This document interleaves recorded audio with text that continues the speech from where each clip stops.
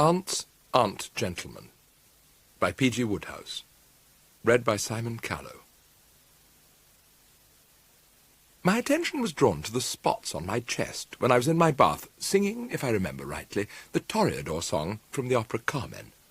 They were pink in colour, rather like the first faint flush of dawn, and I viewed them with concern. I'm not a fussy man, but I do object to being freckled like a pard, as I once heard Jeeves describe it. A pard, I take it, being something in the order of one of those dogs beginning with a D. "Jeeves," I said at the breakfast table, "I've got spots on my chest." "Indeed, sir?" "Pink." "Indeed, sir?" "I don't like them." "A very understandable prejudice, sir. Might I inquire if they itch?" "Sort of." "I would not advocate scratching them."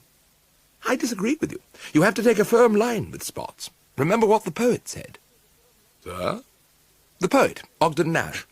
The poem he wrote defending the practice of scratching." "Who was Barbara Frietchie?" "Jeeves?"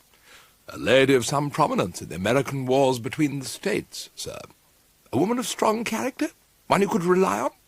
"So I have always understood, sir." "Well, here's what the poet Nash wrote. I'm greatly attached to Barbara Frietchie. I'll bet she scratched when she was itchy. But I shall not be content with scratching. I shall place myself in the hands of a competent doctor." "A very prudent decision, sir." The trouble was that, except for measles when I was just starting out, I've always been so fit that I didn't know any doctors. Then I remembered that my American pal, Tipton Plimsoll, with whom I had been dining last night to celebrate his betrothal to Veronica, only daughter of Colonel and Lady Hermione Wedge of Blandings Castle, Shropshire, had mentioned one who had once done him a bit of good. I went to the telephone to get his name and address. Tipton did not answer my ring immediately, and when he did it was to reproach me for waking him at daybreak. But after he'd got this off his chest, and I had turned the conversation to mine, he was most helpful. It was with the information I wanted that I returned to Jeeves. "I've just been talking to Mr. Plimsoll, Jeeves, and everything is straight now. He bids me to lose no time in establishing contact with a medico of the name of E. Jimpson Murgatroyd. It seems that Tipton had the same trouble not long ago, and Murgatroyd fixed him up in no time. So while I'm getting out of these clothes into something more spectacular, will you give him a buzz and make an appointment?" When I had doffed the sweater and flannels in which I had breakfasted, Jeeves informed me that E. Jimpson could see me at 11, and I thanked him and asked him to tell the garage to send the car round at 10:45. "Somewhat earlier than that, sir," he said, "if I may make the suggestion. The traffic. Would it not be better to take a cab?" "No, and I'll tell you why. After I've seen the dock, I thought I might drive down to Brighton and get a spot of sea air. I don't suppose the traffic will be any worse than usual, will it?" "I fear so, sir. A protest march is taking place this morning." "What, again? They seem to have them every hour on the hour these days, don't they?" "They are certainly not infrequent, sir." "Any idea what they're protesting about?" "I could not say, sir. It might be one thing, or it might be another. Men are suspicious, prone to discontent. Subjects still loathe the present government." "The poet Nash?" "No, sir. The poet Herrick." "Pretty bitter." "Yes, sir." Seated in the old sports model some minutes later and driving to keep my tryst with E. Jimpson Murgatroyd, I was feeling singularly light-hearted for a man with spots on his chest. It was a beautiful morning, and it wouldn't have taken much to make me sing tra-la as I bowled along. Then I came abaft of the protest march and found myself becalmed. I leaned back and sat observing the proceedings with a kindly eye. Whatever these bimbos were protesting about, it was obviously something they were taking to heart, rather. By the time I'd got into their midst, not a few of them had decided that animal cries were insufficient to meet the case, and were saying it with bottles and brickbats, and the police who were present in considerable numbers seemed not to be liking it much. Leading the procession, I saw with surprise, was a girl I knew. In fact, I had once asked her to marry me. Her name was Vanessa Cook, and I had met her at a cocktail party, and such was her radiant beauty that it was only a couple of minutes after I brought her a martini and one of those little sausages on sticks that I was saying to myself, "Bertram, this is a good thing. Push it along." And in due season I suggested a merger. But apparently I was not the type, and no business resulted. This naturally jarred the Worcester soul a good deal at the moment, but reviewing the dead past now, I could see that my guardian angel had been on the job all right, and had known what was good for me. Taught me a lesson, that did, viz., never to lose faith in your guardian angel, because these guardian angels are no fools. Vanessa Cook was accompanied by a beefy bloke without a hat, in whom I recognised another old acquaintance, O.J. Orlow, Porter, to wit, who had been on the same staircase with me at Oxford. Except for borrowing an occasional cup of sugar from one another and halloing when we met on the stairs, we had never been really close, he being a prominent figure at the Union, where I was told he made fiery, far-to-the-left speeches, while I was more the sort that is content just to exist beautifully.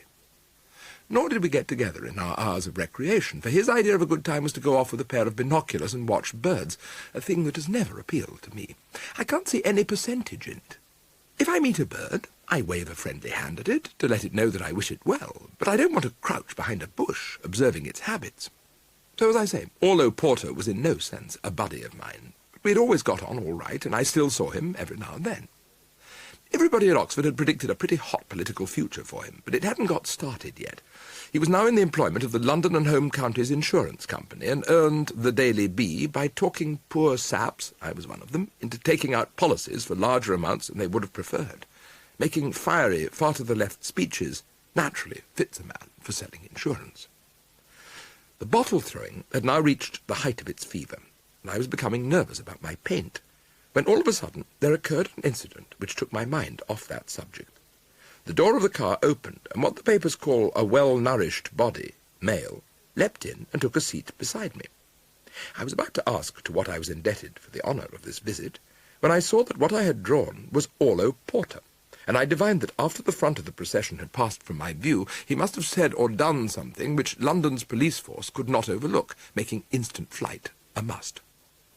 I directed his attention to the Drones Club scarf lying on the seat, at the same time handing him my hat.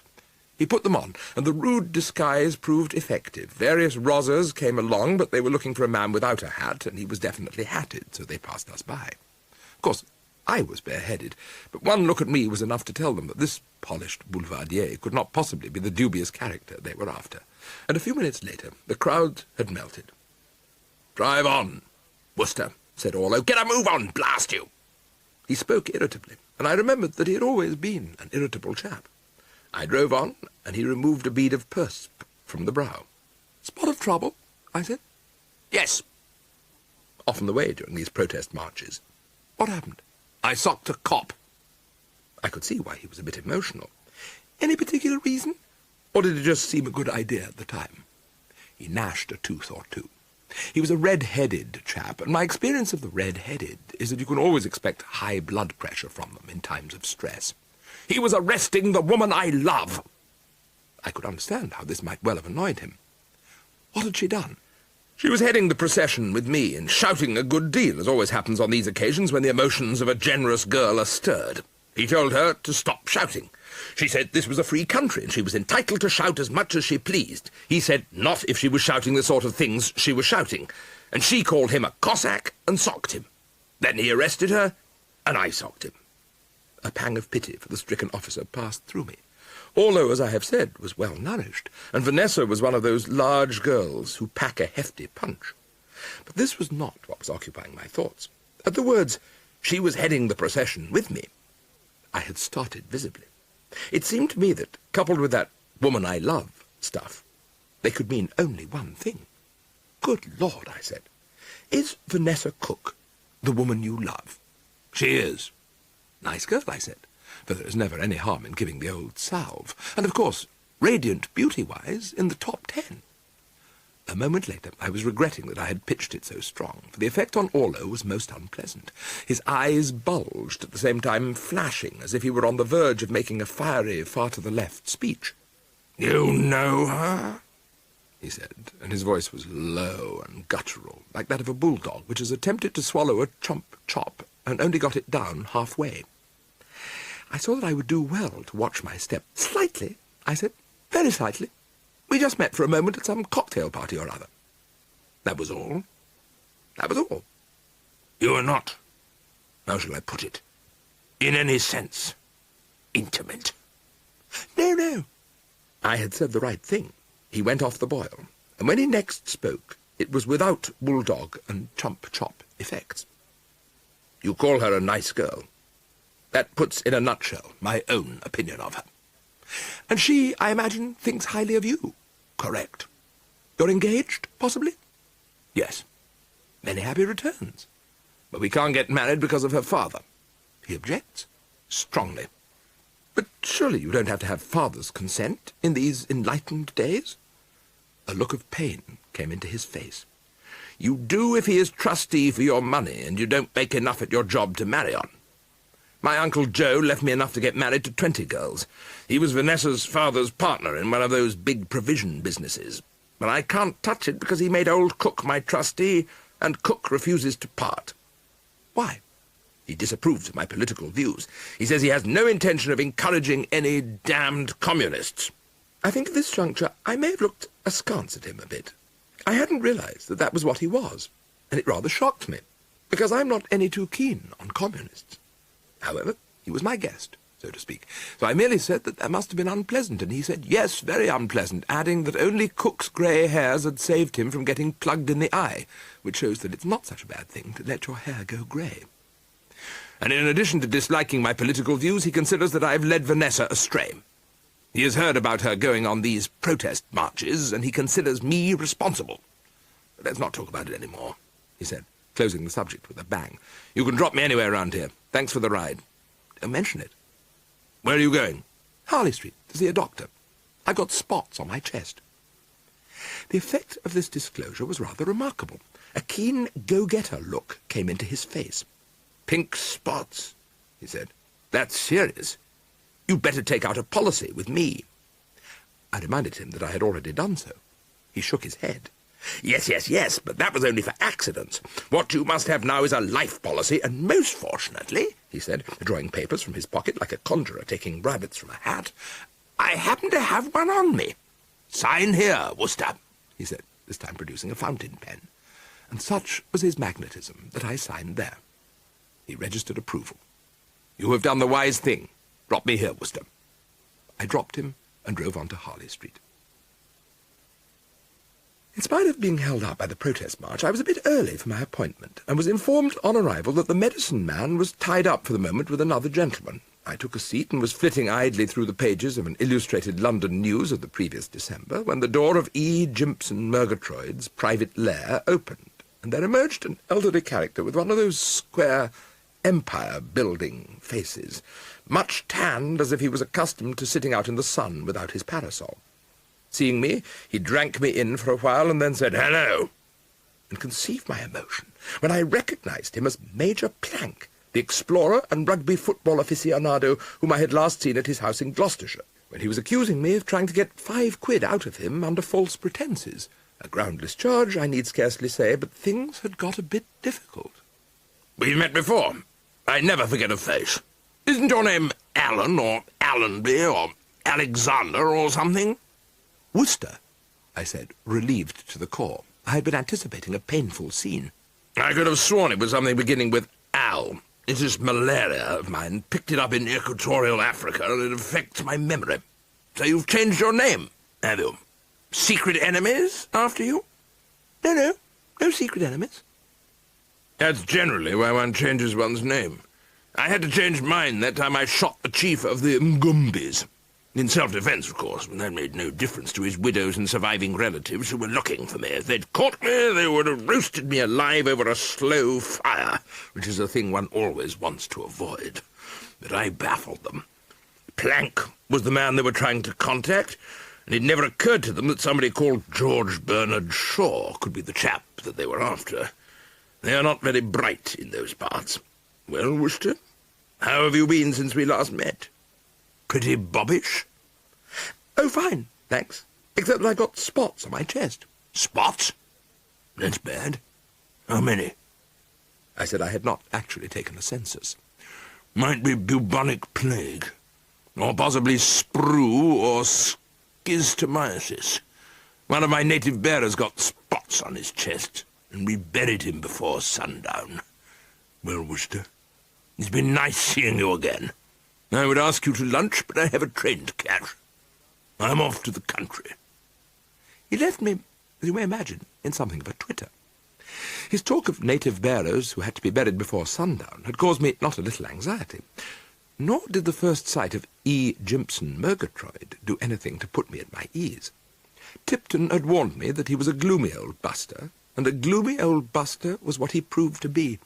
He had sad, brooding eyes and long whiskers, and his resemblance to a frog, which had been looking on the dark side since it was a slip of a tadpole, sent my spirits right down into the basement.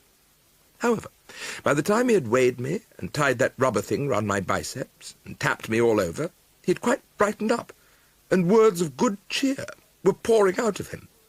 "I don't think you have much to worry about." "You don't?" I said. "Then it isn't sprue or schistomiasis?" "Of course it is not. What gave you the idea it might be?" "Major Plank said it might, the chap who was in here before me." "You shouldn't listen to people, especially Plank. We were at school together. Barmy Plank, we used to call him. No, the spots are of no importance. They will disappear in a few days." "Well, that's a relief," I said. "But," he added, this chipped a bit off my joie de vivre. "But what?" "Mr. Wooster, you are a typical young man about town." "Oh, thanks," I responded, for it sounded like a compliment, and one always likes to say the civil thing. "And like all young men of your type, you pay no attention to your health. You drink too much." "Only at times of special revelry. One martini Worcester, some people call me." "You smoke too much. You stay up too late at night. You don't get enough exercise. At your age, you ought to be playing rugby football for the old boys of your school." "I didn't go to a rugger school." "Where did you go?" "Eton." "Oh," he said, and he said it as if he didn't think much of Eton. "Well, there you are. You do all the things I've said. Total collapse may come at any moment." "At any moment?" I quavered. "At any moment. Unless..." "Unless?" Now I felt he was talking. "Unless you give up this unwholesome London life. Go to the country, breathe pure air, go to bed early, and get plenty of exercise. If you do not do this, I cannot answer for the consequences." He had shaken me. But I was not dismayed, because I had spotted a way of following his advice without anguish. "Would it be all right if I went to stay with my aunt in Worcestershire?" He weighed the question. "Whereabouts in Worcestershire does she live?" "Near a town called Market Snodsbury." "Is the air pure there?" "Excursion trains are run for people to breathe it." "Your life would be quiet?" "Practically unconscious." "No late hours?" "None. The early dinner, the restful spell with a good book or the crossword puzzle, and so to bed." "Then by all means do as you suggest." "Splendid. I'll ring her up right away." The aunt to whom I alluded was my good and deserving Aunt Dalia, not to be confused with my Aunt Agatha, who eats broken bottles and is strongly suspected of turning into a werewolf at the time of the full moon. Aunt Dalia is as good a sort as ever said, "Tally-ho!" to a fox. It was very satisfactory that old Murgatroyd had given me the green light without probing further, for an extended quiz might have revealed that Aunt Dalia has a French cook who defies competition. And I need scarcely explain that the first thing a doctor does when you tell him you are going to a house where there's a French cook is to put you on a diet. "Then that's that," I said, all buck and joviality. "Good morning, good morning, good morning." And I slipped him a purse of gold and went off to phone Aunt Dalia. I'd given up all idea of driving to Brighton for lunch. I had stern work before me, viz., cadging an invitation from this aunt, sometimes a tricky task. I got her after the delays inseparable from telephoning a remote hamlet like Market Snodsbury. "Hello, aged relative," I began, as suavely as I could manage. "Hello to you, you young blot on Western civilization. What's on your mind, if any? Talk quick, because I'm packing." I didn't like the sound of this. "Are you going somewhere?" "Yes, to Somerset, to stay with friends of mine, the Briscoes." "Oh, curses. Why?" "I was hoping I might come to you for a short visit." "Well, sucks to you, young Bertie, you can't, unless you'd like to rally round and keep Tom company." I hummed at this. I'm very fond of Uncle Tom, but the idea of being cooped up alone with him in his cabin didn't appeal to me. He collects old silver, and is apt to hold you with a glittering eye. "Thanks for the kind invitation, but I think I'll take a cottage somewhere." Her next words showed that she had failed to grasp the gist. "What is all this?" she queried. "I don't get it. Why have you got to go anywhere? Are you on the run from the police?" "Doctor's orders." "What are you talking about? You've always been as fit as 10 fiddles." "Until this morning, when spots appeared on my chest. Spots? Pink. Probably leprosy. The doc thinks not. His view is that they are caused by my being a typical young man about town who doesn't go to bed early enough. He says I must leg it to the country and breathe pure air, so I shall need a cottage, with honeysuckle climbing over the door and old Mr. Moon peeping in through the window. That sort of thing. Any idea how one sets about getting a cottage of that description? I'll find you one. Jimmy Briscoe has dozens, and Maiden Eggisford, where he lives, is not far from the popular seaside resort of Bridmouth-on-Sea, notorious for its invigorating air. Corpses at Bridmouth-on-Sea leap from their biers and dance round the maypole. Sounds good. I'll drop you a line when I've got the cottage. You'll like Maiden Eggisford. Jimmy has a racing stable, and there's a big meeting coming on soon at Bridmouth, so you'll have not only pure air, but entertainment. One of Jimmy's horses is running, and most of the wise money is on it, though there is a school of thought that maintains that danger is to be expected from a horse belonging to a Mr. Cook. Now, for heaven's sake, get off the wire. I'm busy. So far, I said to myself as I put back the receiver, so gee. I would have preferred, of course, to be going to the aged relative's home, where Anatole, her superb chef, dished up his mouth-waterers, but we Worcesters can rough it. All that remained now was to break the news to Jeeves, and I rather shrank from the prospect. You see, we'd practically settled on a visit to New York, and I knew he was looking forward to it. I don't know what he does in New York, but whatever it is, it's something he gets a big kick out of. Jeeves, I said when I returned home to the Worcester GHQ, I'm afraid I have bad news. Indeed, sir? Mr. Murgatroyd's diagnosis was not encouraging? I hastened to relieve his apprehensions. Yes, as a matter of fact, it was. He said the spots, spots. Is it qua? Perfectly correct, sir. His verdict was that the spots, spots, didn't amount to a row of beans, and could be disregarded. Extremely gratifying, sir. Extremely, as you say. But pause before you go out and dance in the streets, because there's more to come. I've got to withdraw to the country and lead a quiet life. He says if I don't, he cannot answer for the consequences. So I'm afraid New York is off. It must have been a severe blow, but he bore it with the easy nonchalance of a Red Indian at the stake. Not a cry escaped him, merely an, "Indeed, sir?" And I tried to point out the bright side. It's a disappointment for you, but it's probably an excellent thing. Everybody in New York is getting mugged these days. We shall avoid that sort of thing at Maiden Eggisford. Sir? Down in Somerset. Aunt Dalia is visiting friends there and is going to get me a cottage. It's near Bridmouth-on-Sea. Have you ever been to Bridmouth? Frequently, sir, in my boyhood, and I know Maiden Eggisford well. An aunt of mine lives there. And an aunt of mine is going there. What a coincidence. I spoke blithely, for this obviously made everything hotsy-totsy. So that was that. And having got the bad news broken, I felt at liberty to turn the conversation to other topics, and I thought he would be interested in hearing about my encounter with Plank. I got a shock at the docks. Jeeves? Indeed, sir? Do you remember Major Plank? The name seems vaguely familiar, sir, but only vaguely. Throw the mind back. The explorer bloke who accused me of trying to chisel him out of £5. You came along and said you were Inspector Witherspoon of Scotland Yard, and that I was a notorious crook whom you had been after for ages, and I was known as Alpine Joe because I always wore an alpine hat. And you took me away. Ah, yes, sir. I remember now. I ran into him this morning.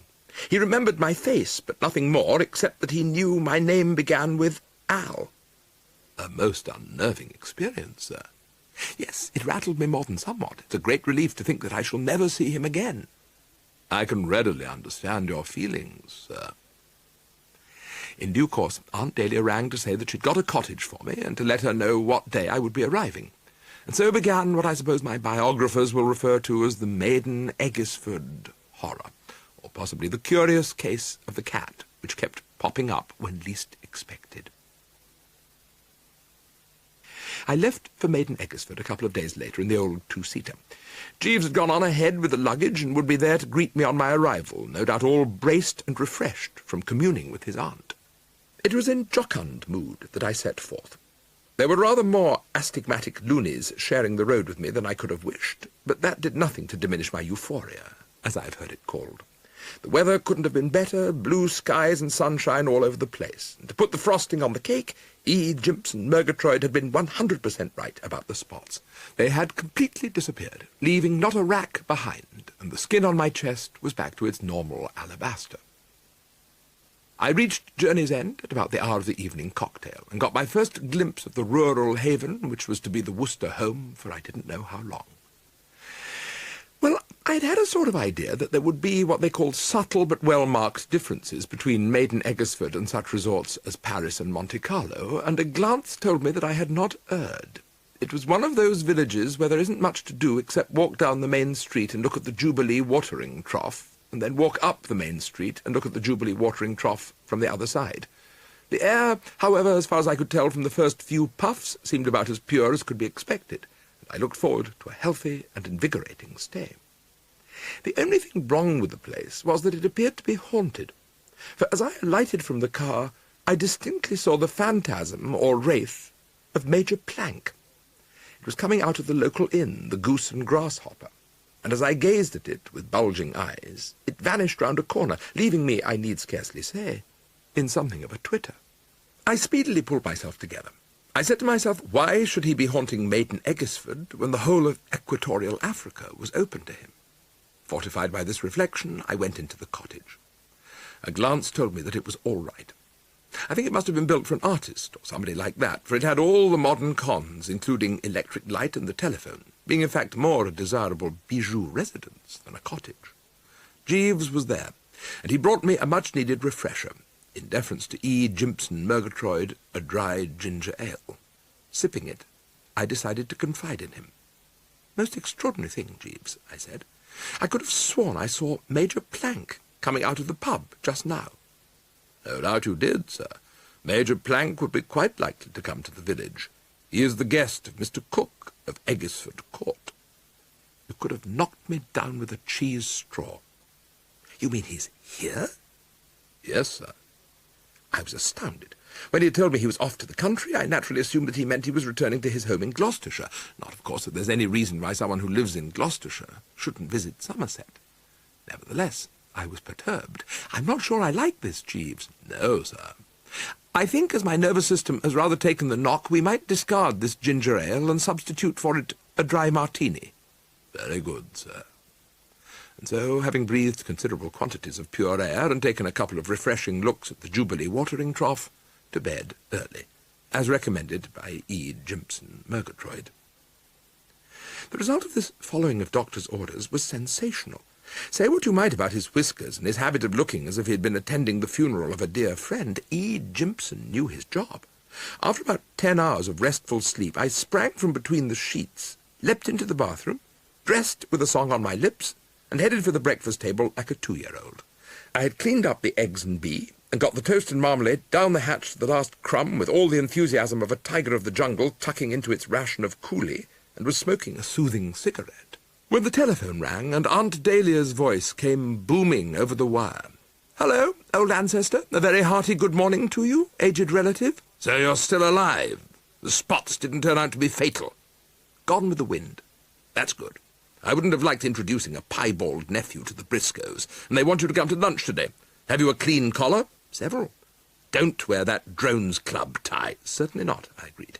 "If the Drones Club tie has a fault, it is a little on the loud side. What time is the binge?" 1:30. "Expect me then with my hair in a braid." The invitation showed a neighbourly spirit which I applauded, and I said as much to Jeeves. "They sound good eggs, these Briscoes. I believe they give uniform satisfaction, sir." Aunt Dalia didn't say where they lived. "At Eggersford Hall, sir." "How does one get there?" "One proceeds up the main street of the village to the high road, where one turns to the left. You cannot miss the house. It is large and stands in extensive grounds. It is a walk of about 1.5 miles, if you were intending to walk." "I think I'd better. Murgatroyd would advise it. You, I take it, in my absence, will go and hobnob with your aunt. Have you seen her yet?" "No, sir. I learned from the lady behind the bar of the Goose and Grasshopper, where I looked in on the night of my arrival, that she has gone to Liverpool for her annual holiday." Liverpool, egad! Sometimes one feels that aunts live for pleasure alone. I made an early start. If these Briscoes were courting my society, I wanted to give them as much of it as possible. Reaching the high road, where Jeeves had told me to turn to the left, I thought I'd better make sure. He had spoken confidently, but it is always well to get a second opinion. And by Jove, I found that he had goofed. I accosted a passing centenarian. Everybody in maiden Eggersford seemed to be about 150, no doubt owing to the pure air, and asked which way I turned for Eggersford Court, and he said, to the right. It just showed how even Jeeves can be mistaken. On one point, however, he had been correct. A large house, he had said, standing in extensive grounds, and I had been walking what must have been 1.5 miles when I came in sight of just such a residence, standing in grounds such as he had described. There were gates opening on a long drive, and I was starting to walk up this when it occurred to me that I could save time by cutting across country, because the house I could see through the trees was a good deal to the north-northeast. Whether I was singing or not, I can't remember, more probably whistling. But be that as it may, I made good progress, and I had just come abreast of what looked like stables, when there appeared from nowhere a cat. It was a cat of rather individual appearance, being black in its general colour scheme, but with splashes of white about the ribs and also on the tip of its nose. I chirruped and twiddled my fingers, as is my custom on these occasions, and it advanced with its tail up and rubbed its nose against my leg in a manner that clearly indicated that in Bertram, Worcester, it was convinced that it had found a kindred spirit and one of the boys. Nor had its intuition led it astray. One of the first poems I ever learned, I don't know who wrote it, probably Shakespeare, ran, I love little pussy, her coat is so warm, and if I don't hurt her, she'll do me no harm. And that is how I have been all my life. Ask any cat with whom I've had dealings what sort of a chap I am, cat-wise, and it will tell you that I am a thoroughly good egg in whom complete confidence can safely be placed. Cats who know me well, like Aunt Dahlia's Augustus, will probably allude to my skill at scratching them behind the ear. I scratched it behind the ear, and it received the attention with obvious gratification, purring like the rumble of distant thunder. Cordial relations having now been established, I was proceeding to what you might call Phase 2, viz. Picking it up in my arms in order to tickle its stomach, when the welkin was split by a stentorian "Hi!" There are many ways of saying hi. In America it is a pleasant form of greeting, often employed as a substitute for good morning. But this hi was something very different. I believe the sort of untamed savages Major Plank mixes with do not go into battle shouting hi, but if they did, the sound would be just like the uncouth roar which had nearly shattered my eardrums. Turning, I perceived a red-faced little half-portion, brandishing a hunting crop I didn't much like the look of.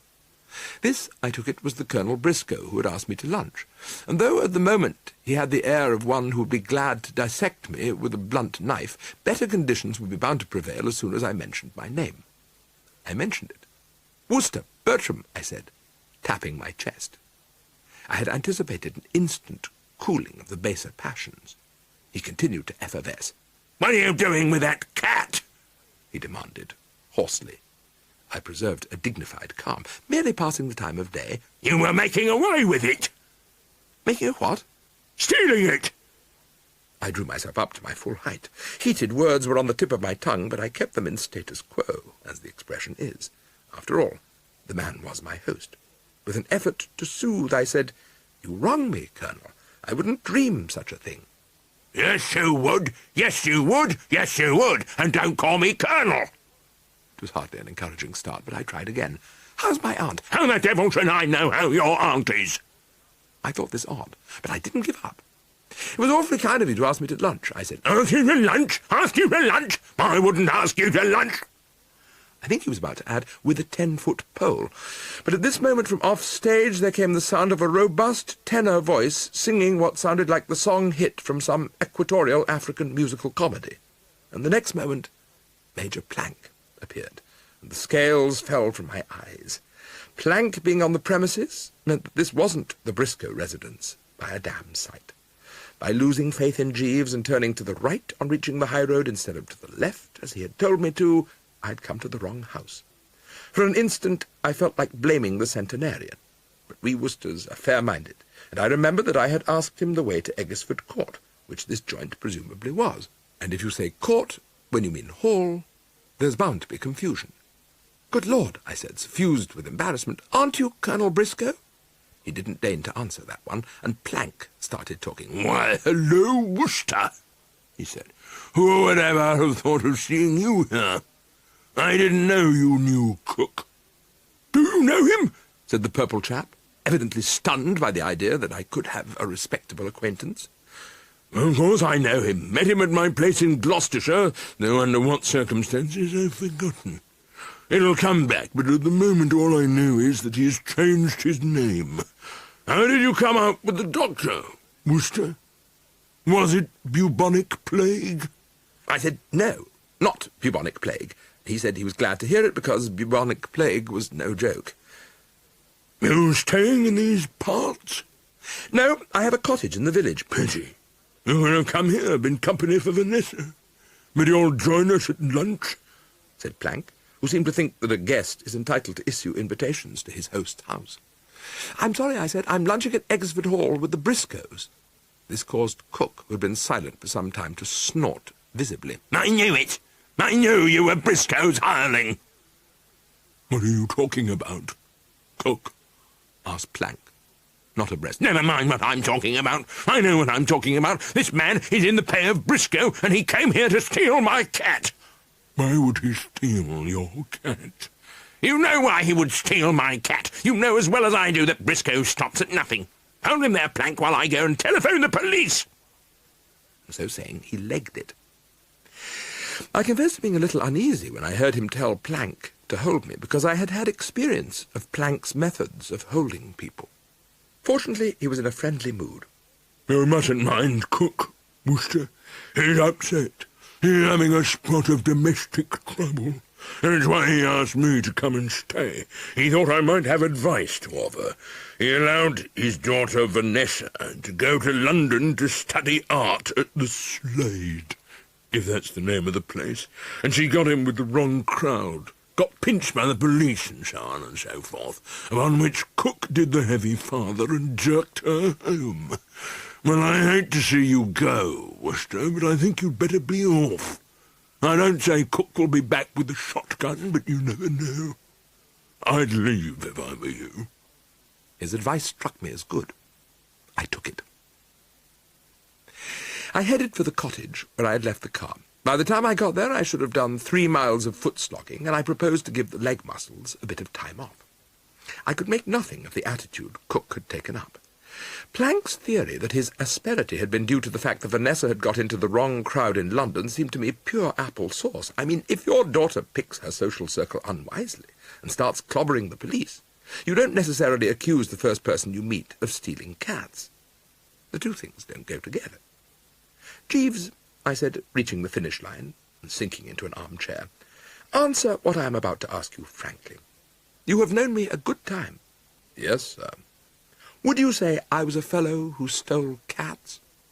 "No, sir." His ready response pleased me not a little. No hesitation. Exactly what I expected you to say. And yet cat-stealing is what I've been accused of. "Indeed, sir?" "By a scarlet-faced blighter named Cook." And forthwith, if that's the expression, I told him about my strange E. "I think I can explain, sir." It seemed incredible. "You know all?" "Yes, sir." "Amazing." "Elementary, sir. I found the habitué of the Goose and Grasshopper a ready source of information." "Oh, you asked the boys in the back room?" "Yes, sir." "And what did they tell you?" "It appears that bad blood exists between Mr. Cook and Colonel Briscoe." "They don't like each other, you mean?" "Precisely, sir." "I suppose it's often that way in the country. Not much to do except think what a tick your neighbour is." "Maybe as you say, sir, but in the present case there is more solid ground for hostility, at least on Mr. Cook's part. Colonel Briscoe is chairman of the Board of Magistrates, and in that capacity recently imposed a substantial fine on Mr. Cook for moving pigs without a permit." I nodded intelligently. I could see how this must have rankled. Furthermore, they are rival owners of racehorses, and that provides another source of friction. "Why?" "Sir?" "I don't see why. Most of the big owners are very chummy. They love one another like brothers." "The big owners? Yes, sir.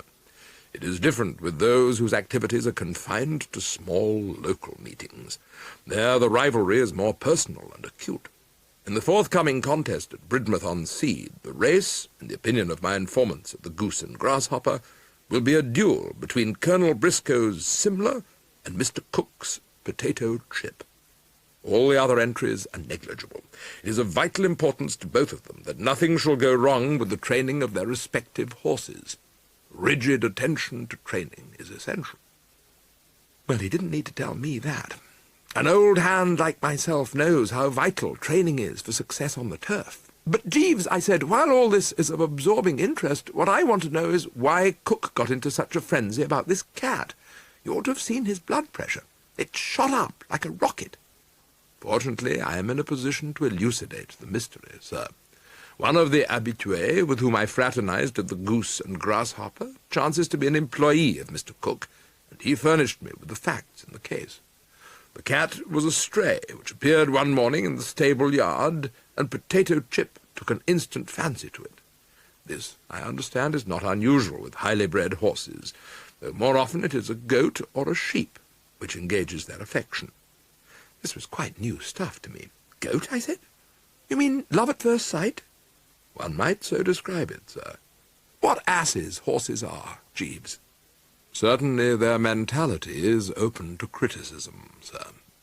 Though I suppose if for weeks you've seen nothing but cook and stable boys, a cat comes as a nice change. I take it that the friendship ripened. Yes, sir. The cat now sleeps nightly in the horse's stall, and is there to meet him when he returns from his daily exercise. I'd have thought a human vampire bat like Cook would have had a stray cat off the premises with a single kick.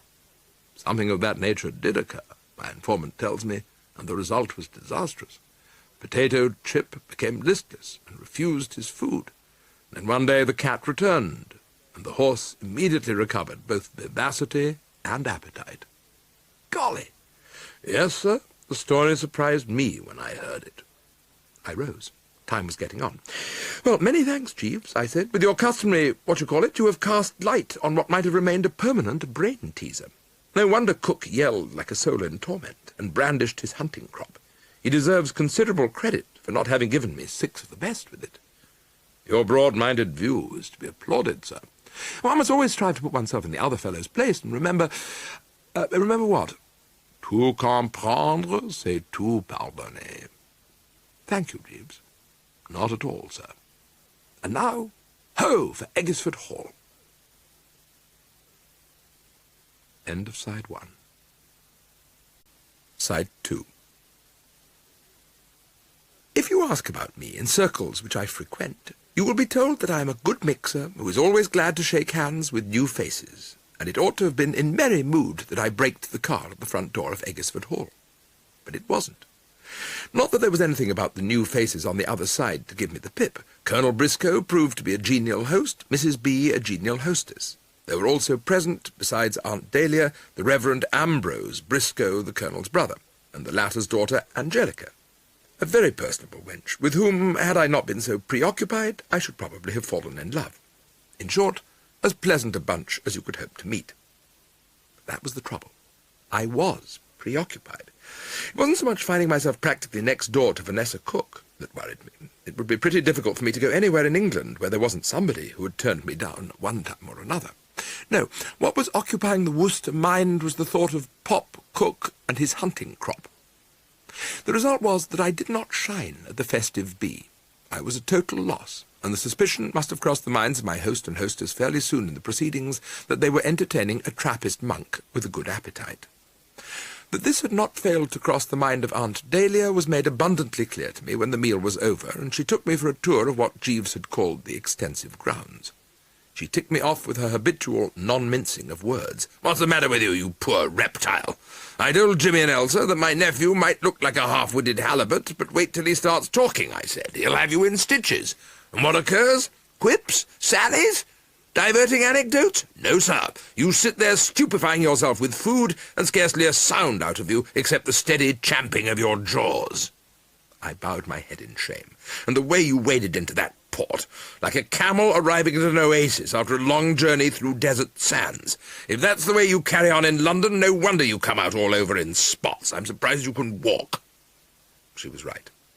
I could bear no more. "I'm sorry, aged relative. What you say is true. But I am not myself today.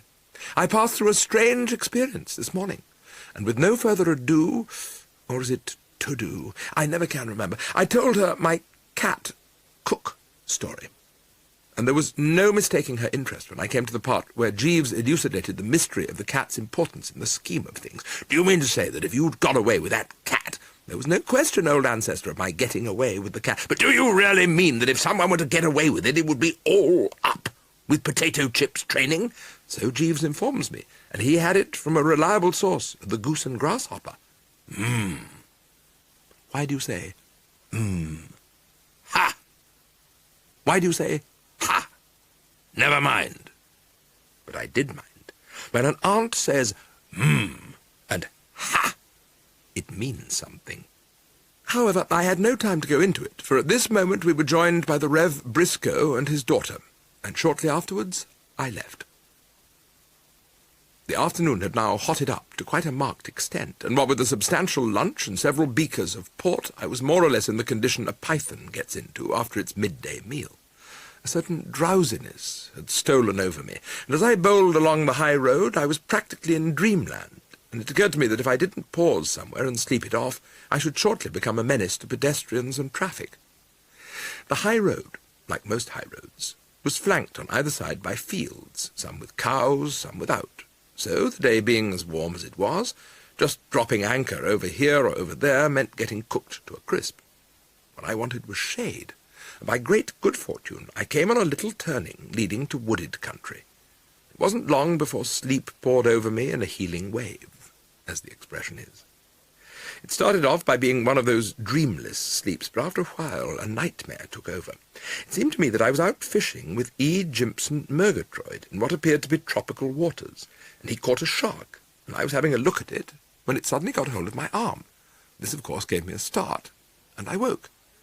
And as I opened my eyes, I saw that there was something attached to my portside biceps, but it wasn't a shark. It was Orlo Porter. "I beg your pardon, sir," he was saying, "for interrupting your doze, but I'm a bird-watcher.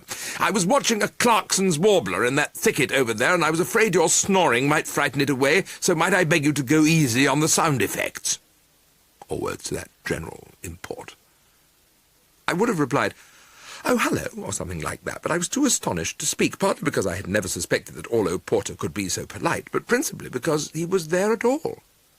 I had looked on Maiden Eggesford as somewhere where I would be free from all human society, and it was turning out to be a sort of meeting place of the nations. First Plank, then Vanessa Cook, and now Orlo Porter, who, incidentally, seemed now to recognise me. "Worcester, you blasted, slimy, creeping, crawling serpent! I might have expected this." It was plain that he was not glad to see me. He had me at a loss. "Expected what?" I asked, hoping for footnotes. "That you would have followed Vanessa here, your object to steal her from me." This struck me as so absurd that I laughed, a light laugh, and he asked me to stop cackling like a hen whose union had been blessed, or laying a blasted egg, as he preferred to put it. "I haven't followed anyone anywhere," I said, trying to pour oil on the troubled W's. "Then why are you here?" he demanded, in a voice so fortissimo that it was obvious that he didn't give a damn if Clarkson's warbler heard him and legged it in a panic. I continued suave. "The matter is susceptible of a ready explanation. You remember those spots of mine?" "Don't change the subject!" I wasn't.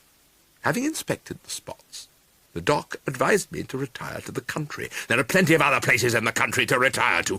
"Ah," I said, "but my Aunt Dalia is staying with some people here, and I knew it would make all the difference if I had her to exchange ideas with." This, as I had foreseen, had him stymied. Something of his belligerence left him. Then he clouded over again. "All this is very plausible, but it does not explain why you were slinking round Eggesford Court this morning." I was amazed. "How on earth do you know that?" "I was watching the place through my bird-watching binoculars, hoping to get a glimpse of the woman I love." This gave me the opportunity to steer the conversation into less controversial topics. "I'd forgotten you were a bird-watcher till you reminded me just now. What's the procedure?" I said. "I suppose you lurk in a bush till a bird comes along, and then you out with the glasses and watch it." I had more to say, but he interrupted me. "I will tell you why you were sneaking round Eggesford Court this morning. It was in the hope of seeing Vanessa." I no-noed, but he paid no attention. And I would like to say, for your guidance, Worcester, that if I catch you trying to inflict your beastly society on her again, I shall have no hesitation in tearing your insides out. He started to walk away, paused, added over his shoulder the words, "with my bare hands," and was gone. Whether or not to resume watching Clarkson's warbler, I had no means of knowing. These parting remarks of old Porter gave me, as may readily be imagined, considerable food for thought. Obviously, having expressed himself as he had done about Vanessa Cook, the shrewd thing for me to do was to keep away from her. I put this up to Jeeves when I returned, and he saw eye to eye with me. One of those things circumstances have. Jeeves. Sir? You know what I mean. You talk of something of circumstances which leads to something. Cats enter into it, if I'm not wrong. Would concatenation be the word for which you are seeking? That's right. It's on the tip of my tongue. Well, a concatenation of circumstances has arisen now. You don't know Porter, do you? No, sir. Hasty temper, quick to take offence, and the muscles of his brawny arms as strong as iron bands, as the fellow said. The last chap you'd want to annoy. So what do you suggest? I think it would be advisable to avoid the society of Miss Cook. Exactly the idea which occurred to me. And it ought not to be difficult. Oh, answer that, will you, Jeeves? I said, as the telephone rang in the hall. It's probably Aunt Dalia, but it may be Porter, and I do not wish to have speech with him. He went out, to return a few moments later. It was Miss Cook, sir, speaking from the post office. She desired me to inform you that she would be calling on you immediately. A sharp Lord Lover-Duck escaped me, and I eyed him with reproach. You didn't think to say I was out? The lady gave me no opportunity of doing so, sir. She delivered her message and rang off without waiting for me to speak. My brow got all knitted again. This isn't too good, Jeeves. No, sir. But before I could go into the matter in depth, the doorbell had rung, and Vanessa Cook was in my midst. Jeeves, I need scarcely say, had vanished like a family spectre at the crack of dawn. As I stood gazing at Vanessa, I was conscious of the uneasiness you feel when you run up against something particularly hot, and are wondering when it is going to explode. She had always been what they call a proud beauty, but now she was a hard one. Her lips were tightly glued together, her chin protruding, her whole layout that of a girl who intended to stand no ranny-gazoo. Having given me a nasty look, as if I ranked in her esteem in one of the lowest brackets, she said, "I am angry with you, Bertie." I said I was sorry to hear that, and asked what seemed to be the trouble. "Following me here." There is nothing that braces one up like being accused of something to which you can find a ready answer. I laughed merrily, and her reaction to my mirth was much the same as Orlo Porter's had been, though where he had spoken of hens laying eggs, she preferred the simile of a hyena with a bone stuck in its throat. I said I hadn't had a notion that she was here in these parts. "Oh, come," she said. "Oddly enough," she added, "although I am furious, I can't help admiring you in a way.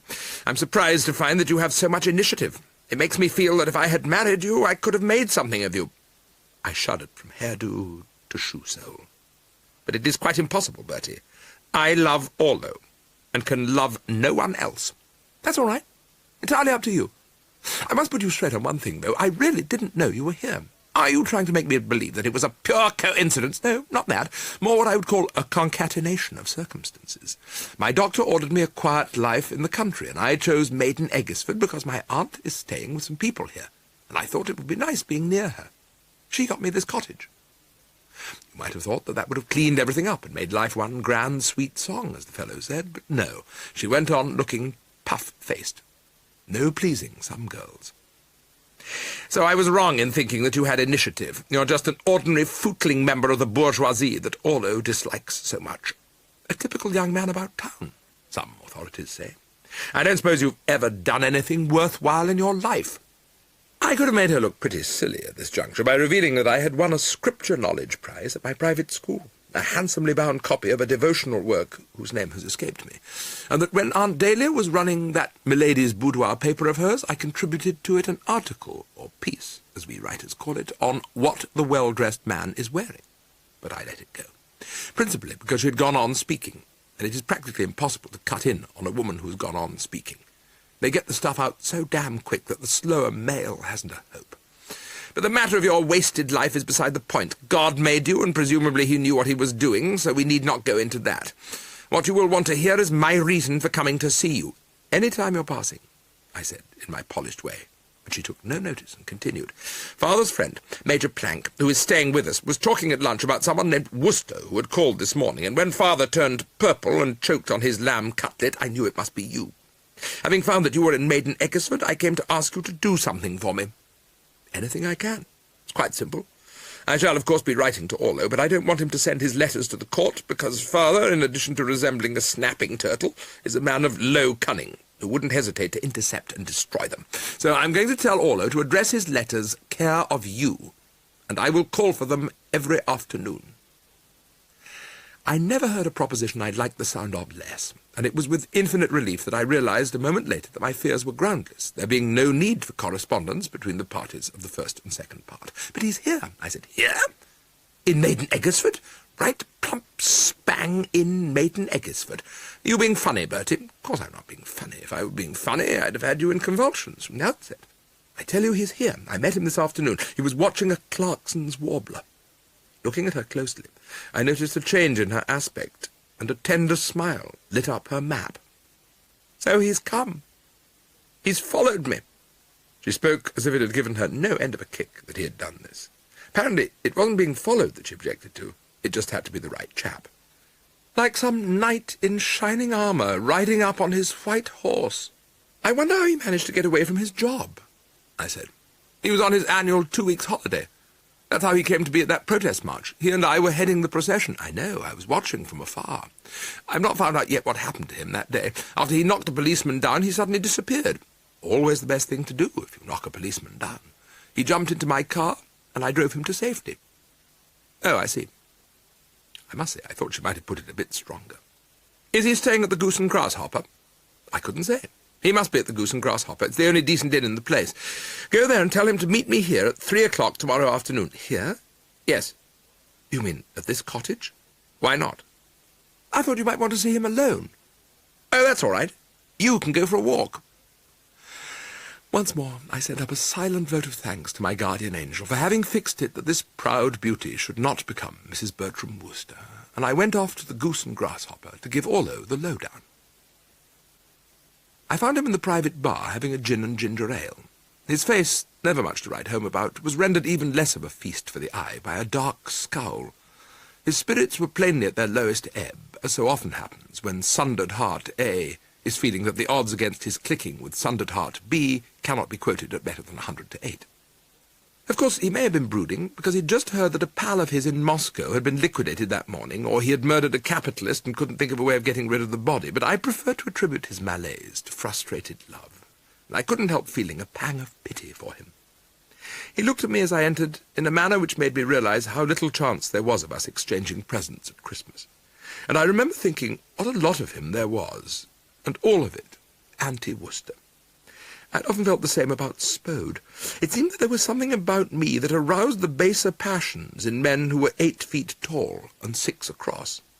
I took this up with Jeeves once, and he agreed that it was singular.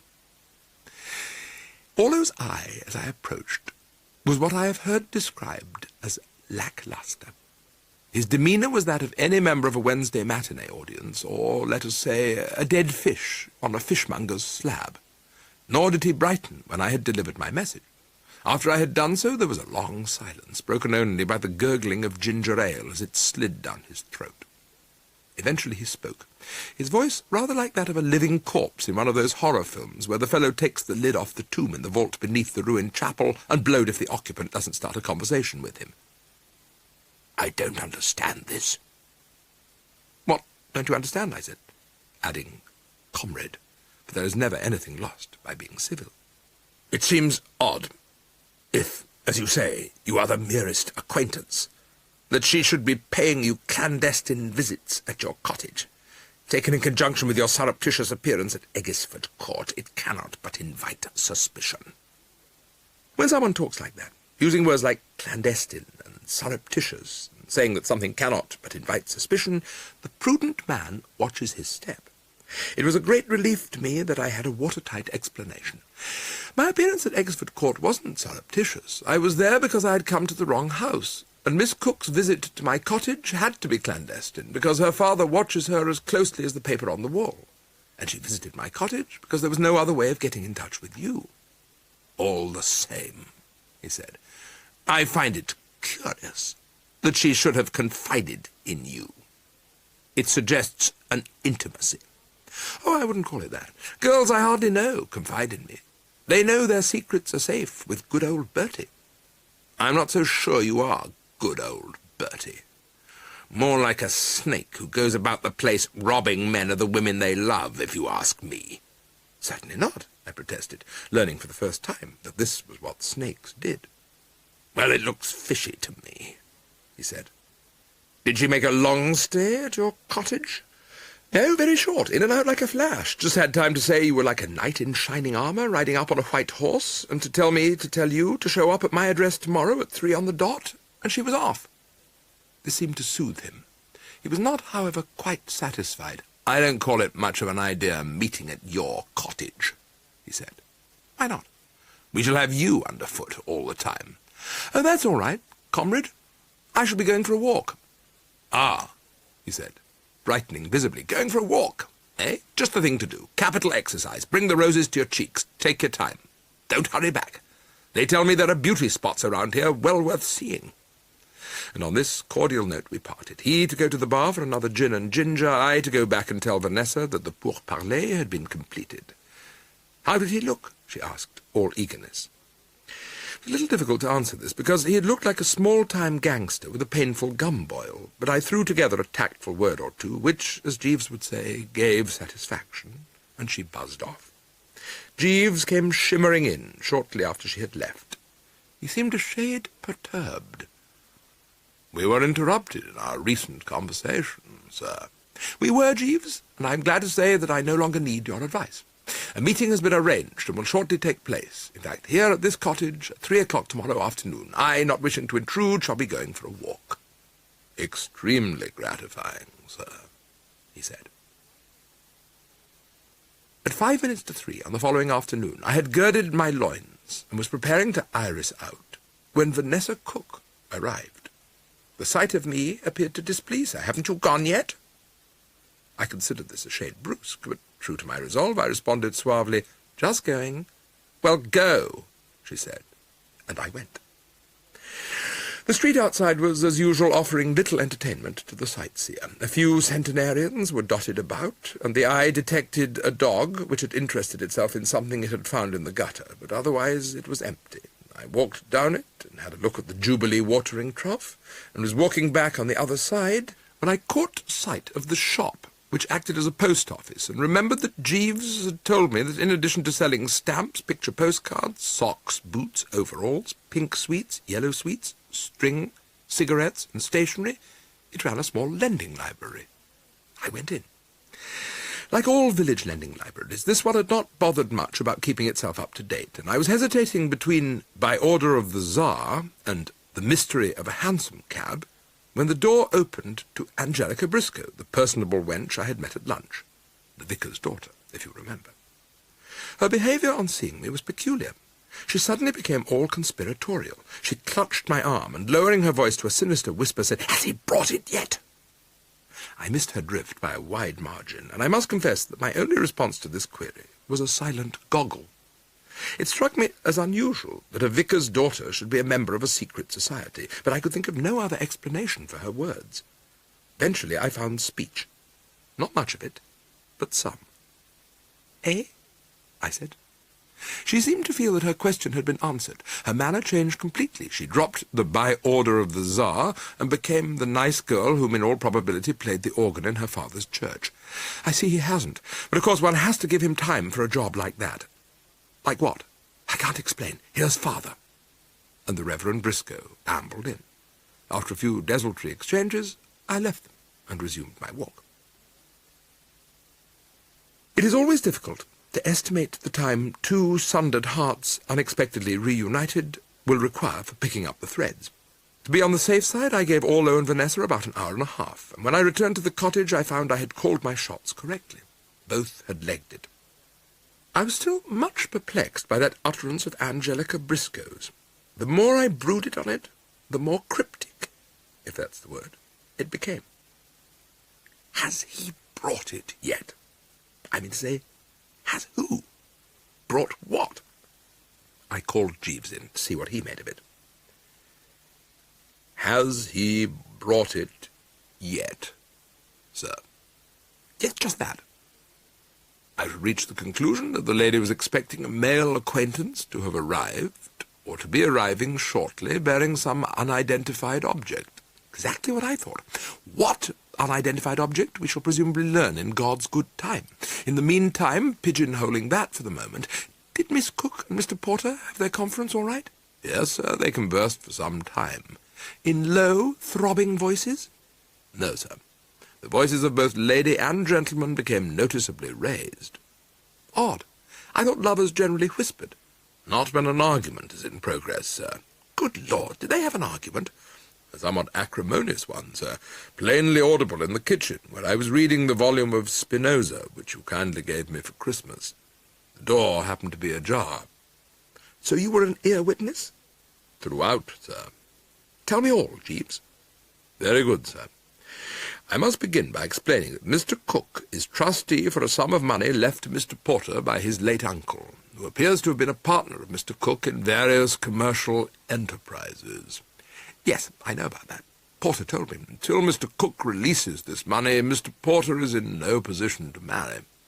I gathered that his present occupation is not generously paid. He's an insurance salesman. Didn't I tell you that I had taken out an accident policy with him? Not that I recall, sir. And a life policy as well, for sums beyond the dreams of avarice. He talked me into it. But I mustn't interrupt you. Go on telling me all. Very good, sir. Miss Cook was urging Mr. Porter to demand an interview with her father. In order to make him cough up? Precisely, sir. Be firm, I heard her say. Throw your weight about. Look him in the eye and thump the table. She specified that? Yes, sir. To which he replied that any time he started thumping tables in the presence of Mr. Cook, you could certify him as mentally unbalanced and ship him off to the nearest home for the insane, or loony bin, as he phrased it. Strange. Sir? I would have thought Porter would have shown such... what is it? Would pusillanimity be the word for which you are groping, sir? Quite possibly. I know it begins with pew. I said it was strange because I hadn't supposed these knights in shining armour were afraid of anything. Apparently they make an exception in the case of Mr. Cook.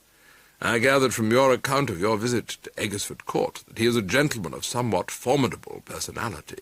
You gathered right. Ever hear of Captain Bligh of the Bounty? Yes, sir. I read the book. I saw the movie. Ever hear of Jack the Ripper? Yes, sir. Put them together, and what have you got? Cook. Go on, Jeeves. What happened then? He resumed his blow-by-blow report. It was almost immediately after Mr. Porter's refusal to go to Mr. Cook and thump tables that Miss Cook introduced the cat into the conversation. Cat? What cat? The one you met at Eggersford Court, with which the horse, Potato Chip, formed such a durable friendship.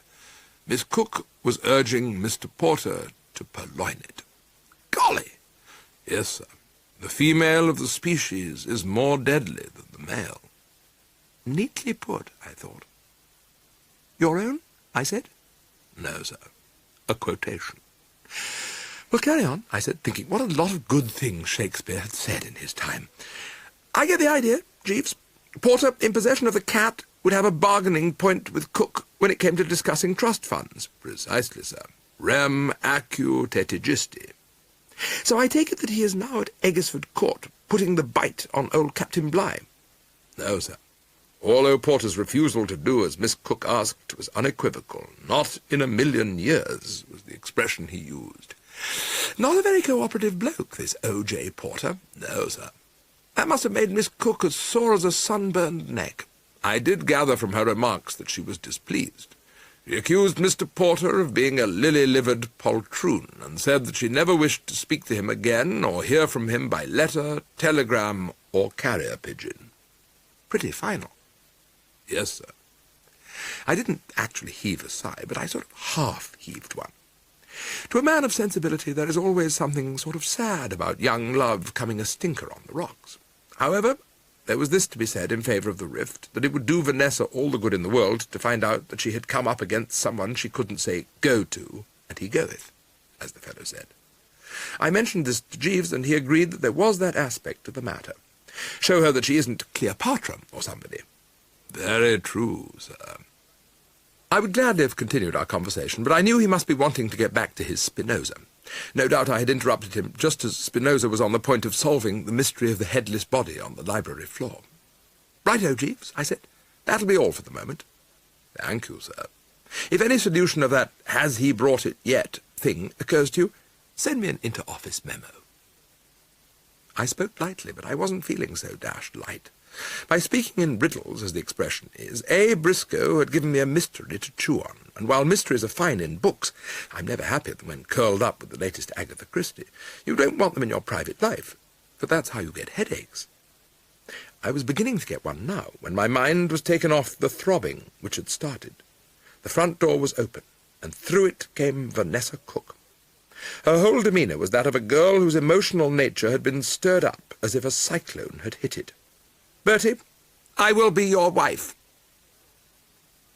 You would have expected this to have drawn some comment from me, such as, "Oh, my God," or "You'll be my what?" But I remained sotto voce, and the silent tomb, my eyes bulging like those of the fellows I've heard Jeeves mention, who looked at each other with a wild surmise, silent upon a Pekin-Darien.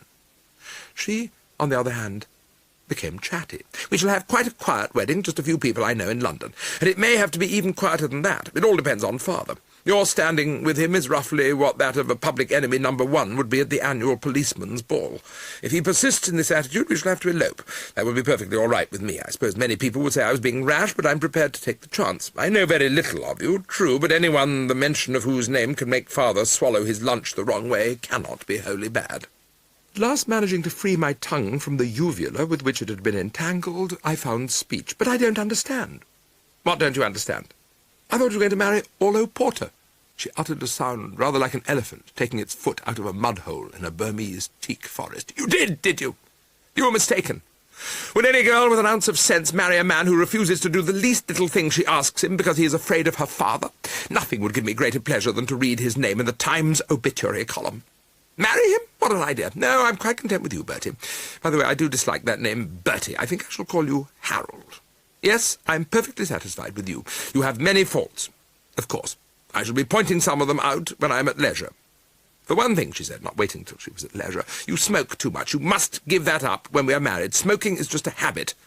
Tolstoy," she said, mentioning someone I had not met, "says that just as much pleasure can be got from twirling the fingers." My impulse was to tell her Tolstoy was off his onion, but I choked down the heated words. For all I knew, the man might be a bosom pal of hers, and she might resent criticism of him, however justified. And one knew what happened to people, policemen, for instance, whose criticism she resented. "And that silly laugh of yours, you must correct that.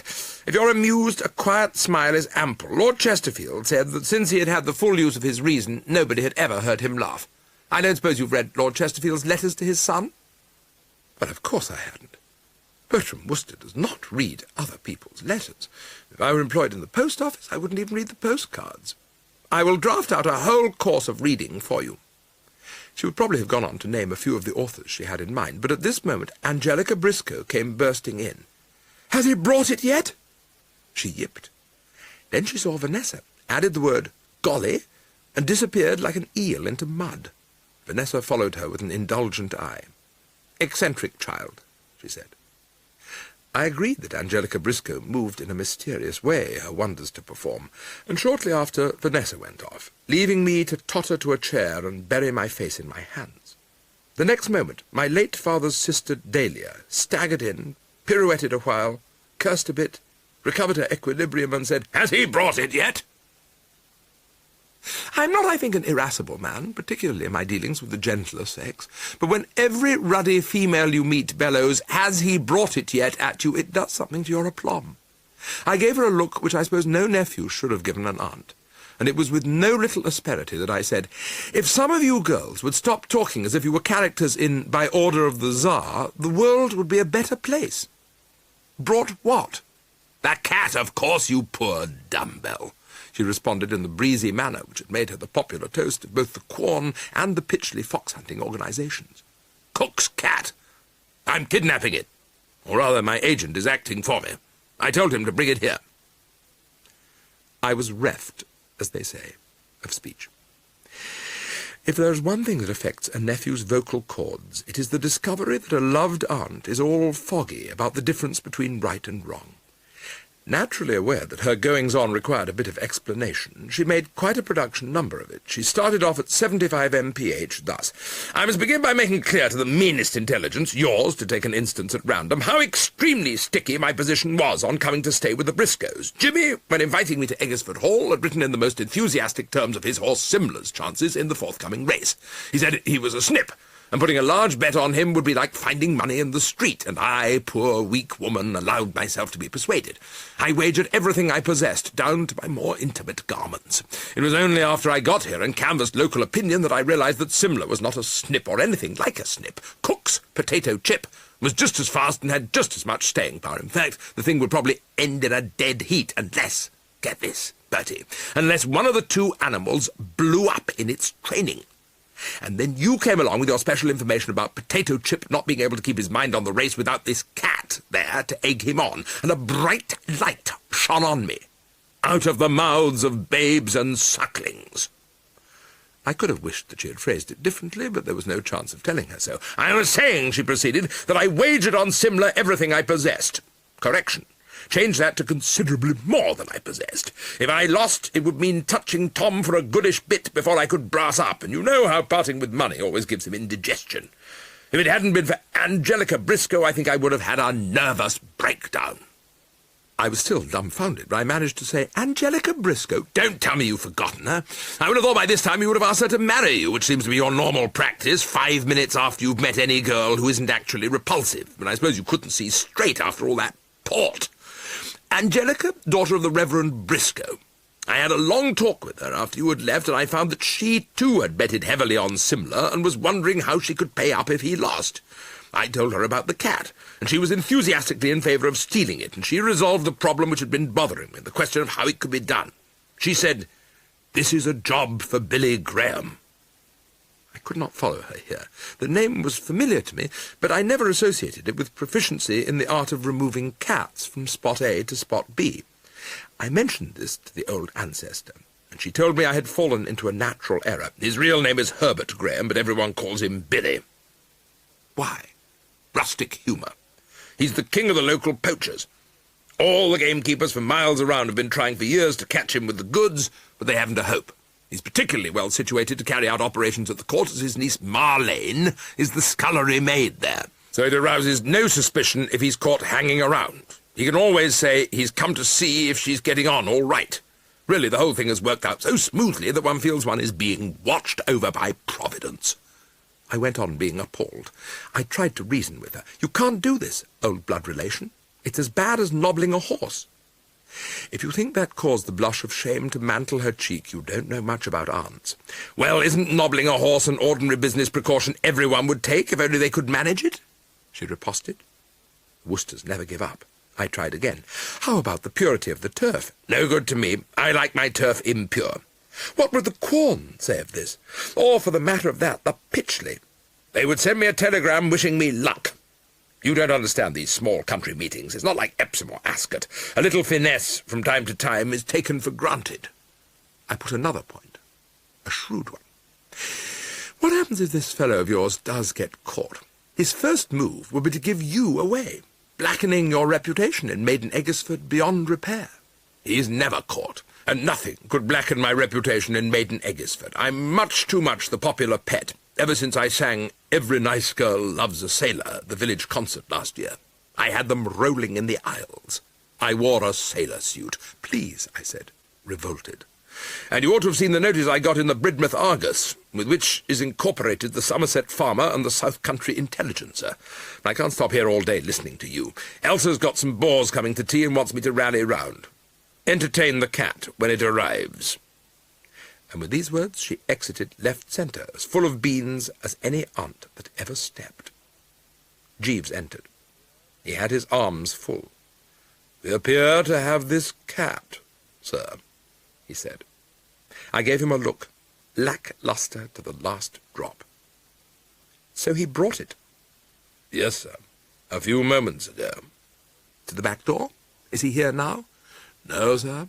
He has gone to the Goose and Grasshopper." I got down to the res. I take it, Jeeves, that seeing the cat at this address, you have put two and two together, as the expression is, and realised that there has been dirty work at the crossroads? Yes, sir. I had the advantage of hearing Mrs. Travers's observations. She is a lady with a very carrying voice. That expresses it to a nicety. But if you know all about it, there's no need to explain the situation. The problem that confronts us now is, where do we go from here? You are blameless, sir. You did not purloin the cat. No, but a member of my family did. By the way, could she get jugged if the crime were brought home to her?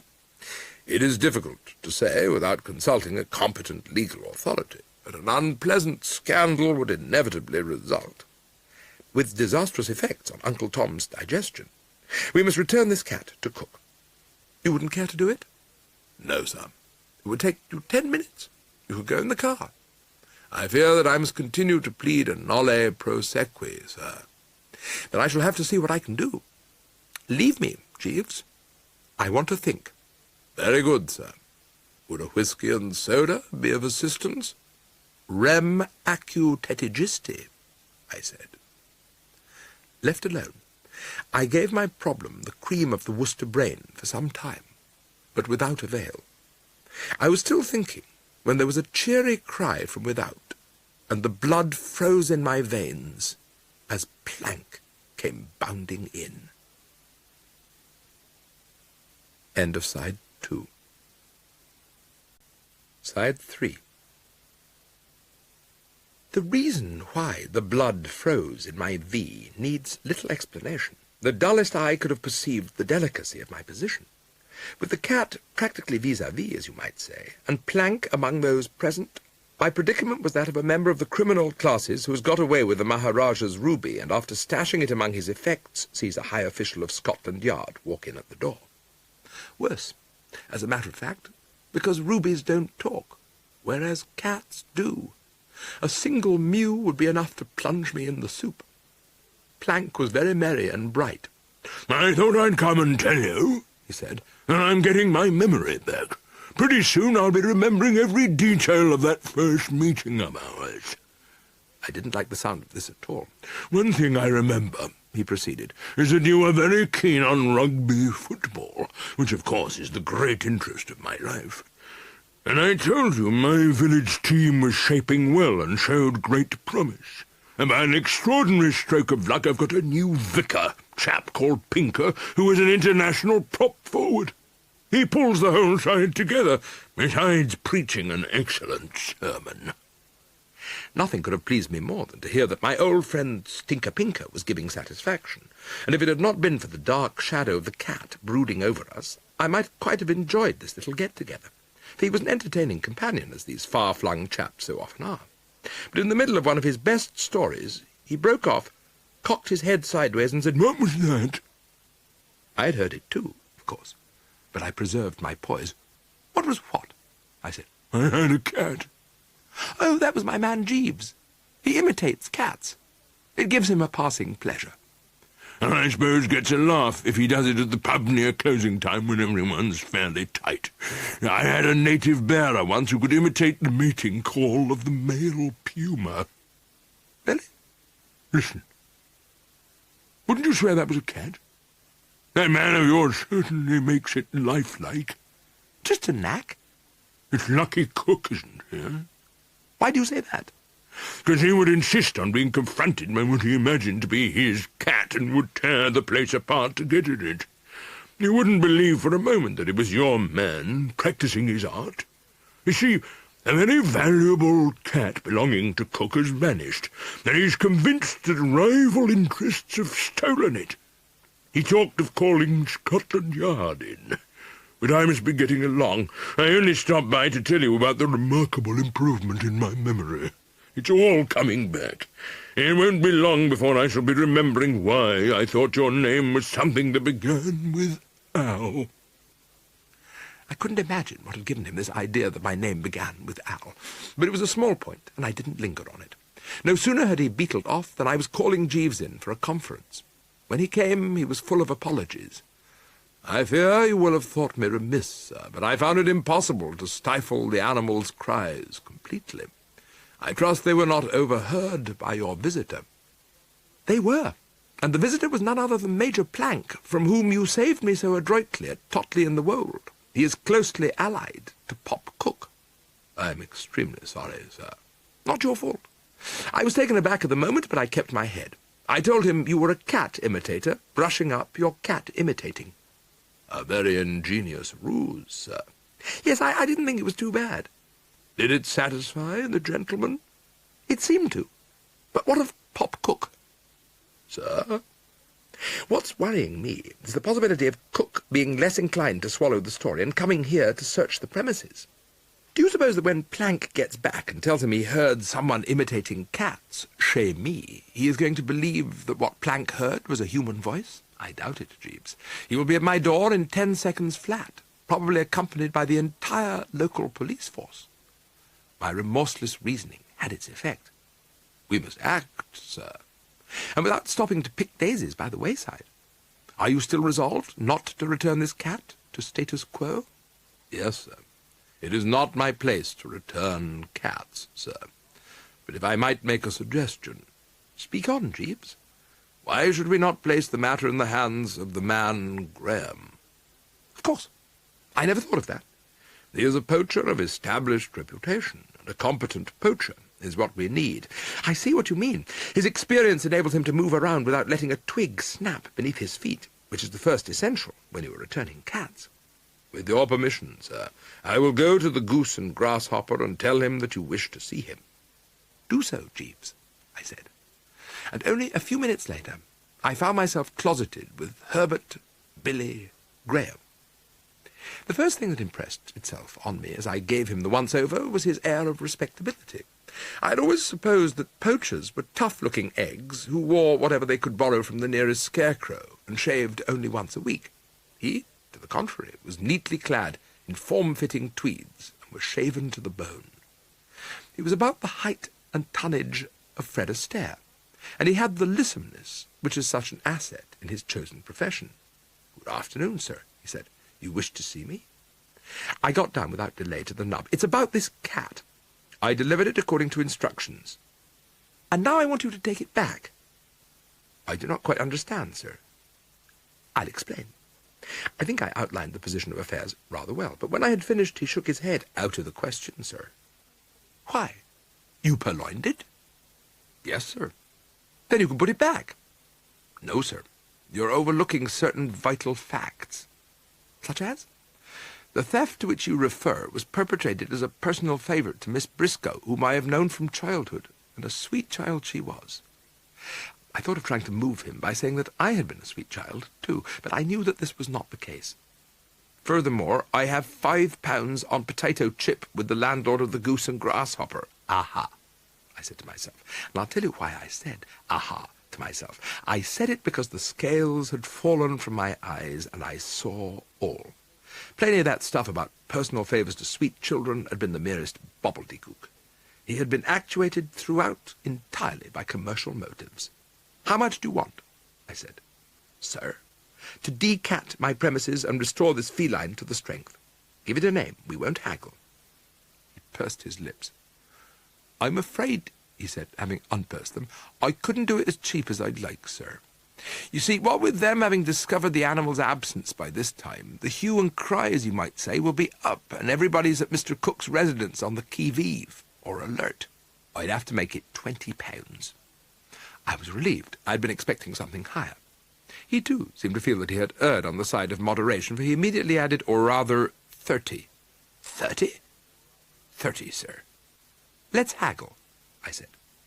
And when I suggested 25, a nicer-looking sort of number than 30, he shook his grey head regretfully, so we went on haggling, and he haggled better than me, so that eventually we settled on 35. It wasn't one of my best haggling days. Haggling is a thing that takes it out of you. And it was a limp Bertram Wooster who, after Graham and Cat had set forth on their journey, sat skimming listlessly through the opening pages of By Order of the Tsar. And I had read enough to make me wish I had taken out The Mystery of a Hansom Cab instead when the telephone rang. It was, as I had feared, Aunt Dalia. "Hello, fathead," she said. "What news on the Rialto? Has he brought it?" "Yes."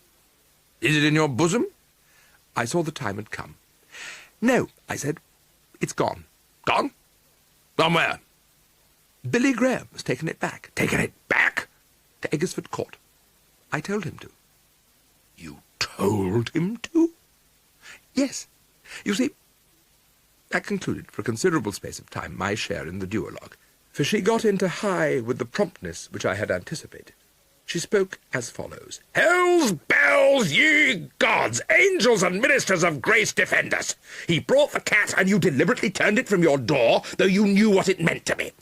Letting the side down, failing me in my hour of need, and after all I've done for you, you miserable, ungrateful worm.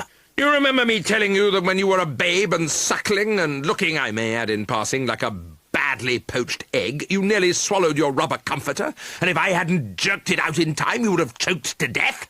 It would go hard for you if you swallowed your rubber comforter now. I wouldn't stir a finger.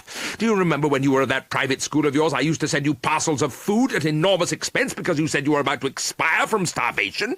Do you remember when you were at Oxford? "Stop, Aged R," I cried. "You're breaking my heart." You haven't got a heart. What, I ask myself, has become of the old-fashioned nephew to whom his aunt's wishes were law? At this point nature took its toll. She had to pause to take in breath, and I was enabled to speak. "Old blood relation," I said, "you are under a... what is it?" What is what? "The thing people get under. Ah, I've got it, misapprehension. I've heard Jeeves use the word. Your view of my behaviour with the above cat is all cockeyed. I would have given it bed and board, however reluctantly, had it not been for Plank." Plank? Major Plank, the explorer. What's he got to do with it? Everything. You've probably heard of Major Plank. I haven't. Well, he's one of those chaps who have native bearers and things and go exploring. Well, he is not exploring now. He's staying with Cook at Eggersford Court. So what? So jolly well this. He dropped in on me shortly after Billy Graham had clocked in and left the cat. It was with Jeeves in the kitchen, having one for the tonsils. And while Plank was there, it yowled, and Plank, of course, heard it. Plank goes back to Cook, tells him he thought he heard a cat at Wooster's address, and Cook, already suspicious of me after our unfortunate encounter, comes down here like a wolf on the fold, his cohorts all gleaming with purple and gold. I ought to add that I told Plank that the cat he heard was not a cat, but Jeeves, imitating cats. And he believed it all right, because explorers are simple-minded bozos who believe everything they're told. But will the story get over with Cook? Not a hope. There was nothing for me to do but tell Billy Graham to return the cat. I see. Good. You appear not to have been such a non-cooperative hellhound as I thought you were. Excellent. I suppose it was the only thing you could do, but don't expect any hallelujahs from me. My whole plan of campaign has gone fut. Oh, I don't know. Perhaps everything will be all right. Simla may win, anyway. Yes, but one did like to feel that one was betting on a certainty. It's no good trying to cheer me up. I feel awful. Me too. What's wrong with you? I'm engaged to be married to a girl I can't stand the sight of. What, another? Who is it this time? Vanessa Cook. Any relation to old Cook? His daughter. How did it happen? I proposed to her a year ago, and she turned me down, and just now she blew in and said she'd changed her mind and would marry me. It was a nasty shock. You should have told her to go and boil her head. But I wouldn't worry. You're bound to wriggle out of it somehow. And with these words of cheer, she rang off. You would rather have expected that it would have been with a light heart that I returned to by order of the Tsar. Such, however, was not the case. I could not but mourn for the collapse of the aged relative's hopes and dreams. I said as much to Jeeves when he came in with the materials for the pre-dinner cocktail. My heart is heavy, Jeeves. Indeed, sir? Why is that? I've just been having a painful scene with Aunt Dalia. Well, when I say scene, that's not quite the right word, the conversation having been conducted over the telephone. Did Graham get off all right? Yes, sir. Accompanied by Cat? Yes, sir. That's what I was telling her, and she became a bit emotional. You should have told Mrs. Travers the facts relating to Major Plank, sir. I did. She calmed down and admitted that I couldn't have done anything else but return the cat. Most satisfactory, sir. Yes, but there's one other thing that's weighing on me a bit. I'm engaged to be married. As always, when I tell him I'm engaged to be married, he betrayed no emotion. Indeed, sir? Usually this about covers it, and I don't discuss my predicament with him. But this was a special occasion. So when he added, "May I offer my congratulations, sir?" I replied with lines which were not on the routine. "No, Jeeves, you may not. I'm in sore straits, Jeeves." "I am sorry to hear that, sir." "You'll be sorrier when I explain further. Miss Cook, to whom I'm engaged, is a lady for whom I have the utmost esteem and respect, but on certain matters we do not, what's the expression? See eye to eye, sir." "That's right. And unfortunately those matters are the, of my whole policy." "What is it the policies have?" "I think the word for which you are groping, sir, may possibly be cornerstone." "Thank you, Jeeves. She disapproves of a variety of things which are the cornerstone of my policy. Cocktails, for instance, will be barred. That, however, is not the worst." "You horrify me, sir." "At a pinch I could do without cocktails, but she says I must give up smoking." "This was indeed the most unkindest cut of all, sir. You will notice that I am shuddering." "The trouble is that she is greatly under the influence of a pal of hers called Tolstoy. I've never met him, but he seems to have the most extraordinary ideas. You ever heard of him?" "Oh, yes, sir. He was a very famous Russian novelist." "Russian, eh? Well, there you are. And a novelist. He didn't write By Order of the Tsar, did he?" "I believe not, sir." "I thought he might have under another name. You said was. Is he no longer with us?" "No, sir. He died some years ago." "Good for him. I'd laugh, only she says I mustn't laugh because another pal of hers called Chesterfield didn't. Well, she needn't worry. The way things are shaping, I haven't anything to laugh about. For I've not mentioned the principal objection to the marriage. Don't jump to the hasty conclusion that I mean because a father-in-law like Cook is included in the package deal. I grant you that that's enough by itself to darken the horizon, but what's on my mind is the thought of Orlo Porter." "Ah, yes, sir." "We have already touched on his testy disposition, the iron band-like muscles of his brawny arms, and his jealousy. The mere suspicion that I was inflicting my beastly society, as he put it, on Miss Cook was enough to make him tell me that he would tear out my insides with his bare hands. What'll he do when he finds I'm engaged to her?" "Surely, sir, the lady having so unequivocally rejected him, he can scarcely blame you for filling the vacant spot?" "Don't you believe it? No, we've got to be frightfully subtle and think of some plan for drawing his fangs. Otherwise my insides won't be worth a moment's purchase." I was about to go on to ask him if he still had the cosh, or blackjack, to use the American term, which he had taken away from Aunt Dahlia's son Bonzo some months previously. Bonzo had bought it to use on a schoolmate he disliked, and we all thought he would be better without it. It was, of course, precisely what I needed to ease the tenseness of the O. Porter situation. Armed with this weapon, I could defy O. Porter without a qualm. But before I could speak, the telephone tootled in the hall. "Answer that, would you mind, Jeeves? And say I've gone for a brisk walk, as recommended by my medical adviser. It'll be Aunt Dahlia. And though she was in a reasonable frame of mind at the conclusion of our recent talk, there's no telling how long these reasonable frames of mind will last." "Very good, sir." "Tell me all about her later." "Any time you wish, sir." Compared with other items on the list of my troubles, it was perhaps a minor cause for melancholy that the old ancestor should be trying to get me on the telephone. Nonetheless, it added one more thing to worry about. It could only mean, I felt, that she had come out of the amiable mood she had been in when last heard from, and had thought of a lot more nasty cracks to make. When, therefore, Jeeves returned, my first observation was, what did she say? "It was not Mrs. Travers, sir.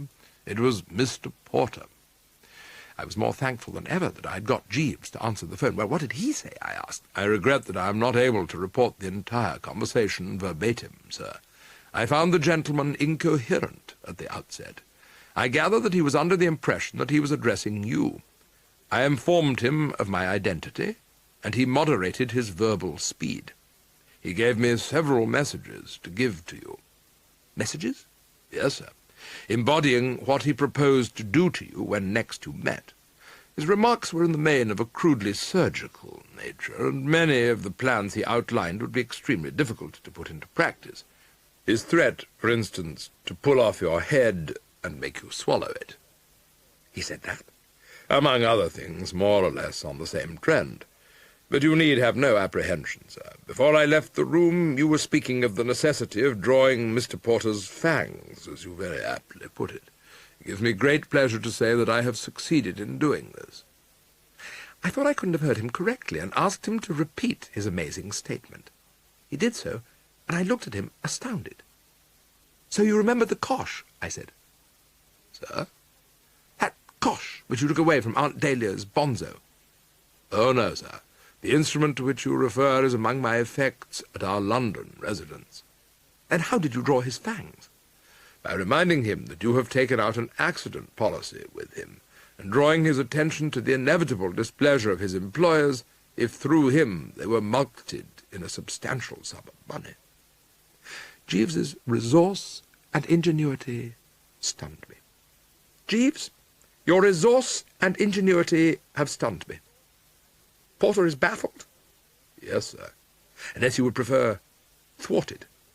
"Baffled, I think, is stronger, but we must not forget that the removal of Mr. Porter as a menace is only half a battle. I hesitate to touch on a delicate subject." "Touch on, Jeeves." "But I gathered from what you were saying that the idea of marriage with Miss Cook is not wholly agreeable to you, and it occurred to me that much unpleasantness would be avoided were the lady and Mr. Porter to be reconciled." "It would indeed. But You were about to say, sir, that in your opinion the rift is too serious for that?" well, isn't it?" "I think not." "Your blow-by-blow description of the hostilities certainly gave me the impression that they had parted brass rags pretty finely. How about that lily-livered poltroon?" "The situation has been changed by your becoming affianced to the woman he loves. To restore himself to Miss Cook's esteem, he would face perils from which formerly he shrank." I got what he meant, but I didn't buy the idea. "Furthermore, sir, if you were to go to Mr. Porter and point out to him that success might crown his efforts if he were to choose a moment shortly after dinner to approach Mr. Cook, he would take the risk. A gentleman mellowed by a good dinner is always more amenable to overtures of any kind." I started visibly. "Jeeves, I believe you've got something." "I think so, sir." "I'll go and see Porter at once. He's probably at the Goose and Grasshopper. And let me say once more that you stand alone. I wish there was something I could do for you by way of return." "There is, sir." "It's yours? Give me a name." "I should be extremely grateful if you would allow me to spend the night at my aunt's." "You want to go to Liverpool?" "A long journey." "No, sir. My aunt returned this morning and is at her home in the village." "Then go to her, Jeeves, and heaven smile upon your reunion." "Thank you very much, sir. Should you have need of my services, the address is Balmoral, Mafeking Road, care of Mrs. P.B. Pickett." "Oh, she isn't a Jeeves?" "No, sir." He shimmered out, to return a moment later with the information that Mr. Graham was in the kitchen and would be glad of a word with me. Such was my confidence in him as a returner of cats that I could not imagine him failing in his mission, but I was naturally anxious to have the full details. There is no one I'd rather give audience to. And the hour, which was getting on for 6 o'clock, produced the man. His gentle, "Good evening, sir," was a treat to listen to.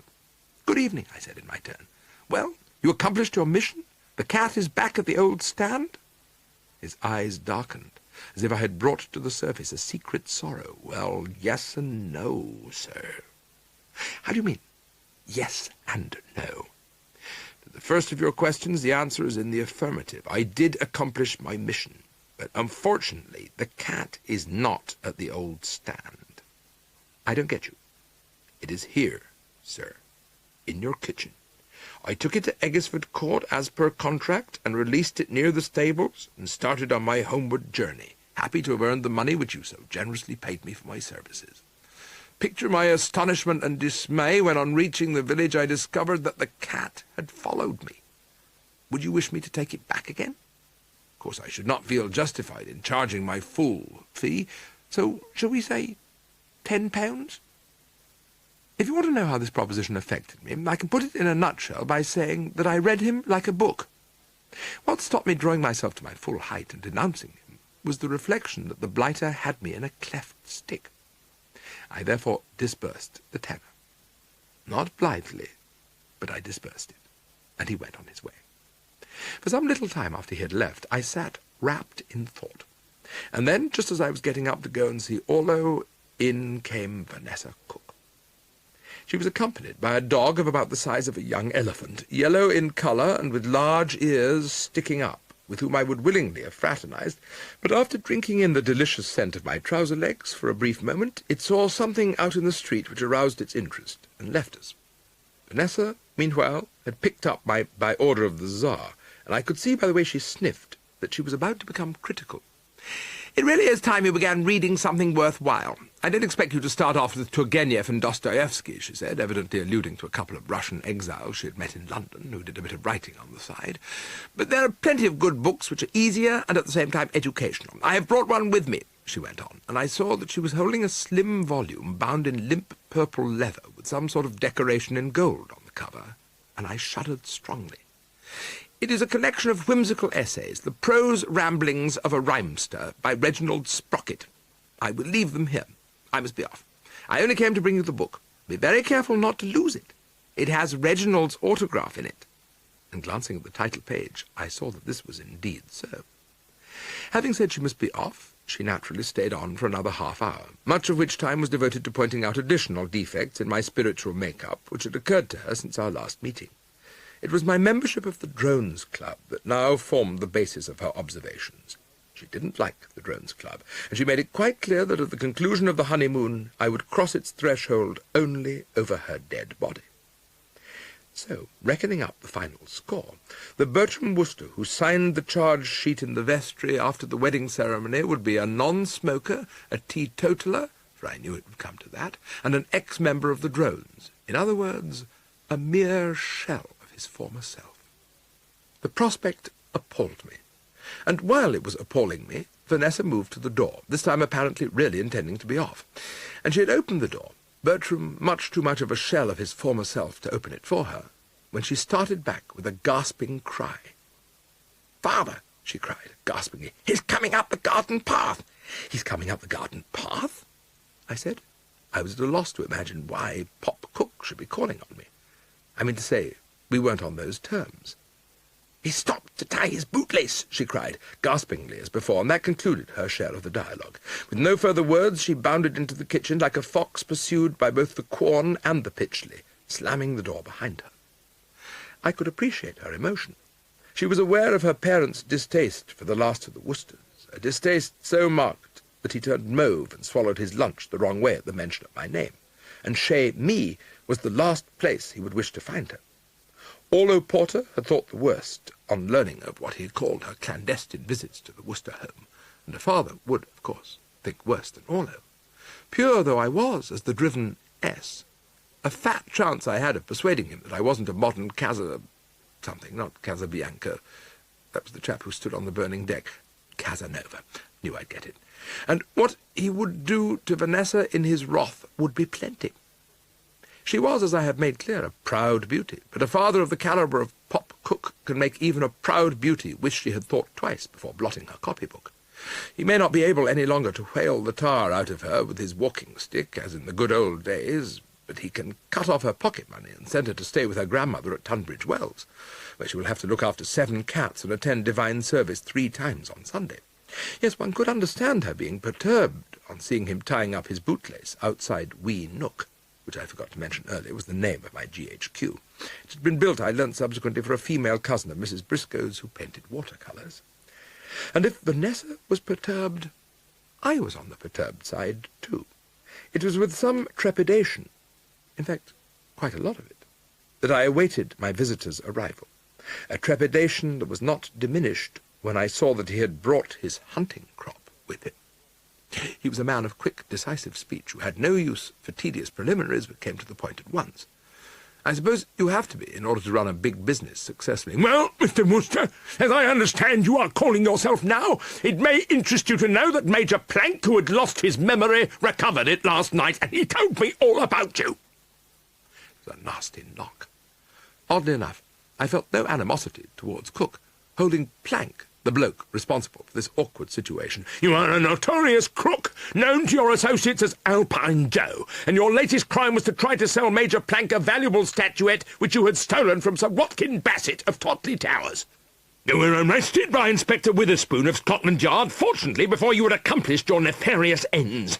I presume from the fact that you are at large that you have served your sentence, and you are now in the pay of Colonel Briscoe, who has employed you to steal my cat." Have you anything to say? Yes, I said.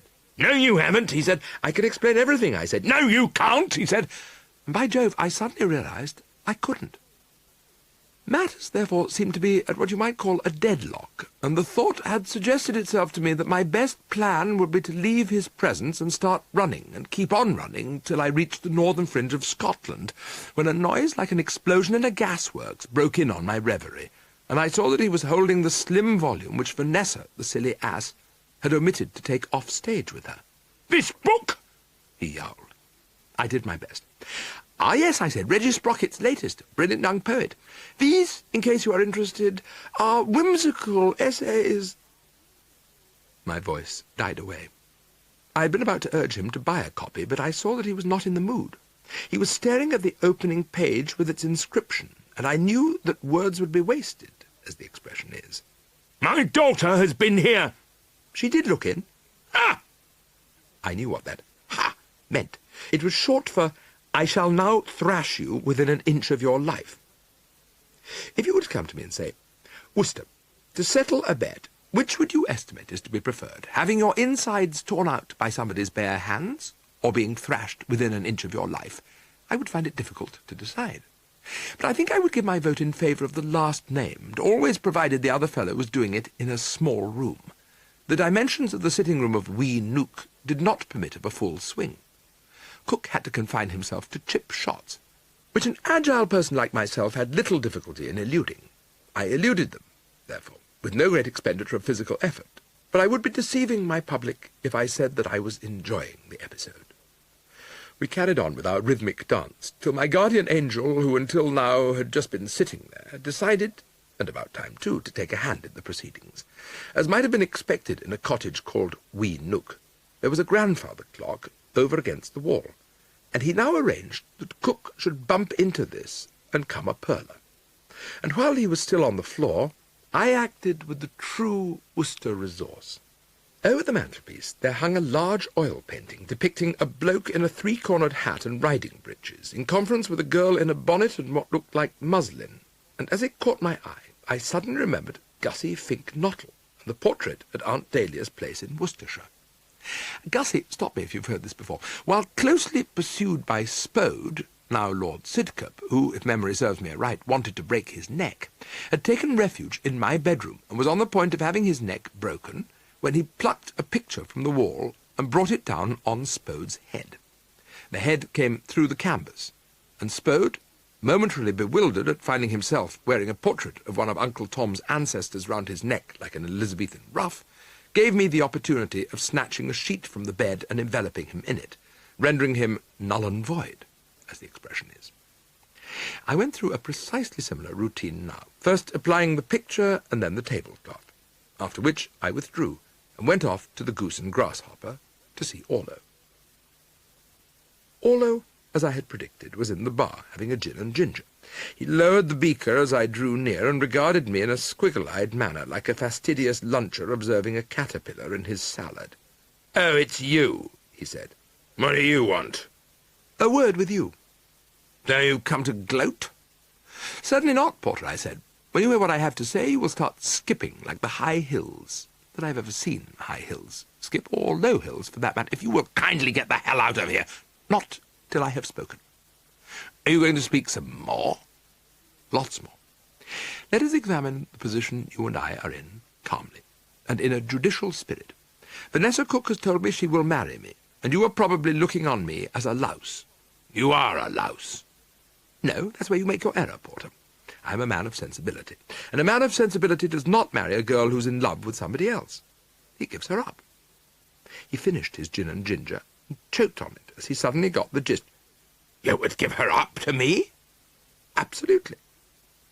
But, Worcester, this is noble. I'm sorry I said you were a louse. Quite all right. He had been all smiles, or pretty nearly all smiles, up to this point, but now melancholy marked him for her own again. It would be useless for you to make this sacrifice, Worcester. Vanessa would never marry me. Of course she would. You weren't there when she broke the engagement. My representative was. At least he was listening at the door. Then you know the general run of the thing. He gave me a full report. And you say she still loves me? like a ton of bricks. Love cannot be extinguished by a potty little lover's quarrel. Potty little lover's quarrel, my left eyeball. She called me a lily-livered poltroon, all because I refused to go to old Cook and demand my money. I'd been to him once and asked him in the most civil manner to cough up, and she wanted me to go again and generally throw my weight about. You should, Orlo. What happened last time? He flatly refused. How flatly? Very flatly. And it would be the same if I went again. Not if you select your time properly. What time was it you made your other try? About 5 in the afternoon. As I suspected. 5 in the afternoon is when a man's sunny disposition is down in the lowest brackets. Lunch wore off hours ago, and cocktails are not yet in sight. Approach him when he is full to the brim, and you'll be surprised. Be bloody, bold, and resolute, I said, remembering a gag from that play, Macbeth. He was impressed. Worcester, he said, you're right. You've shown me the way. Thank you, Worcester, old man. Not at all, Porter, old chap. Returning to Wee Nook some 20 minutes later, after what had practically amounted to a love feast, I had that jolly feeling you don't often get nowadays, that God was in his heaven and all right with the world, as the fellow said. Everything was just like Mother makes it, and it was a blithe bee Worcester, who, hearing the telephone tootle, went to answer it with, as you might say, a song on his lips. It was the aged relative, and the dullest ear could have spotted that she was in something of a doodah. For some moments after we had established connection, she confined herself to gasps and gurgles. "Hello," I said. "Is something up?" "Something up?" she boomed. "You would say a thing like that when I'm nearly off my rocker. Has that cat been returned to store yet?" "Billy Graham is in full control." "You mean he hasn't started yet?" "Yes, and come back. But unfortunately the cat followed him. So he says. Anyway, he arrived here with it in close attendance, and he has now taken it off again. He's probably decanting the animal at this moment. But why the agitation? "I'll tell you why the agitation. If that cat is not back where it belongs immediately, if not sooner, ruin stares me in the eyeball at his club. And only myself to blame." "Did you say you were to blame?" "Yes. Why?" "I only wondered if I'd heard you correctly. I have become so accustomed to being blamed for everything that goes wrong that her words touch me deeply." "What seems to be the trouble?" I asked. Aunts, as a class, are seldom good listeners. She did not answer the question.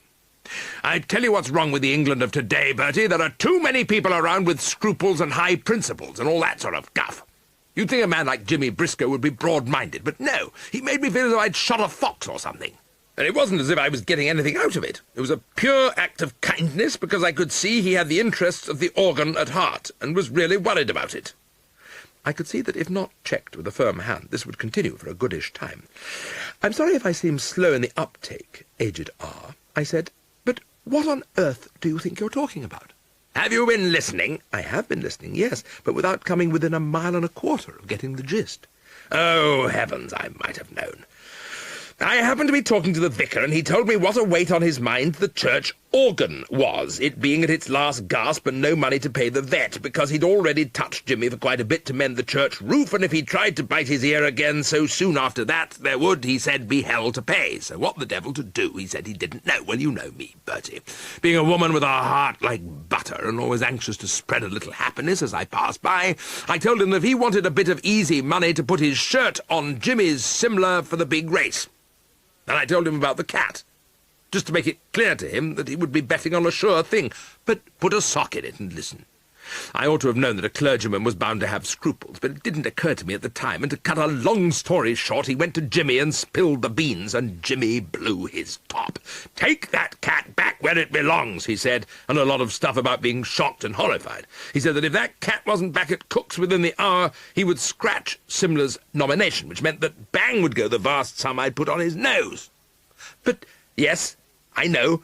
You had told me you were sending the cat back, but how was I to be sure that on thinking it over and realizing what a good thing you would be passing up, you hadn't changed your mind?" I could see what she meant. "It's quite all right, old ancestor," I said. "Billy Graham is already en route for the cookeries, and ought to have got there by now, complete with cat, to the last drop. Not to worry? Not as far as Simla getting scratched is concerned. Well, that's a weight off my mind, though it's disappointing to feel that my bit of stuff isn't on a cert. Teach you not to nobble horses." Yes, there's that, I suppose. Some further talk followed, for an aunt who has got hold of a telephone receiver does not lightly relinquish it, but eventually she rang off, and I picked up Daffodil Days and gave it a casual glance. Its contents proved even less fit for human consumption than I had expected. I turned away with rising nausea, and was thus enabled to get a good view of Herbert Graham, who was coming in from the kitchen. The suddenness of his appearance, coupled with the fact that I had supposed him to be up at Eggersford Court, had made me bite my tongue. In my concern, I ignored the anguish. "Good Lord," I ejaculated, if that's the word. "Sir? Haven't you gone yet? You should have been there and back by this time." "Very true, sir, but something occurred which prevented me making the immediate start which I'd intended." "What was that?" "Well, sir, I'd gone to the kitchen to get the cat, which I'd left there in its little basket, and I heard sounds proceeding from in here, and assuming that you were not at home, I went in to investigate, fearing that a burglar might have effected an entry. And there on the floor was a human form enveloped in a tablecloth. I raised this, and there underneath it was Mr. Cook, with a picture round his neck, vociferating something chronic." He paused. "Wrapped in a tablecloth, was it?" I said, nonchalantly. "I suppose chaps like Cook are bound to get wrapped in tablecloths, sooner or later." The sight affected me profoundly. I bet it did. Sights like that do give one a start. But you soon got over it, eh? "No, sir, I did not, and I'll tell you why I was what you might call stupefied. It was his language that did it chiefly. I saw that it would be madness to proceed to Eggersford Court and possibly encounter him in this dangerous mood. So if you want that cat re-established in its former quarters, you'll have to get another operative to do it for you, or else nip up to the court and do it yourself." And while I looked at him with a wild surmise, silent upon a sitting-room carpet in Maiden Eggersford, Somerset, he withdrew. End of Side 3. Side 4. I was still gazing at the spot where Billy Graham had been, and thinking how crazy I must have been to let Jeeves wander off, when I realized that the telephone was ringing. It was, as I had rather expected it would be, my late father's sister, Dalia, and it was made clear immediately that she had just been hearing from the same Billy Graham, and getting the bad news. "We had some extraordinary story about finding Cook in your cottage with a picture round his neck and a tablecloth over him, and of being scared of going near him. Sounded like raving to me." "No, it was quite true. But how did he get that way?" "We had a little argument, and that was how it worked out." She snorted. "Are you telling me that you're responsible for the man Graham's cold feet?" "In a measure, yes. Let me give you a brief account of this episode," I said, and did so. When I had finished, she spoke again, and her manner was almost calm. "I might have known that if there was a chance of mucking up these very delicate negotiations, you would spring to the task. Well, as you are the cause of Graham walking out on us, you'll have to take his place." "No!" I cried. "Did you say no?" "Yes, 1,000 times no." "Well, if you won't, you won't. Poor old Tom, how he will have to suffer. And talking of Tom, I had a letter from him this morning. It was all about the superb dinner Anatole had dished up on the previous night. He was absolutely lyrical. And in a postscript he says, 'How dear Bertie would have enjoyed this.'" I'm pretty shrewd, and I didn't miss the hideous, unspoken threat behind her words. I made the great decision. "Say no more, old flesh and blood," I said. "I will return the cat to store. And if while I am doing so, Cook jumps out from behind a bush and tears me into 100 fragments, what of it? It will be merely one more grave among the hills. What did you say?" "Just my hero," said the aged relative. It was dark when I reached the Cook premises, which suited me, for I had dark work to do. I halted the car about halfway up the drive and took the short cut across country. My best friends would have warned me that I was asking for trouble, and they would have been right. As I approached the stables, I struck a wet patch. My feet slid from under me, the cat shot from my arms, falling to earth I know not where, and I found myself face down in what was unquestionably mud, which had been there some time and had had a number of unpleasant substances thrown into it. remember thinking as I extracted myself that it was lucky I wasn't on my way to mix in company, and it was not Bertram Wooster, the natty boulevardier, who started to return to the car. I say started to return, for I had not gone more than a yard or two when something solid bumped against my leg, and I became aware that I had been joined by a dog of formidable physique, none other than the one I had exchanged civilities with at Wee Nook. At our former meeting, overcome by having found what he instantly recognized as one of the right sort, he had made the welkin ring in his enthusiasm. I urged him in an undertone to preserve a tactful silence now, for you never knew what minions of Pop Cook might be abroad in the night, but there was no reasoning with him. At Wee Nook he had found the Worcester aroma roughly equivalent to Chanel No. 5, and it was as if he were trying now to assure me that he was not the dog to be put off a pal just because the pal's scent had deteriorated somewhat. It's the soul that counts, you could hear him saying to himself between barks. Well, I appreciated the compliment, of course, but I feared the worst, and I was right. Somewhere off stage, a voice shouted, "Aye!" making it clear that Bertram, as so often before, was about to cop it amidships. And as I reprimanded the dog, "I told you not to bark, you silly ass," was my only comment, the shouter who had shouted, "Hey!" came up. There was something I didn't like about this creature of the night, viz. That he was shoving a whacking great shotgun against my midriff. I tried speech, keeping it as soft as I could manage, with my teeth chattering. "Nice evening," I said. "I wonder if you could direct me to the village of Maiden Eggesford," and would have gone on, but I don't think he was listening, because all he did was bellow, "Henry!" And a voice replied, "Yes." "Come here." "Where?" "Here. Wantcha." "I'm having me supper." "Well, stop having it and come here. I've cotched a chap after the horses." He had found the right talking point. In next to no time, Henry was with us. The dog had disappeared. Henry had a torch with him. He let it play on me. "Coo!" he said. "Is this him?" "Arr." "Nasty, slinking-looking bleeder." "Arr." "He don't half niff." "Arr." "Take him to Mr. Cook." The prospect of another meeting with Pop Cook under such conditions and after what had occurred between us was naturally distasteful to me, but there seemed little I could do about it, for at this moment Henry attached himself to my collar, and we moved off, his associate prodding me in the back with his gun. They took me to the house, where we were ill-received by a butler annoyed at being interrupted while smoking an off-duty pipe. He further resented being confronted with what he called tramps who smelled like something gone wrong with the drains. I didn't know what I'd fallen into, but it was becoming abundantly evident that it had been something rather special. The butler was very definite about everything. No, he said they couldn't see Mr. Cook. Were they under the impression, he asked, that Mr. Cook was wearing a gas mask? In any case, he added, even if I had been smelling like new-mown hay, Mr. Cook could not be disturbed because he had a gentleman with him. Shut the fellow up in one of the stables, why don't you, the butler said, and this was what my proposer and seconder decided to do. I cannot too strongly recommend those of my readers who are thinking of getting shut up in stables to abandon the idea. It's stuffy, it's dark, and there's nowhere to sit except the floor. Odd squeaking noises and sinister scratching noises, making themselves heard from time to time, suggesting that rats are getting up an appetite before starting to chew you to the bone. After my escort had left me, I shuffled about a good deal, with a view to finding some way of removing myself from as morale-testing a position as I had been in since I was so high. I had groped my way to the door as I was weighing the pros and cons, and automatically, my mind on other things, I gave the handle a twiddle.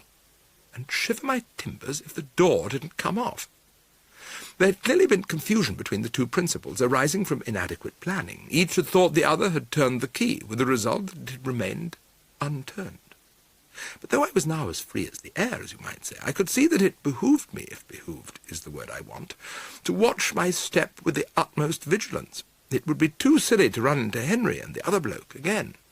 As their sphere of influence was no doubt confined to the stable-yard and neighbourhood, it would be safe to leave by the route I'd come by, but I shrank from doing that because I might meet that mud again. The thing to do was to roam about till I found the drive and go down it to where I had left the car. This I proceeded to do, and I had rounded the house and was crossing a lawn of sorts when something gleamed in front of me, and before I could stop myself, I was stepping into a swimming pool. It was with mixed emotions that I rose to the surface. Surprise was one of them, for I hadn't thought that Cook was the sort of fellow to have a swimming pool. Another was annoyance.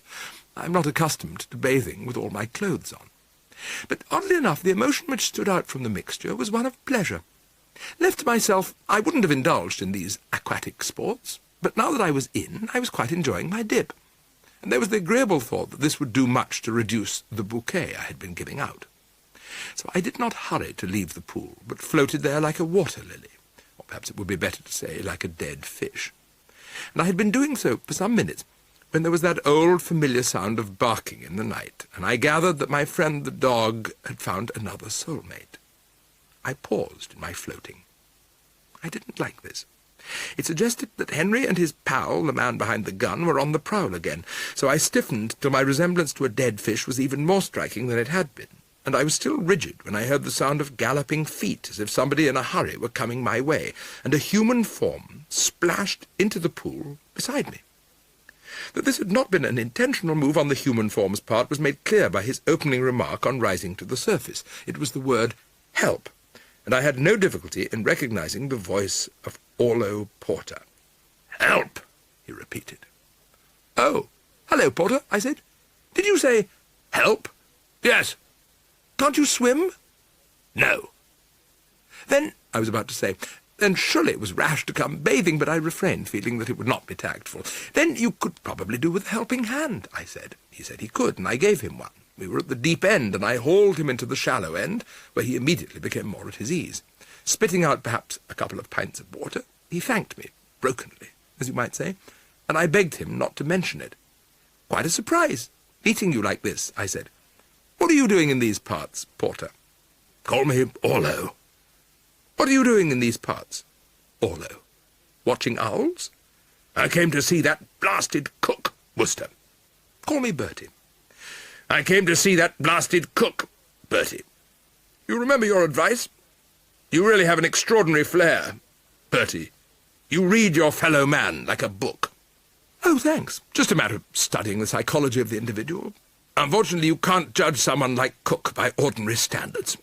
Do you know why this is, Bertie?" "No, Orlo. Why?" "Because he's a hellhound. Planning strategy is hopeless when you're dealing with hellhounds." "I gather that things did not go altogether as planned." "And how right you are, Bertie."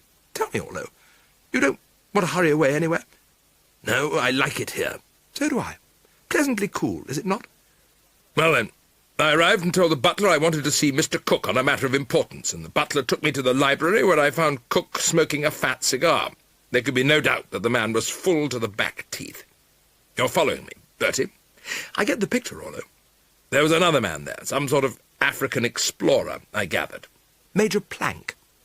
"His presence was an embarrassment because he would insist on telling us all about the fertility rights of the natives of Bongo on the Congo. But he left us after a while, and I was able to get down to business. And a lot of good it did me. Cook refused to part with a penny." I put a question which had been in my mind for some time. "What exactly is the arrangement about your money? Surely Cook can't just hang on to it." "He can till I'm 30. "How old are you?" 27. "Then in another 3 years—" For the first time he showed a flash of the old Orlo Porter. "But I don't want to wait another 3 years, damn it! You know what my insurance company pays me? A pittance! And I am a man who likes nice things. I want to branch out." "A Mayfair flat?" "Yes. Champagne with every meal? Exactly. Rolls-Royces? Those two." "Leaving something over, of course, to slip to the hard-up proletariat. You'd like them to have what you don't need." "There won't be anything I don't need." It was a little difficult to know what to say. I had never talked things over with a communist before, and it came as something of a shock to find that he wasn't so fond of the hard-up proletariat as I had supposed. "By the way, Orlo," I said, "how did you come to fall into the pool?" "I didn't know it was there." "You seem to be running very fast. What was your hurry?" "I was escaping from a dog which was attacking me." "A large dog?" "Yes." "You know it? We've met. But it wasn't attacking you. It springs on everyone. It's its way of being matey." He drew a long breath of relief. "You've taken a weight off my mind, Bertie. I was wondering how I could get back in safety to the inn." "I'll give you a lift in my car." "No, thanks. Now that you've explained the purity of that dog's motives, I'd rather walk. By the way, Bertie, there's just one point I'd like you to clarify for me.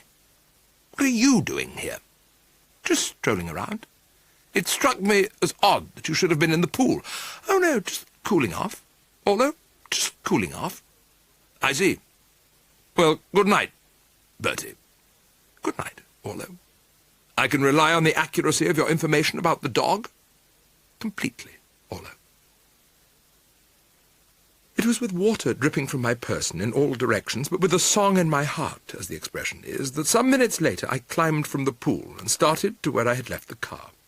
In addition to having a song in it, my heart ought, of course, to have been bleeding for Orlo, but the ecstasy of having parted from the cat left little room for sympathy for other people's troubles. All was quiet on the cook front. So I got in and drove on. The song in my heart rose to fortissimo as I got out of the car at the door of Wee Nook, only to die away in a gurgle as something soft and furry brushed against my leg, and looking down I saw the familiar form of the cat. I should have to check with Jeeves, but I think the word to describe the way I slept that night is fitfully. I had the option, of course, of disassociating myself entirely from the cat sequence and refusing to have anything more to do with the ruddy animal. But this would mean Colonel Briscoe scratching Simler's nomination, which would mean that a loved aunt would lose a packet and have to touch Uncle Tom to make up the deficit, which would mean upsetting the latter's gastric juices for one didn't know how long, which would mean him pushing his plate away untasted night after night, which would mean Anatole, temperamental, like all geniuses, getting deeply offended and handing in his resignation. Ruin, desolation, and despair all round, in short.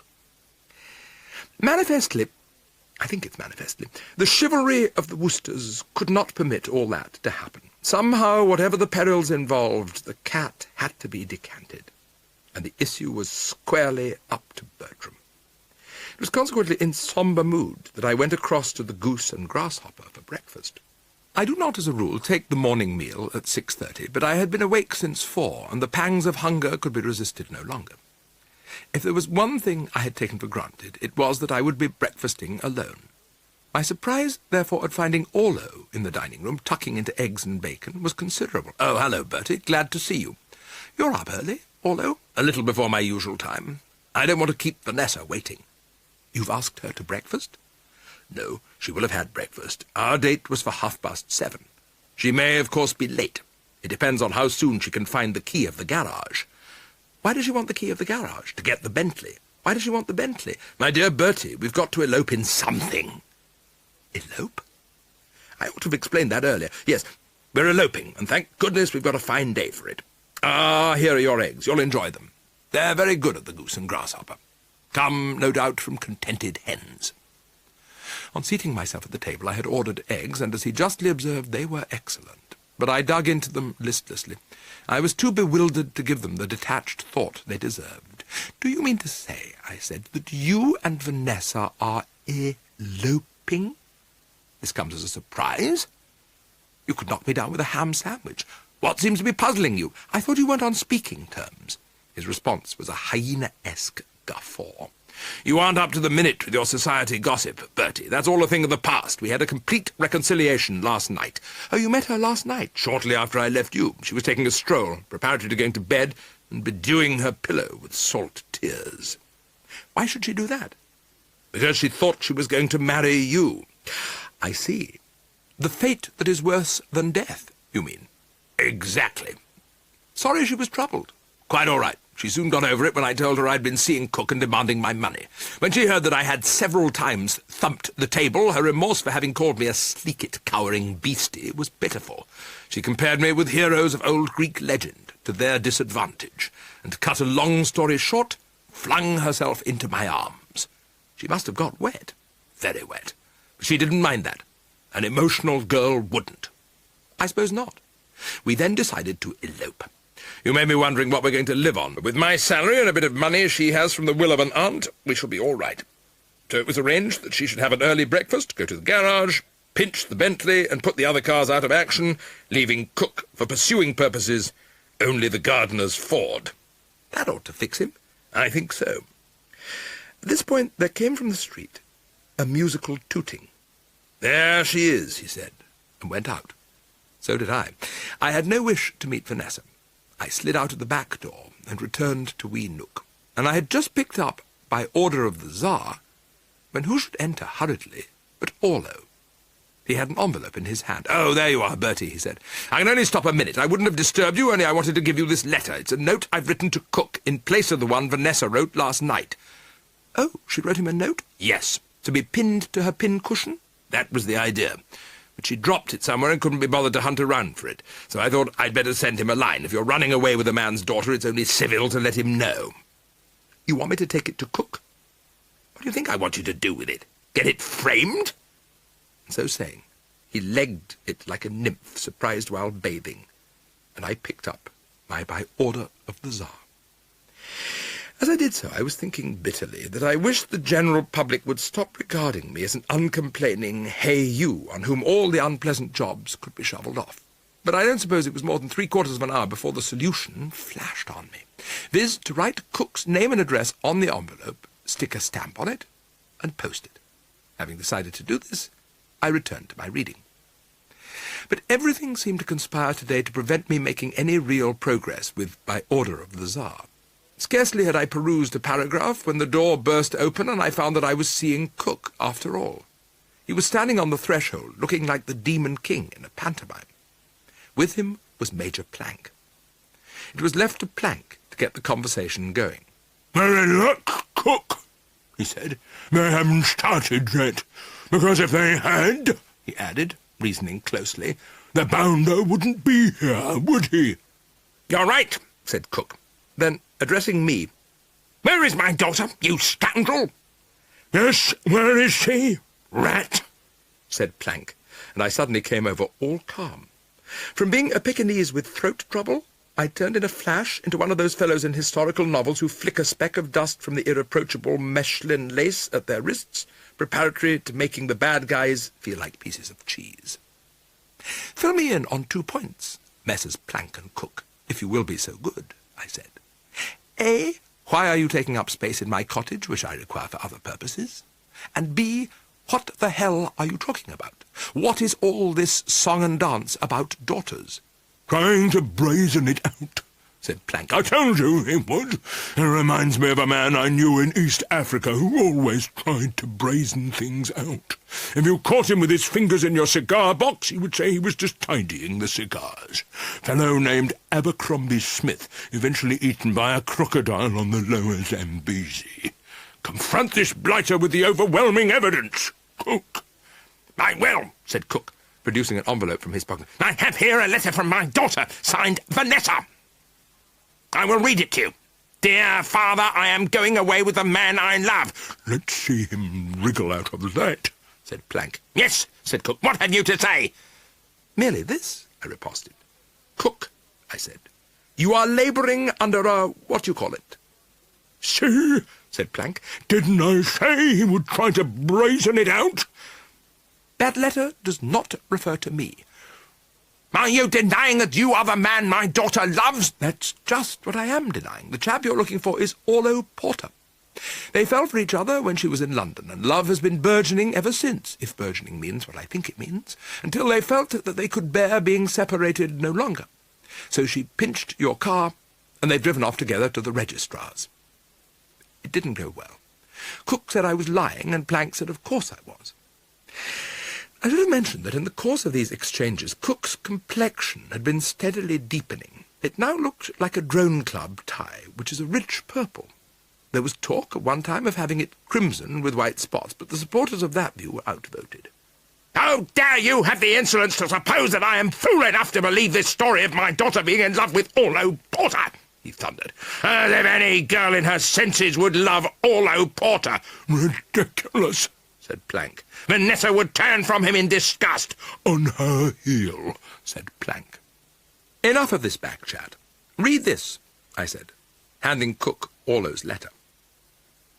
I must say his reception of what Plank would have called the overwhelming evidence was all that could be desired. His jaw fell, his face crumpled up like a sheet of carbon paper. "Good God!" he gurgled. "What is it?" asked Plank. "What's the matter?" "This is from Porter, saying that he has eloped with Vanessa." "Probably a forgery." "No, Porter's writing is unmistakable," he choked. "Mr. Worcester!" Don't call him Mr. Wooster as if he were a respectable member of society, said Plank. He's a desperate criminal. Mr. Wooster, I owe you an apology. I decided to temper justice with M. No sense in grinding the poor old buster beneath the iron heel. Don't give it another thought, my dear fellow, I said. We all make mistakes. I forgive you freely. If this little misunderstanding has taught you not to speak till you are sure of your facts, it will have been time well spent. I had paused, speculating as to whether I wasn't being a bit too patronising, when somebody said, "Meow," in a low voice, and looking down, I saw that the cat had strolled in. And if ever a cat chose the wrong moment for getting the party spirit and wanting to mix with the boys, this cat was that cat. I looked at it with a wild surmise, with both hands pressed to the top of my head to prevent it taking to itself the wings of a dove and soaring to the ceiling. I was asking myself what the harvest would be. I was speedily informed on this point. "Ha!" said Cook, scooping up the animal and pressing it to his bosom. He seemed to have lost all interest in eloping daughters. I told you it must have been Alpine Joe who was the kidnapper, said Plank. And he hasn't a word to say for himself. He was right. I was unable to utter. You might have described me as being trapped in the net of fate, if you had happened to think of the expression. I could only trust that joy at recovering his lost one might soften Cook's heart and make him let me off lightly. Not a hope. I shall insist on an exemplary sentence, he said. And meanwhile, said Plank in that offensively officious way of his, shall I be hitting him on the head with my stick? The Zulu knobkerry would be better, but I left it up at the house. I was going to ask you to go for a policeman. While you do what? While I take the cat back to Potato Chip. Suppose while we're both gone, he does a bunk. You have a point there. When anyone's caught stealing in Bongo on the Congo, they tie him down on an ant-hill until they can get hold of the Walla Walla, as judges are called in the native dialect. We're short of ants, of course, but we can tie him to the sofa. It only means pulling down a couple of curtain cords. Then by all means, let us do as you suggest. Better gag him. We don't want him yelling for help. My dear Plank, you think of everything. I'm a great reader of novels of suspense, and I had often wondered how the heroes of them felt when the heavy tied them up. I was now in a position to get a rough idea. It was a great relief when I heard a footstep and realised that Jeeves had returned from revelling with Mrs. P.B. Piggott of Balmoral, Mafeking Road. "Good morning, sir," he said. He expressed no surprise at seeing me tied to a sofa with curtain cords, but naturally assuming that I would prefer to be without them, he removed the gag and unfastened my bonds. "Have you breakfasted, sir?" he asked. I told him I had. "Perhaps some coffee, sir." "A great idea. Make it strong," I said, "and when you return, I shall a tale unfold which will make you jump as if you'd sat on a fretful porpentine." I was quite wrong, of course. I doubt if he would do much more than raise an eyebrow if, when entering his pantry, he found one of those peculiar fauna from the Book of Revelations in the sink. When he returned with the steaming pot and I unfolded my tale, he listened attentively, but gave no indication that he recognized that what he was listening to was front-page stuff. Only when I told him of the clicking of Orlo and Vanessa, releasing me from my honourable obligations to the latter, did a flicker of interest disturb his frozen features. I think he might have unbent to the extent of offering me respectful congratulations, had not Plank come bounding in. He was alone. Seeing Jeeves, he registered astonishment. "Inspector Witherspoon!" he cried. "Amazing how you Scotland Yard fellows always get your man. I suppose you've been on Alpine Joe's trail for weeks like a stoat and a rabbit. We caught him red-handed, or as red-handed as it is possible to be when stealing cats. But I'm surprised that you should have untied him from the sofa." I must say I was what is called at a loss for words, but luckily Jeeves had plenty. "I fail to understand you," he said, his voice and manner so chilly that Plank must have been wishing he was wearing his winter woolies. "And may I ask why you address me as Inspector Witherspoon?" "I am not Inspector Witherspoon." Plank clicked his tongue impatiently. Of course you are, he said. I remember you distinctly. You'll be telling me next that you didn't arrest this man at my place in Gloucestershire for trying to obtain £5 from me by false pretences. You are mistaken in every respect. Mr. Worcester has ample means. It seems scarcely likely, therefore, that he would have attempted to obtain a mere £5 from you. I can speak with authority as to Mr. Worcester's financial standing, for I am his solicitor, and prepare his annual income tax return. So there you are, Plank, I said. It must be obvious to every thinking man that you've been having hallucinations, possibly the result of getting a touch of the sun while making a pest of yourself to the natives of equatorial Africa. If I were you, I'd pop straight back to E.J. Murgatroyd and have him give you something for it. Plank was plainly shaken. He was also looking very thoughtful, and I knew what was passing in his mind. He was wondering how he was going to explain to Cook, whom, by tying people to sofas, he had rendered liable for heavy damages for assault and battery and all sorts of things. These African explorers think quick. It took him about 5 seconds flat to decide not to stay and explain to Cook. Then he was out of the room in a flash, his destination presumably Bongo on the Congo, or somewhere similar. My first move after he had left us was, of course, to pay a marked tribute to Jeeves for his services and cooperation. This done, I struck the more social note. Did you have a good time last night, Jeeves? Extremely enjoyable, thank you, sir. How was your aunt? At first somewhat dispirited. Why was that? She had lost her cat, sir. On leaving for her holiday, she placed it in the charge of a friend, and it had strayed. I gasped. A sudden idea had struck me. We Worcesters are like that. We're always getting struck by sudden ideas. Jeeves, could it be... Do you think it's possible... Yes, sir. She described the animal to me in minute detail, and there can be no doubt that this is the one now in residence at Eggesford Court. I danced a carefree dance step. I know a happy ending when I see one. Then we've got Cook cold. So it would seem, sir. We go to him and tell him he can carry on plus cat till the race is over, paying, of course, a suitable sum to your aunt. Lend-lease, isn't it called? Yes, sir. And in addition, we make it a proviso. Is it proviso? Yes, sir. That he gives Orlo Porter his money. Am I right, Jeeves? Indubitably, sir. And another thing. I have thought for some time that the hectic rush and swirl of life in Maiden Eggesford can scarcely be what E. Jimpson Murgatroyd had in mind when he sent me to the country to get a complete rest.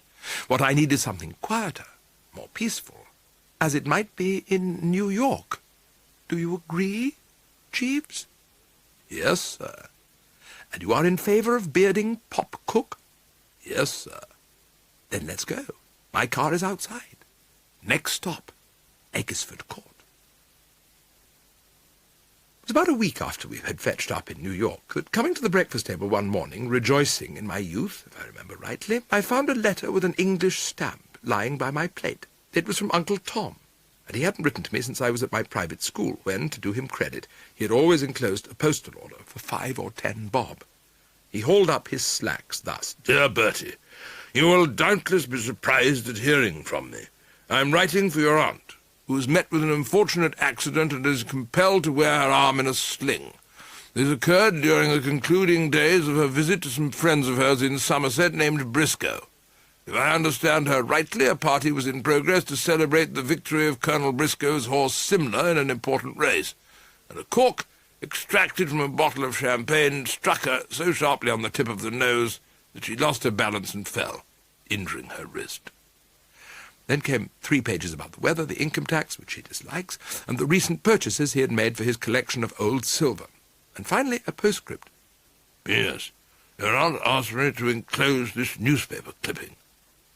I couldn't find any newspaper clipping, and I suppose he must have forgotten to enclose it. Then I saw it lying on the floor. I picked it up. It was from the Bridmouth Argus, with which is incorporated the Somerset Farmer and the South Country Intelligencer. It ran as follows. Jubilee Stakes sensation. Judges' decision.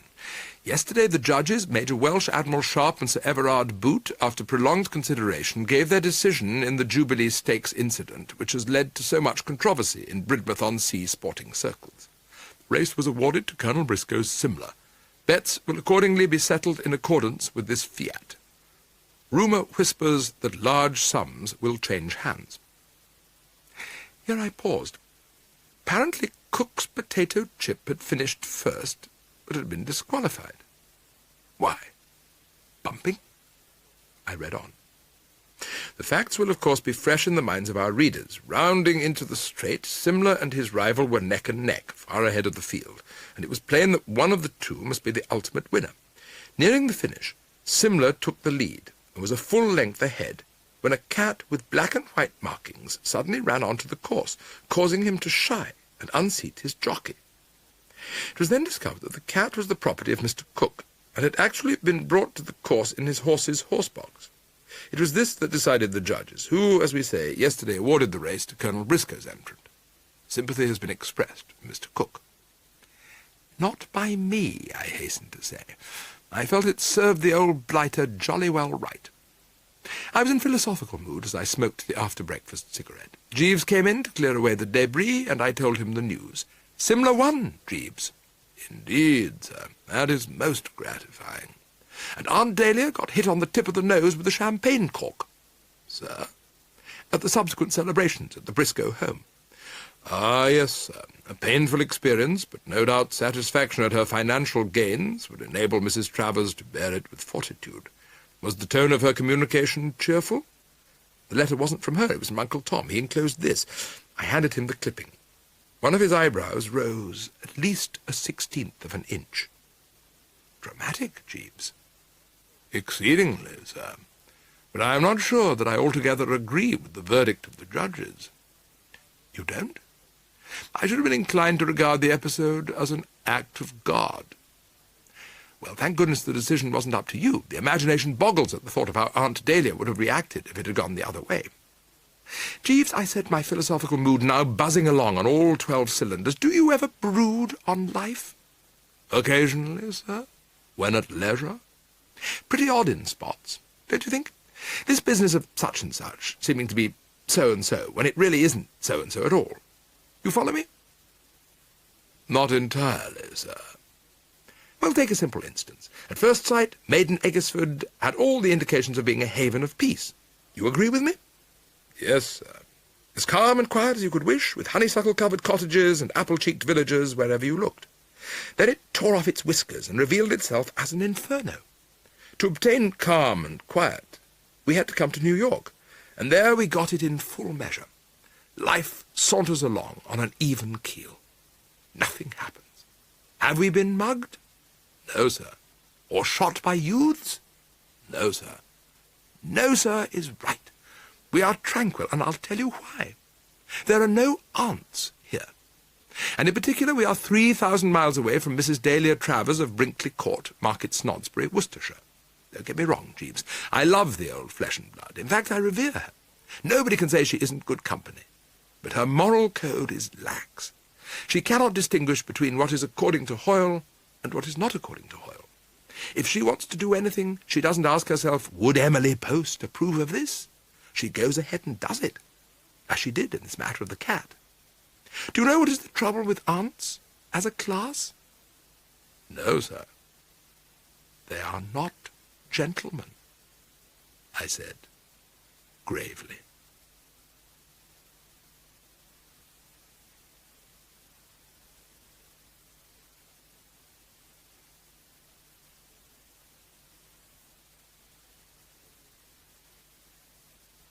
This audiobook was produced and published by Penguin Books, Limited. Jeeves in the Offing by P.G. Wodehouse. Read by Simon Callow. Jeeves placed the sizzling eggs and bee on the breakfast table, and Reginald Kipper Herring and I, licking the lips, squared our elbows and got down to it. A lifelong buddy of mine, this Herring, linked to me by what are called imperishable memories. Years ago, when striplings, he and I had done a stretch together at Malvern House, Bramley-on-Sea, the preparatory school conducted by that prince of stinkers, Aubrey Upjohn, M.A., and had frequently stood side by side in the Upjohn study, awaiting the receipt of 6 of the juiciest from a cane of the type that biteth like a serpent and stingeth like an adder, as the fellow said. That we were, you might say, rather like a couple of old sweats who had fought shoulder to shoulder on Crispin's Day, if I've got the name right. The plat du jour having gone down the hatch, I was about to reach for the marmalade when I heard the telephone tootling out in the hall and rose to attend it. "Bertram Wooster's residence," I said, having connected with the instrument. "Wooster in person at this end."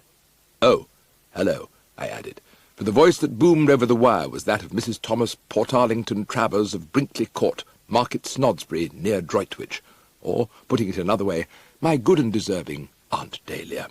"A very hearty pip-pip to you, old ancestor," I said, well pleased, for she is a woman with whom it is always a privilege to chew the fat. "And a rousing toodaloo to you, you young blot on the landscape," she replied, cordially. "I'm surprised to find you up as early as this, or have you just got in from a night on the tiles?" I hastened to rebut this slur. "Certainly not. Nothing of that description whatsoever. I've been upping with the lark this last week to keep Kipper Herring company. He's staying with me till he can get into his new flat. You remember old Kipper? Looks like Jack Dempsey. That's right. Well, he's on the staff of the Thursday Review now, a periodical of which you may or may not be a reader, and has to clock in at the office at daybreak. No doubt when I apprise him of your call he will send you his love, for I know he holds you in high esteem. Well, it's nice to hear your voice again, old flesh and blood. How's everything down Market Snodsbury way?" "Oh, we're jogging along. But I'm not speaking from Brinkley. I'm in London." "Till when?" "Driving back this afternoon. I'll give you lunch." "Sorry, can't manage it. I'm putting on the nose bag with Sir Roderick Glossop." This surprised me. The eminent brain specialist to whom she alluded was a man I would not have cared to lunch with myself, our relations being on the stiff side. "What on earth are you doing that for?" "Why shouldn't I? He's paying." I saw her point. "Well, it's up to you, of course, but it seems a rash act. Did you come to London just to revel with Glossop?" "No, I'm here to collect my new butler." "What's become of Seppings?" "He's gone." I clicked the tongue. I was very fond of the major domo in question. "No, really?" I said. "Too bad. I thought he looked a little frail when I last saw him." "To Bognor Regis, for his holiday." "Oh, I see. Odd how all these pillars of the home seem to be dashing away on toots these days. Jeeves starts his holiday this morning. I don't know what I'm going to do without him." "I'll tell you what you're going to do. Have you a clean shirt?" "Several. And a toothbrush?" "2. "Then pack them. You're coming to Brinkley tomorrow." The gloom which always envelops Bertram Wooster like a fog when Jeeves is about to take his annual vacation lightened perceptibly. There are few things I find more agreeable than a sojourn at Aunt Dahlia's rural lair. Picturesque scenery, company's own water, and above all the superb French chefing of her French chef, Anatole. "What an admirable suggestion," I said. "Got anybody else staying at the old snake pit?" 5 inmates in all. 5? Golly, Uncle Tom must be frothing at the mouth a bit, I said, for I knew the old buster's distaste for guests in the home. "Tom's not there. He's gone to Harrogate with cream." "You mean lumbago?" "I don't mean lumbago. I mean cream. Homer Cream. Big American tycoon who is visiting these shores. He suffers from ulcers, and his medicine man has ordered him to take the waters at Harrogate. Tom has gone with him to hold his hand and listen to him of an evening, while he tells him how filthy the stuff tastes. Tom's in the middle of a very important business deal with cream. If it goes through, he'll make a packet free of income tax, though he's sucking up to him like a Hollywood yes-man." I gave an intelligent nod, though this, of course, was wasted on her because she couldn't see me. I could readily understand my uncle by marriage's mental processes. If there's one thing that's right up his street, it's not paying income tax. He grudges every penny the government nicks him for. That is why, when kissing me goodbye, he urged me with tears in his eyes to lush Mrs. Cream and her son Willie up and treat them like royalty, so they're at Brinkley dug into the woodwork. "Willie, did you say?" "Short for Wilbert." I mused. Willie Cream. The name seemed familiar somehow. "Adela Cream writes mystery stories. Are you a fan of hers? No? Well, start boning up on them directly you arrive. I've bought a complete set. I shall be delighted to run an eye over her material. I can always do with another corpse or 2. Who are the other 3 inmates?" "Well, there's Lady Wickham's daughter, Roberta." I started violently. "Bobby Wickham? Do you know her? Is she one of the gaggle of girls you've been engaged to?" "We were never engaged, but that was merely because she wouldn't meet me halfway." "Turned you down, did she?" "Yes, thank goodness." "Why, thank goodness? She's a one-girl beauty chorus, a Pippin if ever there was one." "Very true, but is being a Pippin everything? What price the soul? Isn't her soul like Mother Makes? Far from it. What I could tell you, but no. Let it go. Painful subj. I'd been about to mention 57 or so of the reasons why the prudent operator, if he valued his peace of mind, deemed it best to stay well away from the red-headed menace under advisement, but realized that at a moment when I was wanting to get back to the marmalade, it would occupy too much time. Aunt Dalia, describing this young blister as a one-girl beauty chorus, had called her shots perfectly correctly. Her outer crust was indeed of a nature to cause those beholding it to rock back on their heels with a startled whistle. But you never knew what she was going to do next, or into what murky depths of soup she would carelessly plunge you. In a word, Roberta, daughter of the late Sir Cuthbert and Lady Wickham of Skeldings Hall, Herts, was pure dynamite. I was tottering under this blow when the old relative administered another. "And there's Aubrey Upjohn and his stepdaughter Phyllis Mills, that's the lot. What's the matter with you? Got asthma?" I took her to be alluding to the sharp gasp which had escaped my lips, and I must confess that it had come out not unlike the last words of a dying duck. "Aubrey Upjohn?" I quavered. "You mean my Aubrey Upjohn?" "That's the one. Soon after you made your escape from his chain gang, he married Jane Mills, a friend of mine with a colossal amount of money. She died, leaving a daughter. I'm the daughter's godmother. Upjohn's retired now and going in for politics. The hot tip is that the boys in the back room are going to run him as the Conservative candidate in the Market Snodsbury division at the next by-election. What a thrill it'll be for you, meeting him again." "What on earth did you invite him to Brinkley for?" "I didn't. I only wanted Phyllis, but he came along too." "Why, you should have bunged him out." "I hadn't the heart to." "Weak, very weak." "Besides, I needed him in my business. He's going to present the prizes at Market Snodsbury Grammar School. I believe he's a very fine speaker. His only trouble is that he's stymied unless he has his speech with him and can read it."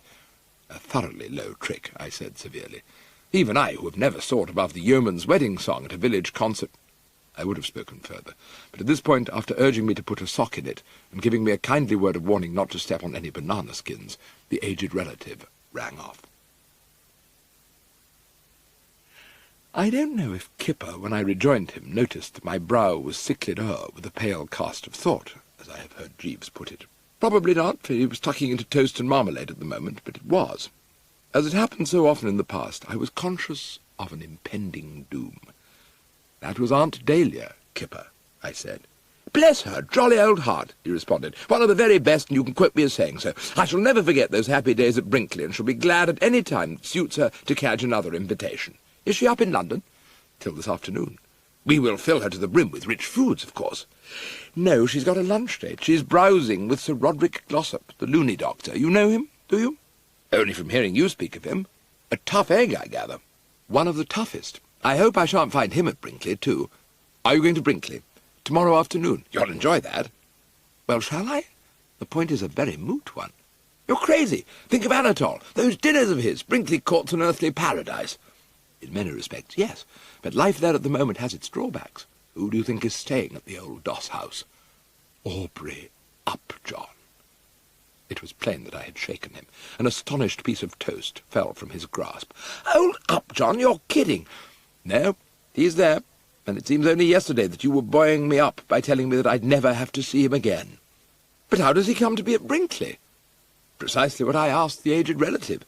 Apparently, after we took our eye off him, he married a friend of hers, one Jane Mills, and acquired a stepdaughter, Phyllis Mills, whose godmother Aunt Dalia is. The ancestor invited the Mills girl to Brinkley, and Upjohn came along for the ride." "I see." One remembers that fishy eye of his. "And the wide, bare upper lip. It won't be pleasant having to gaze at those across the dinner table. Still, you'll like Phyllis." "Do you know her?" "We met out in Switzerland last Christmas. Slap her on the back, will you, and give her my regards. Nice girl, though goofy. She never told me she was related to Upjohn, or she would naturally keep a thing like that dark. Yes, one sees that, just as one would have tried to keep it dark if one had been mixed up in any way with Palmer the poisoner. What ghastly garbage that was he used to fling at us when we were serving our sentence at Malvern House. Remember the sausages on Sunday, and the boiled mutton with caper sauce, and the margarine. Recalling this last, it's going to be a strain having to sit and watch him getting outside pounds of best country butter. "Oh, Jeeves," I said, as he shimmered in to clear the table, "you never went to a preparatory school on the south coast of England, did you?" "No, sir. I was privately educated." "Ah, then you wouldn't understand. Mr. Herring and I were discussing our former prep school beak, Aubrey Upjohn. By the way, Kipper, Aunt Dalia was telling me something about him which I never knew before, and which ought to expose him to the odium of all thinking men. You remember those powerful end-of-term addresses he used to make to us? Well, he couldn't have made them if he hadn't had the stuff all typed out in his grasp so that he could read it. Without his notes, as he calls them, he's a spent force. Revolting, that, Jeeves, don't you think? Many orators are, I believe, similarly handicapped, sir. Too tolerant, Jeeves, far too tolerant. You must guard against this lax outlook. However, the reason I mention Upjohn to you is that he's come back into my life, or will be coming, in about 2 ticks. He's staying at Brinkley, and I shall be going there tomorrow. Will you pack a few necessaries in a suitcase or so? When are you leaving on your Herne Bay jaunt? I was thinking of taking a train this morning, sir, but if you would prefer that I remained till tomorrow— No, perfectly all right. Start as soon as you like. What's the joke? I asked, as the door closed behind him, for I observed that Kipper was chuckling softly. I was thinking of Upjohn. I envy you, Bertie, he went on, continuing to chuckle. You have a wonderful treat in store. You're going to be present at the breakfast table when Upjohn opens his copy of this week's Thursday Review and starts to skim through the pages devoted to comments on current literature. I should explain that among the books that recently arrived at the office was a slim volume from his pen dealing with the preparatory school and giving it an enthusiastic build-up. The formative years which we spent there, he said, were the happiest of our life. Gadzooks! But I need scarcely tell you that I ripped the stuffing out of the beastly little brochure. I gave it 600 words of impassioned prose. How extraordinarily fortunate you are to be in a position to watch his face as he reads them. How do you know he'll read them?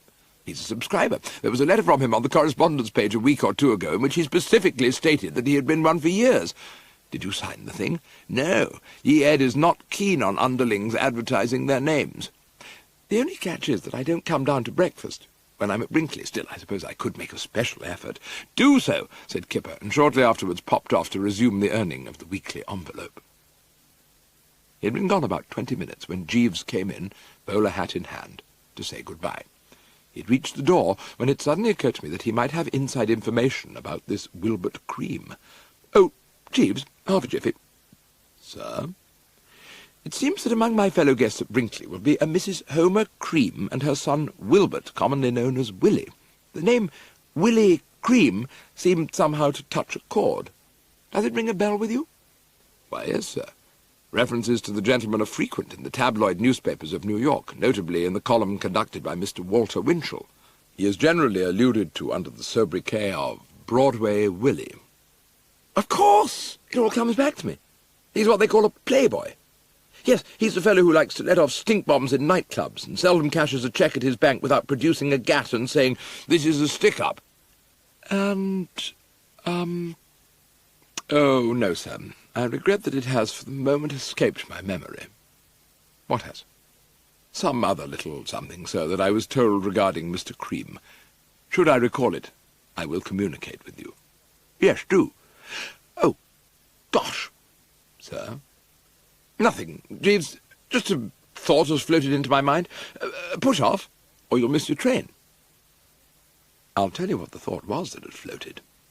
I've already indicated my qualms at the prospect of being cooped up in the same house with Bobby Wickham and Aubrey Upjohn, for who could tell what the harvest might be? If in addition to these 2 heavies, I was also to be cheek by jowl with a New York playboy apparently afflicted with bats in the belfry, it began to look as if this visit would prove too much for Bertram's frail strength, and for an instant I toyed with the idea of sending a telegram of regret and oiling out.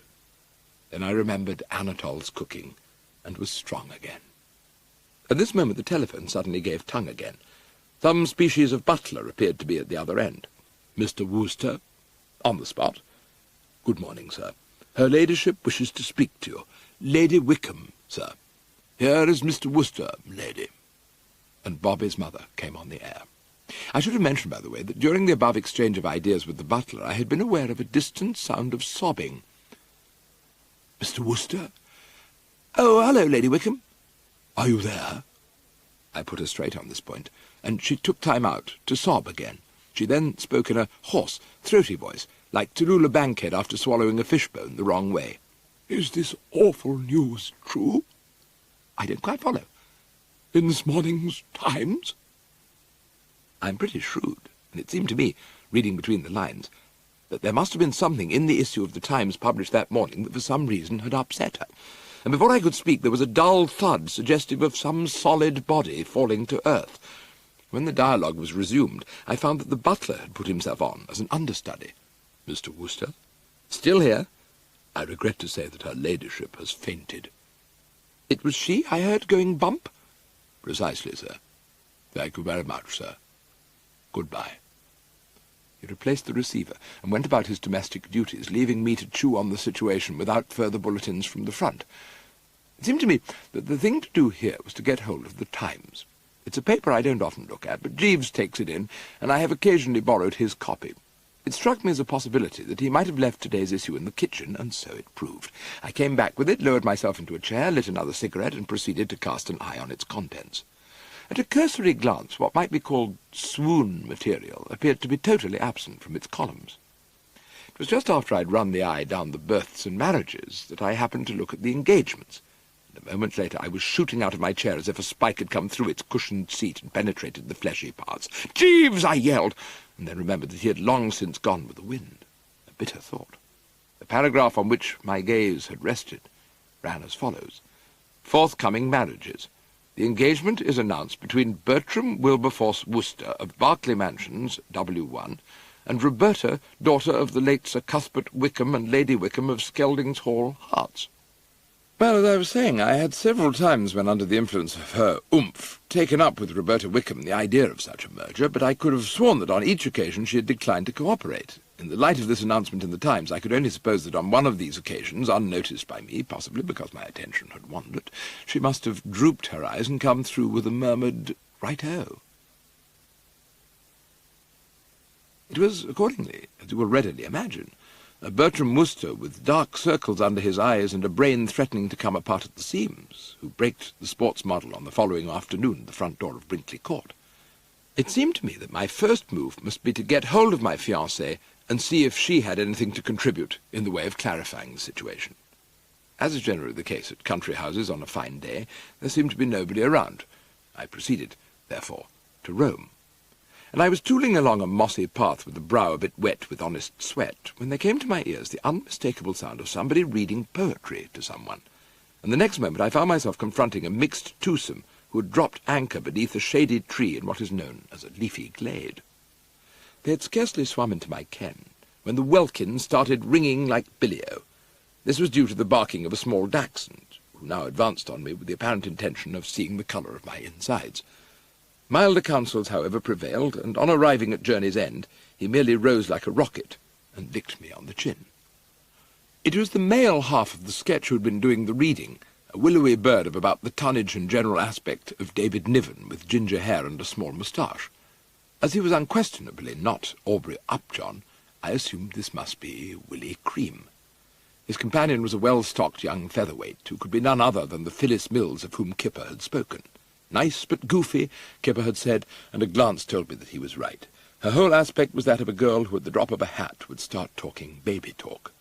This she now proceeded to do, asking me if I didn't think that Poppet, the dachshund, was a sweet little doggy.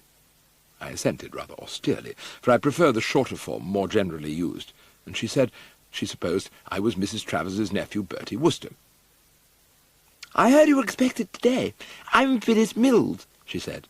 And I said I had divined as much, and that Herring had told me to slap her on the back and give her his best, and she said, "Oh, Reggie Kipper, he's a sweetie pie, isn't he?" And I agreed that Kipper was one of the sweetie pies, and not the worst of them. This duologue had, of course, left Wilbert Cream a bit out of it. Taking advantage of a lull in the conversation, he said, "Are you looking for someone?" I replied that I was looking for Bobby Wickham. "Bobby," said Phyllis Mills, "she's down at the lake, fishing." The lake at Brinkley calls itself a lake, but when all the returns are in, it's really more of a sort of young pond. Big enough to mess about on in a punt, though. And for the use of those wishing to punt, a boathouse has been provided with a small pier or landing stage attached to it. On this, rod in hand, Bobby was seated. "Hey," I said. "Hey to you with knobs on," she replied. "If you will spare me a moment of your valuable time, young Roberta. Half a second, I think I've got a bite. No, false alarm. What were you saying? Oh, by the way, I heard from Mother this morning. I heard from her yesterday morning. I was kind of expecting you would. You saw that thing in the Times? Puzzled you for a moment, perhaps?" "For several moments." "Well, I'll tell you all about that. The idea came to me in a flash." "You mean it was you?" "Of course." "Why?" "I was paving the way for Reggie, softening up Mother on his behalf. Something seems to have gone wrong with my usually keen hearing. It's perfectly simple, Bertie. I love Reggie, Reggie loves me." "Reggie who?" "Reggie Herring." "You mean old Kipper? I wish you wouldn't call him Kipper. I always have, dash it, but how do you mean you love him and he loves you? You've never met him. Of course I've met him. We were in the same hotel in Switzerland last Christmas. I taught him to ski, she said, a dreamy look coming into her twin starlikes. I shall never forget the day I helped him unscramble himself after he'd taken a toss on the beginner's slope. He had both legs wrapped round his neck. You didn't laugh? Of course I didn't laugh. For the first time the thing began to seem plausible to me. Bobby is a fun-loving girl, and the memory of her reaction when in the garden at Skelding's I had once stepped on the teeth of a rake and had the handle jump up and hit me on the tip of the nose was still laid away among my souvenirs. She had been convulsed with mirth. "Well, all right," I said. "I accept your statement. But why, that being so, did you blazon it forth to the world that you were engaged to me? I told you it was to soften Mother up. You don't get the subtle strategy? Not by several parasangs. Well, you know how you stand with Mother. She shudders at the mention of your name. So I thought if she thought I was going to marry you and then found I wasn't, she'd be so thankful for the merciful escape I'd had that she'd be ready to accept anyone as a son-in-law, even someone like Reggie, who, though a wonder man, hasn't got his name in Debrett and isn't any too hot financially. Now do you follow?" "Oh, yes, I follow all right. But do you think it'll work?" "Bound to. But you'll be giving her the inside facts in a day or two?" I said, for I was anxious to have assurance on this point.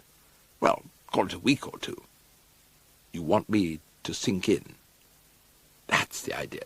And meanwhile, what's the drill? Do I kiss you a good deal from time to time?" "No, you don't." "Righto. An occasional passionate glance will be ample. It shall be attended to. Well, I'm delighted about you and Kipper, or as you would prefer to say, Reggie. There's nobody I'd rather see you centre-isling with. I'm awfully fond of you, Bertie." "Me too, of you. And now that we've got all that straight, I suppose I'd better be going and saying, 'Come aboard,' to Aunt Dalia. What's the time?" "Close on 5. I must run like a hare. I'm supposed to be presiding at the tea-table." "You? Why you? Your aunt's not here. She found a telegram when she got back yesterday saying that her son Bonzo was sick of a fever at his school and dashed off to be with him. She asked me to deputy hostess for her till her return, but I shan't be able to for the next few days. I've got to dash back to Mother. Ever since she saw that thing in the Times, she's been wiring me every hour on the hour to come home for a round-table conference. And she shot off in the direction of the house at 40 or so mph. I followed more slowly. Strange, I was feeling, this strong pro-Kipper sentiment in the Wickham bosom. I mean, she'd been pretty extensively wooed in one quarter and another for years, and no business had resulted. Yet now she'd gone and signed up with Kipper Herring. Mind you, I'm not saying a word against old Kipper, but nobody could have called him a knockout in the way of looks. Having gone in a lot for boxing from his earliest years, he had a cauliflower ear, and in addition to this, a nose which some hidden hand knocked slightly out of the straight. But then, of course, one had to remind oneself that looks aren't everything. His brain might have helped to do the trick. You can't hold down an editorial post on an important London weekly paper without being fairly well fixed with the little grey cells, and girls admire that sort of thing. Still, the whole thing provided, as I say, food for thought, and I was in what is called a reverie as I made my way to the house, a reverie so profound that no turf accountant would have given any but the shortest odds against my sooner or later bumping into something. And this, to cut a long story S, I did. It turned out to be Aubrey Upjohn. I came on him round a corner and rammed him squarely before I could put the brakes on. I clutched him round the neck, and he clutched me about the middle. Then, the mist clearing from my eyes, I saw who it was that I had been treading the measure with. Seeing him steadily and seeing him whole, as I have heard Jeeves put it, I was immediately struck by the change that had taken place in his appearance since those get-togethers in his study at Wodehouse, Bramley-on-Sea, when with a sinking heart I had watched him reach for the wangy and start limbering up the shoulder muscles with a few trial swings. At the period of our acquaintance he had been an upstanding old gentleman about 8 feet 6 in height, with burning eyes, foam-flecked lips, and flame coming out of both nostrils. He had now shrunk to a modest 5'7" or thereabouts, and I could have felled him with a single blow. It seemed incredible that I could ever have considered this human shrimp a danger to pedestrians and traffic. I think this was partly due to the fact that at some point in the 15 years since our last meeting he had grown a moustache. In the Malvern House epoch, what had always struck a chill into the plastic mind had been his wide, bare upper lip, a most unpleasant spectacle to behold, especially when twitching. I wouldn't say the moustache softened his face. Being of the walrus or soup strainer type, it hid some of it, which was all to the good. The upshot was that instead of quailing, as I had expected to do when we met, I was suave and debonair, possibly a little too much so. "Oh, hello, Upjohn. You who?" "Who you?" he responded, making it sound like a reverse echo. "Worcester is the name. Long time since we met." "Yes," he agreed in a hollow voice, and it was so plain that he was wishing it had been longer that conversation flagged, and there wasn't much in the way of feasts of reason as we covered the 100 yards to the lawn where the tea-table awaited us. Only Bobby was present when we arrived at the trough. We seated ourselves and had just started sipping when the butler came out of the house bearing a bowl of fruit and hove to beside the table with it. Well, when I say butler, I use the term loosely. He was dressed like a butler and he behaved like a butler, but in the deepest and truest sense of the word, he was not a butler. Reading from left to right, he was Sir Roderick Glossop. It was out of the queue that I could have been mistaken in supposing that it was Sir Roderick Glossop, who, having delivered the fruit, was now ambling back to the house. There could not be two men with that vast bald head and those bushy eyebrows, and it would be deceiving the customers to say that I remained unshaken. The effect the apparition had on me was to make me start violently, and we all know what happens when you start violently while holding a full cup of tea. The contents of mine flew through the air and came to rest on the trousers of Aubrey Upjohn, M.A., moistening them to no little extent. Indeed, it would scarcely be distorting the facts to say that he was now not so much wearing trousers as wearing tea. I could see the unfortunate man felt his position deeply, and I was surprised that he contented himself with a mere ouch. Mind you, in the look he now shot at me, I seemed to read 100 unspoken expletives. "I see you have not changed since you were with me at Malvern House. Bungling Wooster, we used to call him," he went on, addressing his remarks to Bobby. "Frightfully sorry," I said. "Too late to be sorry now. A new pair of trousers ruined." He gave me another of those looks and strode off, smelling strongly of tea. "Shall I tell you something, Bertie?" said Bobby, following him with a thoughtful eye. "That walking tour Upjohn was going to invite you to take with him is off. You will get no Christmas present from him this year, and don't expect him to come and tuck you up in bed tonight." I upset the milk jug with an imperious wave of the hand. "Never mind about Upjohn. What is Pop Glossop doing here as the butler?" "Ah, I thought you might be going to ask that. Well, it was his idea." I eyed her sternly. "Are you asking me to believe that Sir Roderick Glossop got up one morning and said to himself, 'I need a change, I think I'll try being a butler for a while'?" "No, I don't know where to begin." "Begin at the beginning. Come on now, young B. Wickham," I said, and took a piece of cake in a marked manner. The austerity of my tone seemed to touch a nerve, for she frowned a displeased frown and told me for heaven's sake to stop goggling like a dead halibut. "I have every right to goggle like a dead halibut," I said coldly, "and I shall continue to do so as long as I see fit. I am under a considerable nervous S." "Well, let me marshal my thoughts. I'd better begin by telling you about Upjohn, because it all started through him. You see, he's egging Phyllis on to marry Wilbert Cream. I mean egging. And when a man like that eggs, something has to give, especially when the girl's a pill like Phyllis. No will of her own? Not a smidgen. Your aunt's worried sick about it. You must have heard of Willie Cream going over to New York so much. Why, yes, he's a playboy. Your aunt thinks he's a screwball. Many playboys are, I believe. Well, that being so, one can understand why she doesn't want those wedding bells to ring out. But, I said, that doesn't explain where Pop Glossop comes in. Yes, it does. She got him here to observe Wilbert. I found myself fogged. Cock an eye at him, you mean? What good's that going to do? She snorted impatiently. Observe in the technical sense.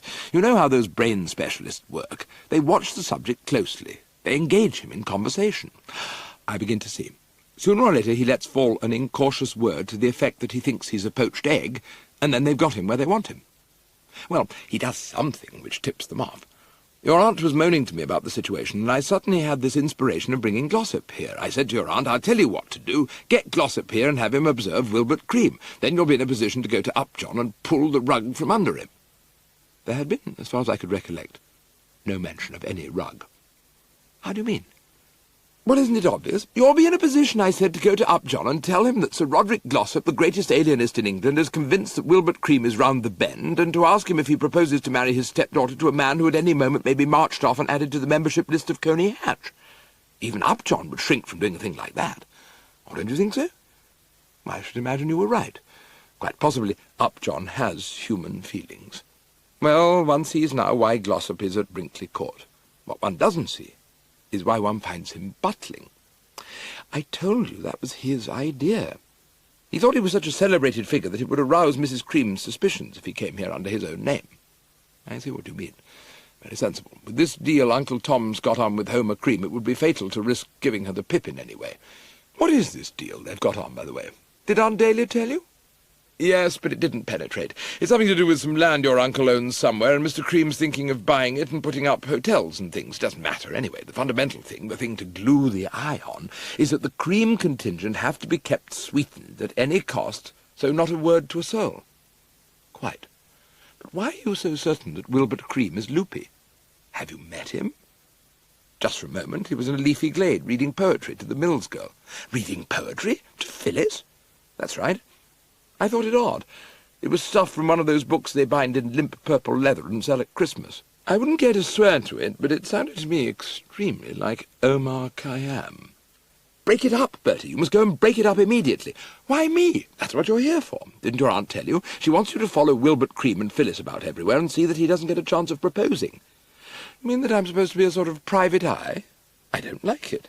You don't have to like it. You just do it.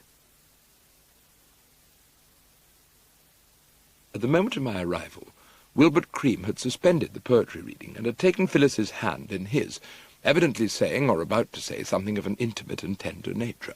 Hearing my "What-ho!" he turned, hurriedly released the fin, and directed at me a look very similar to the one I had recently received from Aubrey Upjohn. "Oh, it's you again," he said. "Kind of got a loose hand?" I explained that I'd just popped in to tell them that tea was now being served. Phyllis squeaked a bit. "Oh, dear, I must run. Daddy doesn't like me to be late for tea." I could see trembling on Wilbert Cream's lips a suggestion as to where Daddy could stick himself and his views on respect to elders, but with a powerful effort he held it back.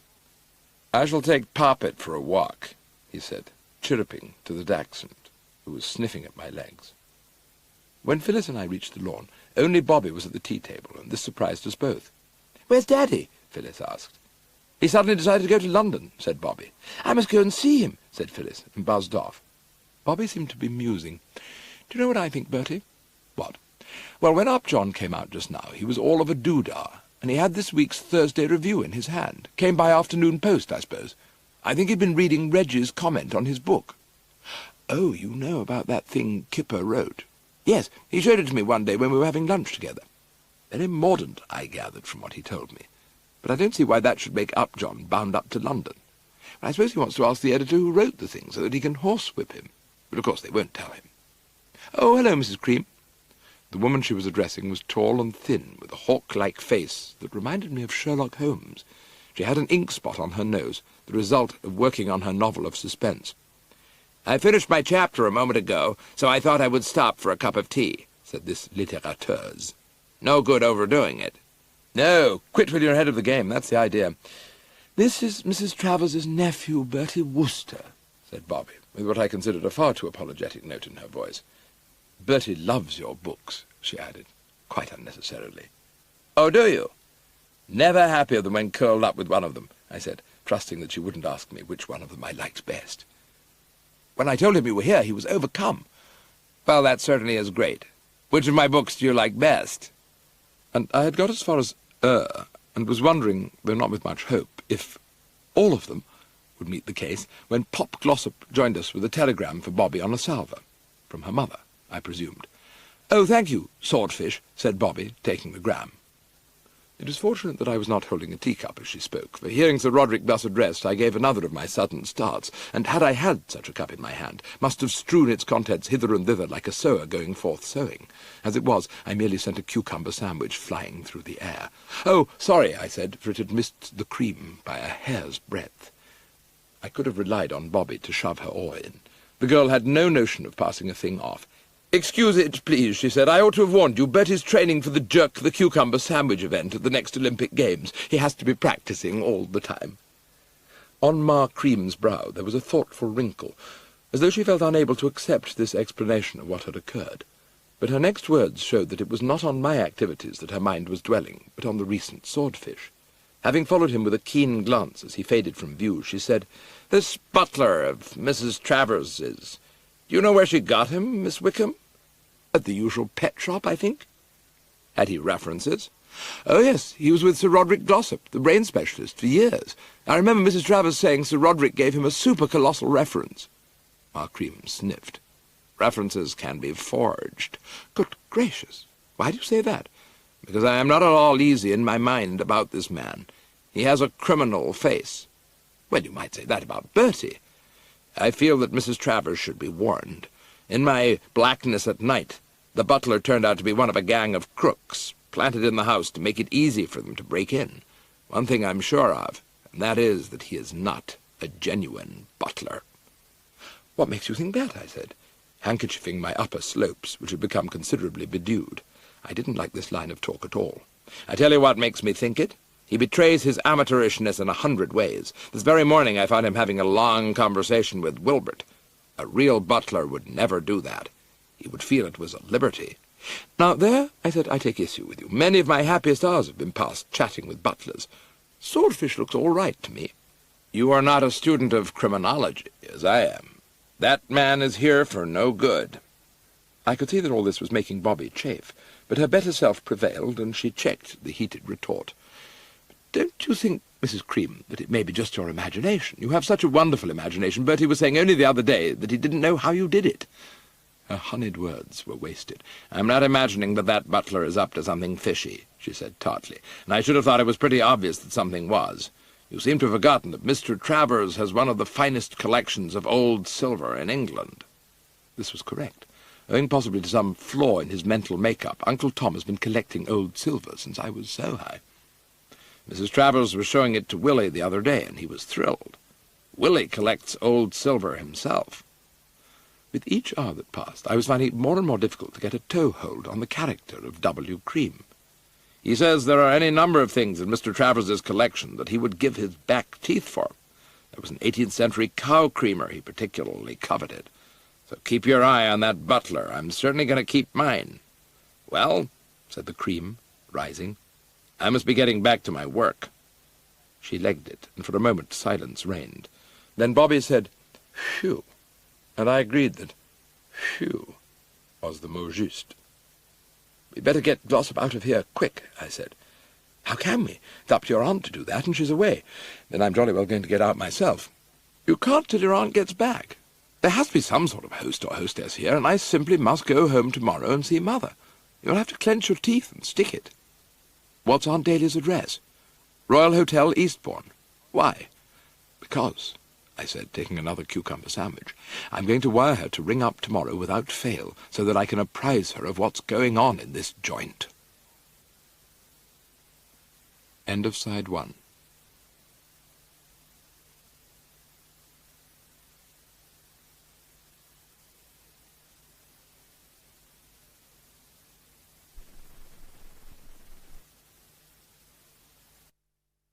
Side 2.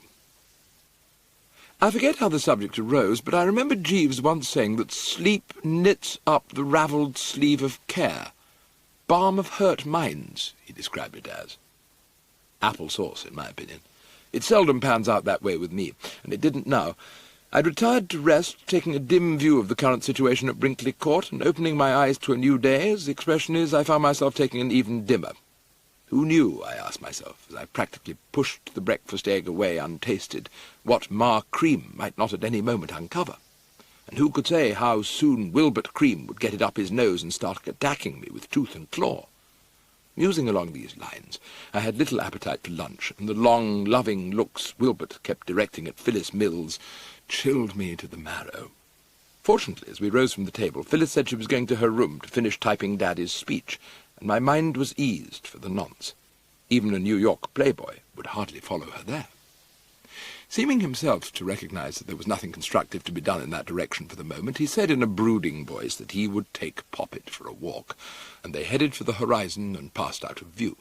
I selected one of Ma Cream's books from Aunt Dahlia's shelves and took it out to read in a deck chair on the lawn, and I should no doubt have enjoyed it enormously had not the warmth of the day caused me to drop off into a gentle sleep in the middle of Chapter 2. Waking from this some little time later, I was told that I was wanted on the telephone. I hastened to the instrument, and Aunt Dahlia's voice came thundering over the wire. "Bertie?" "Bertram, it is." "Why the devil have you been such a time?" "Sorry, I was out on the lawn." "Sleeping off your lunch, I suppose. Always eating, that's you." "It is customary, I believe, to take a little nourishment at about this hour," I said, rather stiffly. "How's Bonzo?" "Getting along." "What was it?" "German measles. But why did you want me to phone you?" "I thought you ought to know about all these lurking perils in the home." "What lurking perils?" "Ma Cream, for one. She entertains suspicions." "What of?" "Pop Glossop. She thinks he isn't a real butler." From the fact that my eardrum nearly split in half, I deduced that she had laughed a jovial laugh. "Let her think. Adela Cream doesn't worry me. Anything else on your mind?" "Yes, this Wilbert Cream-Phyllis Mills thing." "Ah, now you're talking. Did young Bobby Wickham tell you that you've got to stick to Wilbert closer than a brother?" I was going to say porous plaster, but have it your own way. "She explained the position of affairs?" "She did, and it's precisely that I want to thresh out with you." "All right, start threshing." Having given the situation the best of the Worcester brain for some considerable time, I had the res all clear in my mind. I proceeded to decant it. "Has it occurred to you to put yourself in Wilbert Cream's place and ask yourself how he's going to feel being followed around all the time? It isn't as if he was Mary." "What did you say?" "I said it wasn't as if he was Mary." "How do you mean he isn't Mary?" "Mary who?" "I don't think she had a surname, did she? I was alluding to the child who had a little lamb with fleece as white as snow, and everywhere that Mary went the lamb was sure to go. Now, I'm not saying that I have fleece as white as snow, but I am going everywhere that Wilbert Cream goes, and what I'm driving at is that if I persist in this porous plastering, a time must inevitably come when, feeling that actions speak louder than words, he will haul off and bop me one. In which event I shall have no alternative but to haul off and bop him one." She bayed like a foghorn. "You'll do nothing of the sort. Turn the other cheek, you poor fish. If my nephew socked her son, Adela Cream would never forgive me. She would go running to her husband." "Yes, but Uncle Tom's deal would be dished. That's the very point I'm trying to make. If Wilbert Cream is bussed by anyone, it must be by somebody having no connection with the Travers family. You must at once engage a substitute for Bertram." "You are suggesting that I hire a private detective?" "I is the more usual term. No, not that, but you must invite Kipper Herring down here. He will spring to the task of dogging Wilbert's footsteps, and if Wilbert bops him and he bops Wilbert, it won't matter. You know, Bertie, there are times, rare, yes, but they do happen, when your intelligence is almost human. Tell him to drop everything and come running." She rang off, and I was about to draft the communication when I became conscious of an imperious desire for a beaker full of the warm south. I pressed the bell, accordingly, and sank into a chair. I had forgotten that ringing bells at Brinkley Court under prevailing conditions must inevitably produce Sir Roderick Glossop. "Good afternoon, Mr. Worcester. I had been hoping for a word with you in private. But perhaps Miss Wickham has already explained the circumstances?" "She has? She impressed it upon you that Mrs. Cream must have no inkling of why I am here?" "Oh, rather. How's it coming along?" "I beg your pardon?" "Observing. Have you spotted any dippiness in the subject?" "If by that expression you mean, have I formed any definite views on Wilbert Cream's sanity, the answer is no. It is most unusual for me not to be able to make up my mind after even a single talk with the person I am observing, but in young Cream's case I remain uncertain. On the other hand, we have his record." "The stink bombs?" "Exactly. And a number of other things which one would say pointed to a mental unbalance. Unquestionably, Wilbert Cream is eccentric, but against this must be set the fact that he gives no sign of this in his conversation. I was having quite a long talk with him yesterday morning and found him most intelligent. He is interested in old silver, and spoke with a great deal of enthusiasm of an 18th-century cow creamer in your uncle's collection." "He didn't say he was an 18th-century cow creamer." "Certainly not. Probably just wearing the mask. Very cunning, these fellows with deep-seated neuroses." He shook his head reprovingly. "No, I must wait for further evidence." "And weigh it?" "And, as you say, weigh it. But you rang, Mr. Worcester. Is there anything I can do for you?" "Well, as a matter of fact, I wanted a whisky and soda, but I hate to trouble you." "My dear Mr. Worcester, you forget that I am, if only temporarily, a butler, and I hope a conscientious one. I will bring it immediately." When he returned, he brought with him not only the beaker full of the warm south, on which I flung myself gratefully, but a letter which he said had just come for me by the afternoon post. No bad news, I trust, Mr. Wooster? It depends what you call bad news. It's front-page stuff, all right. This is from Jeeves, my man. Now, I must begin by saying that when Jeeves was leaving for his annual vacation, the subject of W. Cream came up in the home, Aunt Dalia having told me he was one of the inmates here, and we discussed him at some length.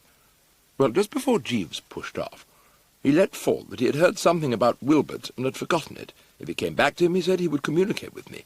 And he has, by Jove. He says that Wilbert Cream is a... what's the word? I referred to the letter. A kleptomaniac, which means, if the term is not familiar to you, a chap who flits hither and thither, pinching everything he can lay his hands on. Good gracious! I suppose they took him abroad to get him away from it all. No doubt. Overlooking the fact there are just as many things to pinch in England as in America. Does any thought occur to you? It most certainly does. I am thinking of your uncle's collection of old silver. Me too. It presents a grave temptation to the unhappy young man. I don't know that I'd call him unhappy. He probably thoroughly enjoys lifting the stuff. We must go to the collection room immediately. There may be something missing. To reach the collection room was not the work of an instant with us, for Pop Glossop was built for stability rather than speed, but we fetched up there in due course, and my first emotion on giving it the once-over was one of relief. It was only after Pop Glossop had said, "Woof!" and was starting to dry off the brow, that I spotted the hiatus. The cow creamer was not among those present. The cow creamer, in case you're interested, was a silver jug or pitcher, or whatever you call it, shaped, of all silly things, like a cow with an arching tail, and a juvenile delinquent expression on its face. A cow that looked as if it was planning, next time it was milked, to haul off and let the milkmaid have it in the lower ribs. Its back opened on a hinge, and the tip of the tail touched the spine, thus giving the householder something to catch hold of when pouring. Why anyone should want such a revolting object had always been a mystery to me, it ranking high up on the list of things I would have been reluctant to be found dead in a ditch with, but apparently they liked that sort of jug in the 18th century. However, be that as it may, the point was that it had vanished. I was about to apprise Pop Glossop of this and canvass his views, when we were joined by Bobby Wickham. She was now dressed for her journey home. "Hello, souls! You look a bit hot and bothered, Bertie. What's up?" "I'll tell you what's up. You know that cow creamer of Uncle Tom's?" "No, I don't. A sort of cream jug kind of thing? He loves it dearly, but the damn thing's gone." "You sure?" I said that sure was just what I wasn't anything but. "But I don't get this. How do you mean it's gone?" "It's been pinched. Things don't get pinched in country houses." "They do if there's a Wilbert Cream on the premises. He's a whatever it is," I said, and thrust Jeeves's letter on her. She perused it with an interested eye, and having mastered its contents, said, "Caw, chase my Aunt Fanny up a gum tree." There was, however, she said, a bright side. "You'll be able now to give it as your considered opinion that the man is as loony as a coot, Sir Roderick." A pause ensued, during which Pop Glossop appeared to be weighing this. "Unquestionably his metabolism is unduly susceptible to stresses," he said, and Bobby patted him on the shoulder in a maternal sort of a way. "That's how I like to hear you talk. You must tell Mrs. Travers that when she gets back. She'll be able to forbid the banns in no uncertain manner, so everything's fine." "Everything," I pointed out, "except that Uncle Tom is short one new lamb." She chewed the lower lip. "Yes, that's true. What steps do we take about that?" She looked at me, and I said I didn't know, and then she looked at Pop Glossop, and he said he didn't know. "The situation is an extremely delicate one. You concur, Mr. Wooster? Placed as he is, your uncle can hardly go to the young man and demand restitution, though really I cannot see what is to be done. I am baffled." "So am I." "I'm not," said Bobby. I quivered like a startled what-you-call-it. She had spoken with a cheery ring in her voice that told an experienced ear like mine that she was about to start something. Pop Glossop, having only a sketchy acquaintance with this female of the species, and so not knowing that from childhood up her motto had been "anything goes," was all animation and tell me more. "You have thought of some course of action that it will be feasible for us to pursue, Miss Wickham?" "Certainly. Do you know which Wilbert's room is?" He said he did. "And do you agree that if you snitch things when you're staying at a country house, the only place you can park them in is your room? Is it possible that you're suggesting that somebody nips into Wilbert's room and hunts around? That's right. And it's obvious who the people's choice is. You're elected, Bertie." Well, I wasn't surprised, but I put in a rebuttal. "Why me?" "It's young man's work." "I don't see that," I said. "I should have thought a mature, experienced man of the world would have been far more likely to bring home the bacon. Now, don't be difficult, Bertie. You'll enjoy it. Try to imagine you're someone in the Secret Service on the track of the naval treaty which was stolen by a mysterious veiled woman, diffusing a strange, exotic scent. Suppose someone pops in. Don't be silly. Mrs. Cream is working on her book, Phyllis is in her room, typing Upjohn's speech, Wilbert's gone for a walk, Upjohn isn't here. The only character who could pop in would be the Brinkley Court ghost. If it does, give it a cold look and walk through it. Ha-ha. Ha-ha, trilled Pop Glossop. I was not in jocund mood, and when Bobby, speeding me on my way, called me her brave little man and said she had known all along I had it in me, I ignored the remark with a coldness which must have made itself felt. It amazed me that I could have allowed myself to be let in for a binge of this description simply because a woman wished it. Too bally chivalrous for our own good, we Worcesters, and always have been. As I reached Wilbert's door and paused outside, doing a bit of screwing the courage to the sticking point, as I have heard Jeeves call it, I found the proceedings reminding me of something, and I suddenly remembered what. I was feeling just as I had felt in the old Malvern House epoch, when I used to sneak down to Aubrey Upjohn's study at dead of night in quest of the biscuits he kept there in a tin of his desk. And there came back to me the memory of the occasion when, not letting a twig snap beneath my feet, I had entered his sanctum in pyjamas and a dressing-gown, to find him seated in his chair, tucking into the biscuits himself. A moment fraught with embarrassment. I turned the handle softly, pushed, also softly, and carrying on into the interior, found myself confronted by a girl in housemaid's costume, who put a hand to her throat, like somebody in a play, and leapt several inches in the direction of the ceiling. "Coo!" she said, having returned to terra firma and taken aboard a spot of breath. "You gave me a start, sir." "Frightfully sorry, my dear old housemaid," I responded cordially. "As a matter of fact, you gave me a start, making 2 starts in all. I'm looking for Mr. Cream." "I'm looking for a mouse." This opened up an interesting line of thought. "You feel there are mice in these parts?" "I saw one this morning when I was doing the room, so I brought Augustus," she said, and indicated a large black cat. "Oh, Augustus will teach him." Now, right from the start, I'd been wondering how this housemaid was to be removed, for of course her continued presence would render my enterprise null and void. You can't search rooms with the domestic staff standing on the sidelines. But on the other hand, it was impossible for anyone with any claim to be a preux chevalier to take her by the slack of her garment and heave her out. For a while the thing had seemed an impasse, but this statement of hers that Augustus would teach the mouse gave me an idea. "I doubt it," I said. "You're new here, aren't you?" She conceded this, saying that she had taken office only in the previous month. "I thought as much, or you would be aware that Augustus is a broken reed to lean on in the matter of catching mice. Except when eating, he does nothing but sleep. If you cast an eye on him, you will see that he is asleep now." "Cool, so he is." "It's a sort of disease. If you will be ruled by me, you will abandon the whole project and take him back to the kitchen. You're simply wasting your time."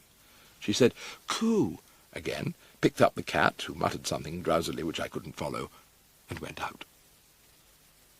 The first thing I noticed when at leisure to survey my surroundings was that the woman up top, carrying out her policy of leaving no stone unturned in the way of sucking up to the Cream family, had done Wilbert well where sleeping accommodation was concerned. What he had drawn when clocking in at Brinkley Court was the room known as the Blue Room, a signal honour to be accorded to a bachelor guest, amounting to being given star billing, for at Brinkley, as at most country houses, any old nook or cranny is considered good enough for the celibate contingent. The furnishing of this Blue Room was solid and Victorian.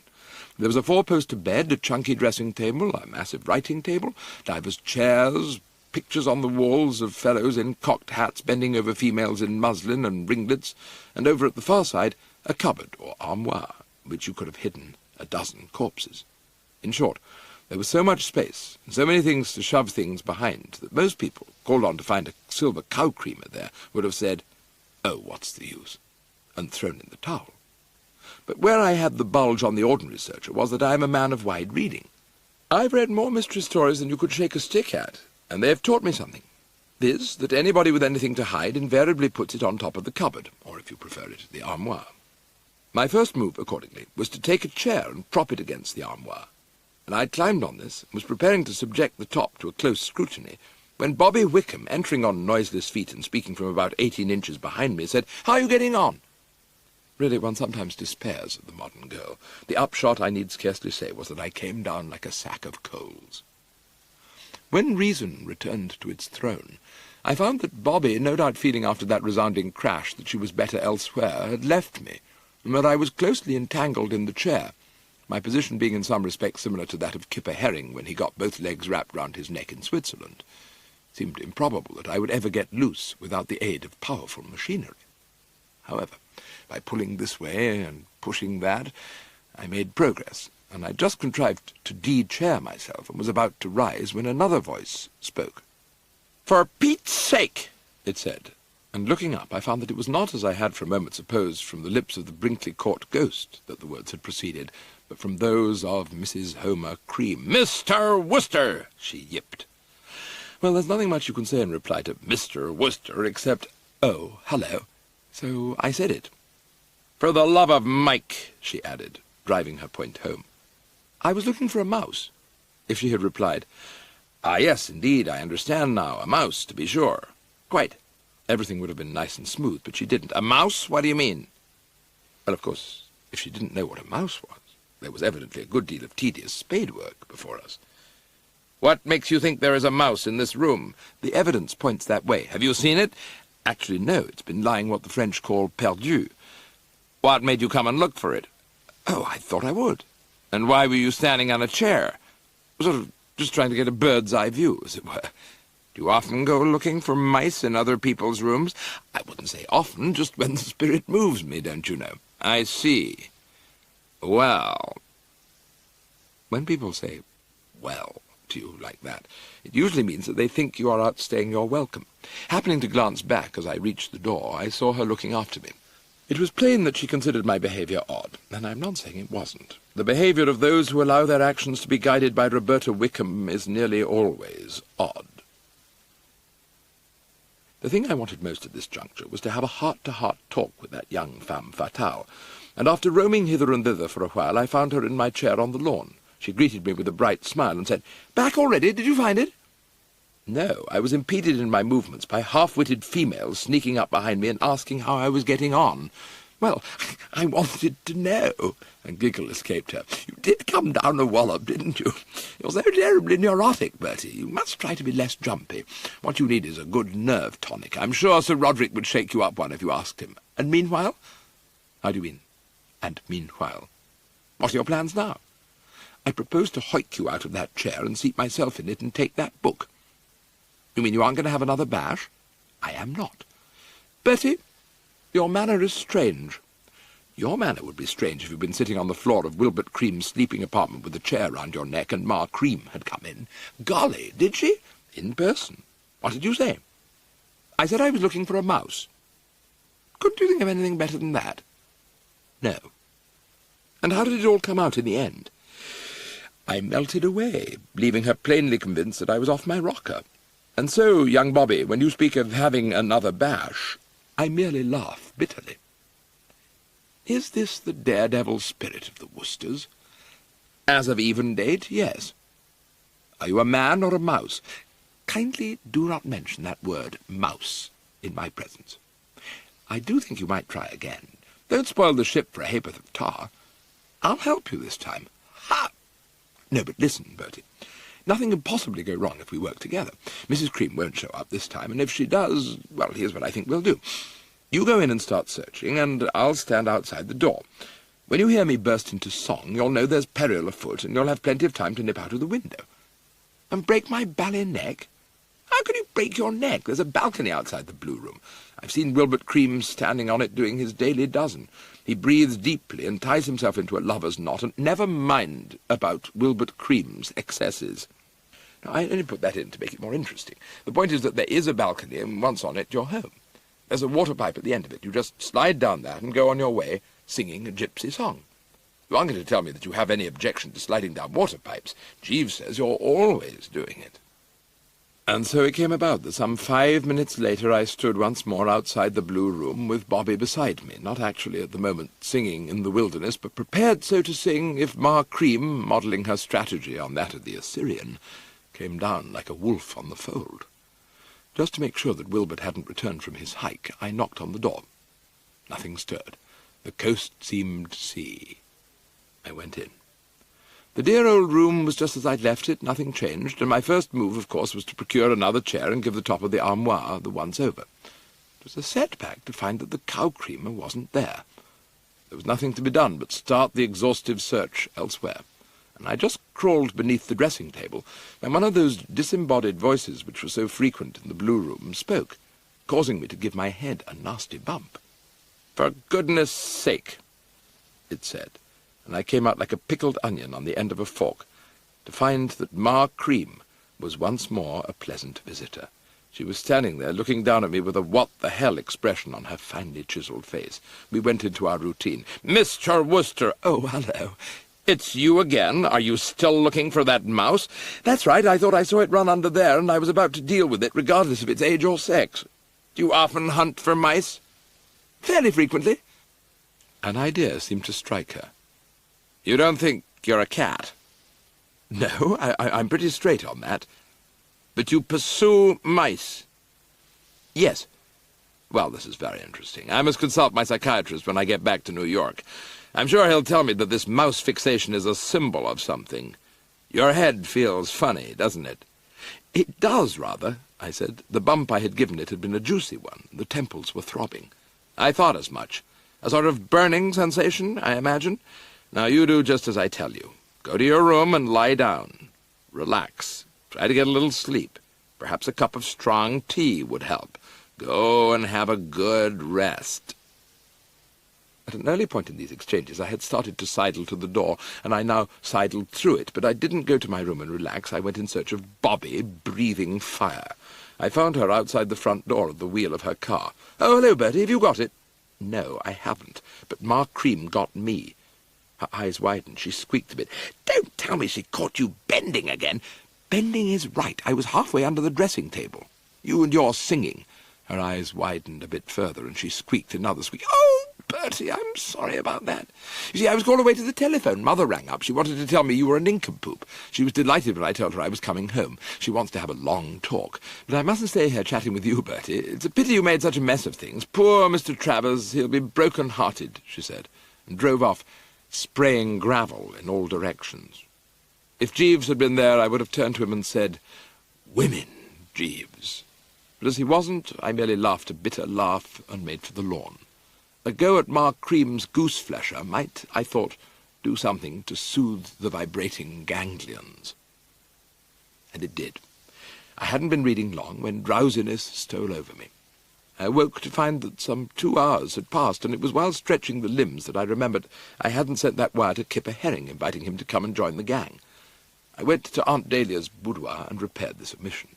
This done, I headed for the open spaces again, and was approaching the lawn with a view to getting on with my reading, when, hearing engine noises in the background and turning to cast an eye in their direction, blow me tight if I didn't behold Kipper alighting from his car at the front door. The distance from London to Brinkley Court being 100 miles or so, and not much more than 2 minutes having elapsed since I'd sent off that telegram, the fact that he was now outside the Brinkley front door struck me as quick service. The what-ho with which I greeted the back of his head as I approached was tinged, accordingly, with a certain bewilderment. At the sound of the old familiar voice, he spun round with something of the agility of a cat on hot bricks, and I saw that his dial, usually cheerful, was contorted with anguish, as if he had swallowed a bad oyster. Guessing now what was biting him, I smiled one of my subtle smiles. I would soon, I told myself, be bringing the roses back to his cheeks. He gulped a bit, then spoke in a hollow voice, like a spirit at a séance. "Hello, Bertie." "Hello? I was hoping I might run into you. And now the dream's come true. Your aunt well?" "Fine." "Long time since I was at Brinkley." "Yes." "Well, that's how it goes." He paused, and did another splash of gulping. "I saw that thing in the Times, Bertie." "Ah, yes, that thing." "At the club. After lunch, I couldn't believe my eyes." Well, I hadn't been able to believe mine either, but I didn't mention this. I was thinking how like Bobby it was, when planning this scheme of hers, not to have let him in on the ground floor. And I'll tell you why I couldn't. You'll scarcely credit this, but only a couple of days ago she was engaged to me. You don't say. And all the while she must have been contemplating this ghastly bit of treachery. He kicked petulantly at a passing beetle. "It's the cold, callous heartlessness of the thing that shocks me. She just let me get the news from the morning paper." I was stunned. I bet you were. Did everything go black? Pretty black. I took the rest of the day thinking it over, and this morning wangled leave from the office and got the car out and came down here to tell you. He paused, seeming overcome with emotion. Yes? To tell you that whatever we do, we mustn't let this thing break our old friendship. Of course not. We were boys together. In Eton jackets and pimples. Exactly. So we must carry on regardless, just as if this had not happened. Quite. And when you're married and settled down, I shall frequently look in on you for a cocktail. Yes, do. I will, though I shall have to exercise an iron self-restraint to keep me from beaning that pie-faced little hornswoggler, Mrs. Bertram Worcester, née Wickham, with the shaker. Ought you to call her a pie-faced little hornswoggler? Why, can you think of something worse? He said, with the air of one always open to suggestions. Do you know Thomas Otway? I don't believe so. Pal of yours? 17th century dramatist. Wrote The Orphan, in which play these words occur. What mighty ills have not been done by woman? Who wast betrayed the Capitol? A woman. Who lost Mark Antony the world? A woman. Who was the cause of a long 10 years' war and laid at last old Troy in ashes? Woman. Deceitful, damnable, destructive woman. Otway knew what he was talking about. He couldn't have put it better if he had known Roberta Wickham personally. I smiled another subtle smile. I was finding all this extremely diverting. I don't know if it's my imagination, Kipper, but something gives me the impression that at the moment of going to press, you aren't too sold on Bobby. He shrugged a shoulder.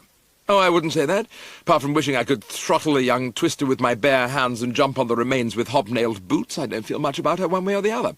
She prefers you to me, and there's nothing more to be said. The great thing is that everything is all right between you and me. You came all the way here just to make sure of that, I said, moved. Well, there may possibly also have been an idea at the back of my mind that I might get invited to dig in at one of those dinners of Anatole's before going on to book a room at the Bull and Bush in Market Snodsbury. How is Anatole's cooking these days? Superber than ever. Would it run to a dinner invitation, do you think? My dear chap, of course. The needy are never turned from our door. Splendid. And after the meal I shall propose to Phyllis Mills. What? Yes, I know what you're thinking. She's closely related to Aubrey Upjohn. But surely, Bertie, she can't help that. More to be pitied than censured, you think? Exactly. I thought you scarcely knew her. Oh, yes, we saw quite a bit of one another in Switzerland. It seemed to me that the moment had come to bring the good news from Aix to Gand, as the expression is. I don't know that I would propose to Phyllis Mills, Kipper. Bobby might not like it. No, but that's the whole idea, to show her she isn't the only onion in the stew, and that if she doesn't want me, there are others who feel differently. What are you grinning about? As a matter of fact, I was smiling subtly, but I let it go. Kipper, I have an amazing story to relate. Well, I'll be blowed, he said when I had placed the facts before him. Well, I'll be a son of a what-not. I thought you would be. Bless her ingenious little heart. Have you any idea how the thing is working out? Rather smoothly, I think. On reading the announcement in the Times, Wickham Senior had hysterics and swooned in her tracks. She doesn't like you? That was the impression I got.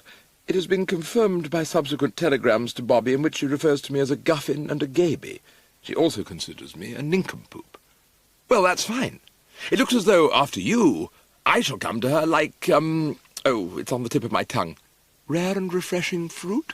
Exactly. If you care to have a bet on it, 5 bob will get you 10 that this scenario will end with a fade-out of Lady Wickham folding me in her arms and kissing me on the brow and saying that she knows I will make her little girl happy. Gosh, Bertie, when I think that Bobby, I mean, not Lady Wickham, will soon be mine, and that shortly after yonder sun has set I shall be tucking into one of Anatole's dinners, well, I could dance a saraband. By the way, talking of dinner, do you suppose it would also run to a bed? Could you swing it with your aunt? She isn't here. She left to minister to her son Bonzo, who is down with German measles at his school. But she rang up this afternoon and instructed me to wire you to come and make a prolonged stay. You're pulling my leg. No, this is official. There's something she wants you to do for her. She can have anything she asks. A look of alarm came into his face. Don't tell me she wants me to present the prizes at Market Snodsbury Grammar School. No, no. The prizes this year will be distributed by Aubrey Upjohn. That's a relief. How is he, by the way? You've met him, of course. Oh, yes, we got together. I spilled some tea on him. You couldn't have done better. He's grown a moustache. That eases my mind. I wasn't looking forward to seeing that bare upper lip of his. Might as well unleash me on him now. He isn't here. You said he was. Yes, he was, and he will be, but he isn't. He's gone up to London. Isn't anybody here? Certainly, there's Phyllis Mills. Nice girl. And Mrs. Homer Cream of New York City, N.Y., and her son Wilbert. And that brings me to the something Aunt Dalia wants you to do for her. I was pleased as I put him hep on the Wilbert-Phyllis situation and revealed the part he was expected to play in it. He followed the set-up intelligently, and when I had finished, said that of course he would be only too willing to oblige. "Rely on me, Bertie," he said. "We can't have Phyllis tying herself up with a man who on the evidence would appear to be as nutty as a fruitcake. I will be about this Cream's bed and about his board, spying out all his ways. Every time he lures the poor girl into a leafy glade, I will be there, nestling behind some wild flower, all ready to pop out and gum the game at the least indication that he's planning to get mushy.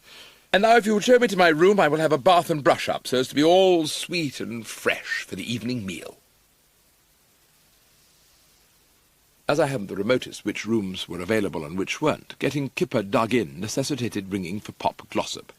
I pressed the button, and he appeared, giving me as he entered the sort of conspiratorial glance the acting secretary of a secret society would have given a friend on the membership roll.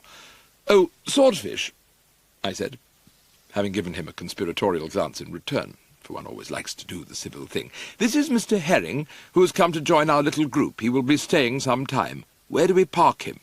"The Red Room suggests itself, sir."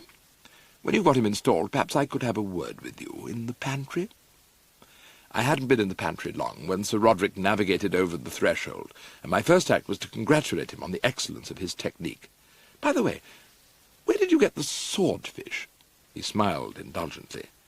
"That was Miss Wickham's suggestion." I thought as much. "She informed me that she had always dreamed of one day meeting a butler called Swordfish. A charming young lady, full of fun." "It may be fun for her," I said, "but it isn't so diverting for the unfortunate toads beneath the harrow whom she plunges so ruthlessly in the soup. Let me tell you what occurred after I left you this afternoon." I told my story well, omitting no detail, however slight. It had him bless my souling throughout. "I wonder—" he began when I had finished. "Wonder what?" "I do not wish to hurt your feelings." "Go ahead." "Well, I'm wondering if it was altogether wise to entrust this very delicate operation to a young fellow like yourself. I'm coming round to the view you put forward when we were discussing the matter with Miss Wickham. You said, if you recall, that the enterprise should have been placed in the hands of a mature, experienced man of the world. You aren't thinking of having a pop at it yourself?" "That is precisely my intention, Mr. Wooster." "You won't enjoy meeting Ma Cream. I can envisage the peril. But the fact is, Mr. Wooster, I regard what has happened as a challenge. My blood is up. In a curious way it restores my youth. It brings me back to my preparatory school days, when I would often steal down at night to the headmaster's study to eat his biscuits." I started. "You really used to do that at your prep school?" "Many years ago."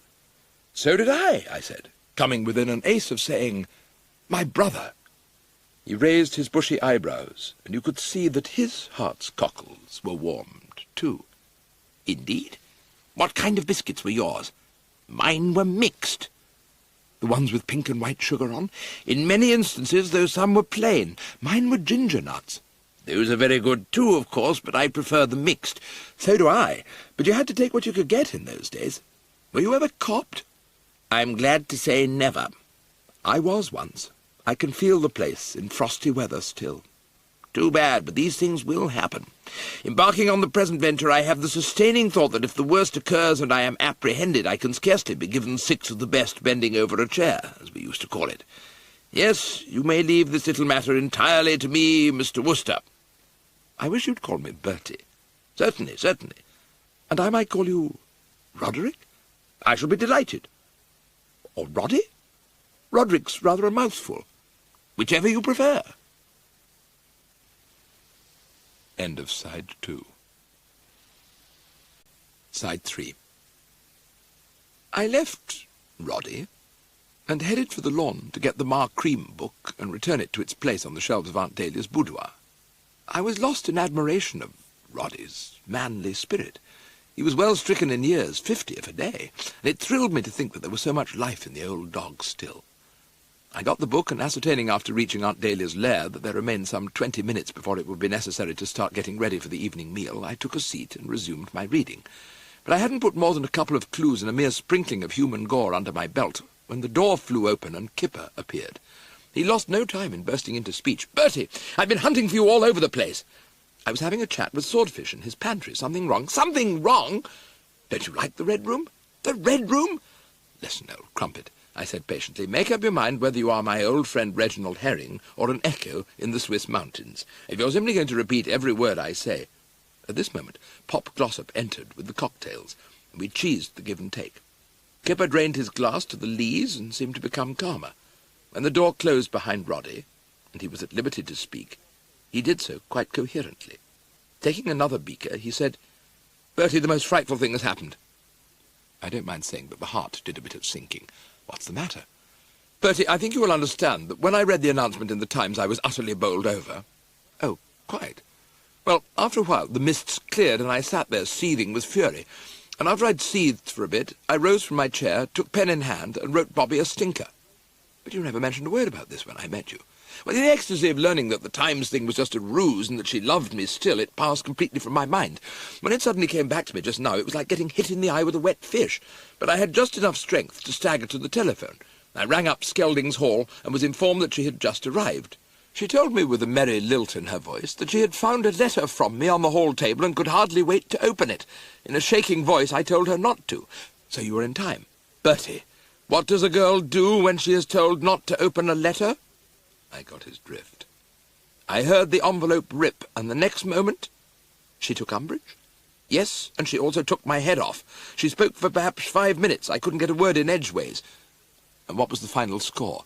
She said she was thankful that I was glad to have got her out of my hair because she was immensely relieved to have got me out of hers, and that I had made her very happy because now she was free to marry you, which had always been her dearest wish. In this hair-raiser of Ma Cream's, which I had been perusing, there was a chap of the name of Scarface McCall, a gangster of sorts, who, climbing into the old car one morning and twiddling the starting key, went up in fragments, owing to a business competitor having inserted a bomb in his engine. And I had speculated for a moment, while reading, as to how he must have felt. I knew now. I rose. I sprang to the door. "Am I boring you?" Kipper said rather stiffly. No, but I must go and get my car." "You're going for a ride?" "Yes. But it's nearly dinner time." "I don't want any dinner." "Where are you going?" "Herne Bay." "Why Herne Bay?" "Because Jeeves is there, and this thing must be placed in his hands without a moment's delay." "What can Jeeves do?" "That I cannot say, but he will do something." It's considerably more than a step from Brinkley Court to Herne Bay, the one being in the middle of Worcestershire and the other on the coast of Kent. I didn't fetch up at Journey's End till well past midnight, and when I rolled round to Jeeves's address on the morrow, I was informed that he had gone out early and they didn't know when he would be back. Leaving word for him to ring me at the Drones, I returned to the metropolis, and was having the pre-dinner keg of nails in the smoking-room when his call came through. "Mr. Worcester? Good evening, sir. This is Jeeves. And not a moment too soon," I said, speaking with the emotion of a lost lamb which after long separation from the parent sheep finally manages to spot it across the meadow. "Where have you been all this time?" "I had an appointment to lunch with a friend at Folkestone, sir, and while there was persuaded to extend my visit in order to judge a seaside bathing bells contest." "No, really? You do live, don't you?" "Yes, sir." "How did it go off?" "Quite satisfactorily, sir, thank you." "Who won?" Miss Marlene Higgins of Brixton, sir, with Miss Lana Brown of Tulse Hill and Miss Marilyn Bunting of Penge, honourably mentioned. All most attractive young ladies." "Shapely?" "Extremely so." "Well, let me tell you, Jeeves, I have a tale to tell as well. Are you listening?" "Yes, sir." "Then hold on to your hat and don't miss a word." When I had finished unfolding, he said, "I can readily appreciate your concern, sir. I will come to Brinkley Court immediately." "Will you really? I hate to interrupt your holiday." "Not at all, sir." "You can resume it later." "Certainly, sir, if that is convenient to you. I will call at the apartment at as early an hour tomorrow as is possible. And we'll drive down together." "Right." When we were out of the London traffic and it was possible to converse without bumping into buses and pedestrians, I threw the meeting open for debate. You've not forgotten our telephone conversation of yestereen, Jeeves? No, sir. Got a bite of any sort? Not yet, sir. No. The core of the matter is, I said, twiddling the wheel to avoid a passing hen, that in Roberta Wickham we are dealing with a girl of high and haughty spirit. Yes, sir. And girls of high and haughty spirit need kidding along. This cannot be done by calling them carrot-topped Jezebels. No, sir.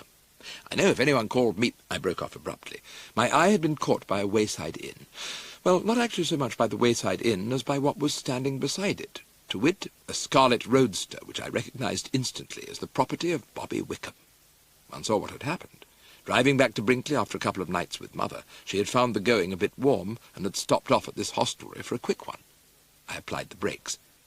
Mind waiting here a minute, Jeeves? Certainly, sir. You wish to speak to Miss Wickham? Ah, you spotted her car. Yes, sir. It is distinctly individual, like its owner. I have a feeling that I may be able to accomplish something in the breach-healing way with a honeyed word or two. Worth trying, don't you think? Unquestionably, sir. At a time like this, one doesn't want to leave any avenue unturned. The interior of the wayside inn, the Fox and Goose, not that it matters, was like the interiors of all wayside inns. Entering, you found yourself in a cosy nook, with tankards on the walls and chairs and tables dotted hither and thither. On one of the chairs at one of the tables, Bobby was seated with a glass and a bottle of ginger ale before her. Good Lord, Bertie, where did you spring from? I explained that I was on my way back to Brinkley from London by car. Be careful someone doesn't pinch it. I'll bet you haven't taken out the keys. No, but Jeeves is there, keeping watch and ward, as you might say. Oh, you brought Jeeves with you? I thought he was on his holiday. He very decently cancelled it. Pretty feudal? Very. When I told him I needed him at my side, he didn't hesitate. What do you need him at your side for? The moment had come for the honeyed word. I lowered my voice to a confidential murmur, but on her inquiring if I had laryngitis, raised it again. I had an idea that he might be able to do something. What about? You and Kipper, I said, and started to feel my way cautiously towards the core and centre. It would be necessary, I knew, to pick my words with C. I sort of eased into the agenda. I must begin by saying that Kipper has given me a full eyewitnesses, well, ear-witnesses, I suppose you'd say, report of that chat you and he had over the telephone. And no doubt you're saying to yourself that it would have been in better taste for him to have kept it under his hat. But you must remember that we were boys together, and the fellow naturally confides in a chap he was boys together with. Anyway, be that as it may, he poured out his soul to me, and he hadn't been pouring long before I was able to see that he was cut to the quick. His blood pressure was high, his eye rolled in what they call a fine frenzy, and he was death wears thy stinging like nobody's business. I saw her quiver and kept a wary eye on the ginger ale bottle. But even if she had raised it and brought it down on the Worcester bean, I couldn't have been more stunned than I was by the words that left her lips. The poor lamb. I had ordered a gin and tonic. I now spilled a portion of this. Did you say poor lamb? You bet I said poor lamb. Just imagine him taking all that stuff I said seriously. You were just making conversation? Well, blowing off steam. For heaven's sake, isn't a girl allowed to blow off some steam occasionally? Then is the position that the laughing love god is once more working at the old stand? Like a beaver. In fact, to coin a phrase, your sweetheart still? Of course. I may have meant what I said at the time, but only for about 5 minutes. Does Kipper know of this? Not yet. I'm on my way to tell him. I raised a point on which I particularly desired assurance. Then what it boils down to is no wedding bells for me. I don't want to get jugged for bigamy. No, one sees that. And your selection for the day is Kipper. I don't blame you. The ideal mate. We went out together from the hostelry, and I saw her off and returned to where Jeeves kept his vigil in the car. All smiles. Sorry to keep you waiting, Jeeves. Hope you weren't bored. Oh, no, sir. Thank you. You'll be glad to hear everything's under control. Indeed, sir? Yes. Rift in lute mended, and wedding bells liable to ring out at any moment. She's changed her mind. Varium et mutabile semper femina, sir. I shouldn't wonder. And now, I said, climbing in and taking the wheel, I'll unfold the tale of Wilbert and the cow creamer. Arriving at Brinkley in the quiet evenfall and putting the old machine away in the garage, I noticed that Aunt Dahlia's car was there, and gathered from this that the aged relative was around and about once more. Nor was I in error. I found her in the boudoir, getting outside a dish of tea and a crumpet. She greeted me with one of those piercing view-halloos which she had picked up on the hunting field in the days when she'd been an energetic chivier of the British fox. It sounded like a gas explosion and went through me from stem to stern. I've never hunted myself, but I understand that half the battle is being able to make noises like some jungle animal with dyspepsia, and I believe that Aunt Dalia in her prime could lift fellow members of the Quorn and Pytchley out of their saddles with a single yip, though separated from them by 2 ploughed fields and a spinney. "Hello, ugly. Turn up again, have you?" Just this moment breasted the tape. "Been to Herne Bay, young Herring tells me." "Yes, to fetch Jeeves." "How's Bonzo?" "Spotty but cheerful." "What did you want Jeeves for?" "Well, as it turns out, his presence isn't needed, but I only discovered that when I was halfway here. I was bringing him along to meditate. No, it isn't meditate. To mediate, yeah, that's the word. Between Bobby, Wickham, and Kipper. You knew they were betrothed?" "Yes, she told me." "Did she tell you about shoving that thing in the Times, saying she was engaged to me?" "I was the first in whom she confided. I got a good laugh out of that." "More than Kipper did, because it hadn't occurred to the cloth-headed young nitwit to confide in him. When he read the announcement, he reeled and everything went black. It knocked his faith in women for a loop, and after seething for a while, he sat down and wrote her a letter in the Thomas Otway vein." "In the whose vein?" "You're not familiar with Thomas Otway? 17th century dramatist, celebrated for making bitter cracks about the other sex. Wrote a play called The Orphan, which is full of them." "So you do read something beside the comics?" "Well, actually, I haven't steeped myself to any great extent in Thos's output, but Kipper told me about him. He held the view that women are a mess, and Kipper passed his information on to Bobby in this letter. It was a snorter." "And you never thought of explaining to him, I suppose?" "Well, of course I did, but by that time she'd got the letter." "Why didn't the idiot tell her not to open it?" "It was his first move." "I've found a letter from you here, precious," she said. "On no account open it, angel," he said. So, of course, she opened it. The aged relative pursed the lips. "So that's why he's been going about looking like a dead fish. I suppose Roberta broke the engagement." In a speech lasting 5 minutes without a pause for breath. "And you brought Jeeves along to mediate." "That was the idea.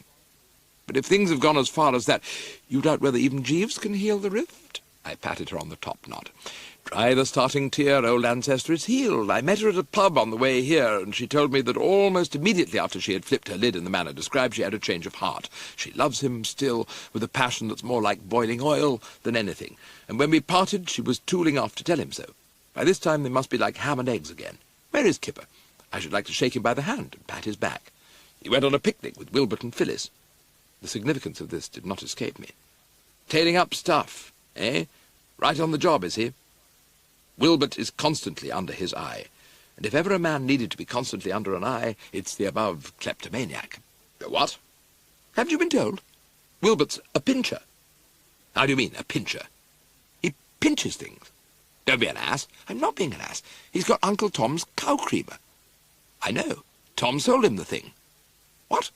"Wilbert got in touch with him at Harrogate and put in his bid, and Tom phoned me to give it to him." I drew a deep breath.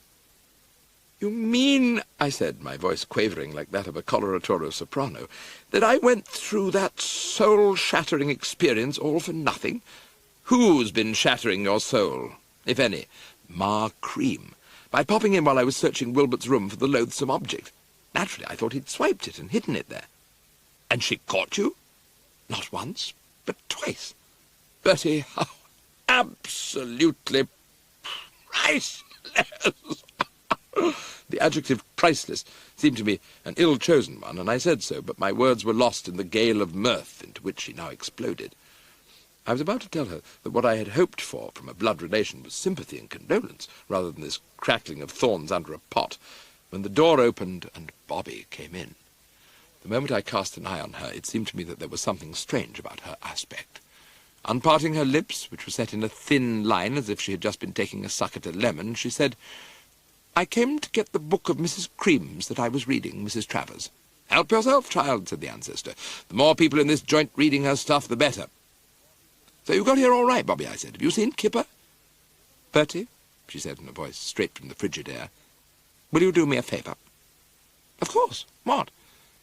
"Don't mention that rat's name in my presence." And she pushed off, the eyelids still weary. She left me fogged and groping for the inner meaning, and I could see from Aunt Dahlia's goggling eyes that the basic idea hadn't got across with her either. "Well," she said, "what's all this? I thought you told me she loved young Herring with a passion like boiling oil." That was her story. The oil seems to have gone off the boil. They must have had a fight. It does look like it. Should I send for Jeeves? What on earth can Jeeves do? Well, now you put it that way, I'm bound to admit that I don't know. No, Kipper can solve this mystery. I'll pop along and find him. I was, however, spared the trouble of popping, for at this moment he entered left centre. "Oh, there you are, Bertie," he said. "I heard you were back. I was looking for you." He had spoken in a low, husky sort of way, like a voice from the tomb, and I now saw that he was exhibiting all the earmarks of a man who has recently had a bomb explode in his vicinity. "What's all this strained relation stuff between you and Bobby, Kipper?" I said. When he said, "Oh, nothing," rapped the table sharply and told him to cut out the coy stuff and come clean. "Yes," said Aunt Dalia. "What's happened, young herring?" I think for a moment he was about to draw himself up with hauteur and say he would prefer, if we didn't mind, not to discuss his private affairs, but when he was halfway up he caught Aunt Dahlia's eye and returned to position 1. Aunt Dahlia's eye, while not in the same class as that of my Aunt Agatha, who is known to devour her young and conducts human sacrifices at the time of the full moon, has lots of authority.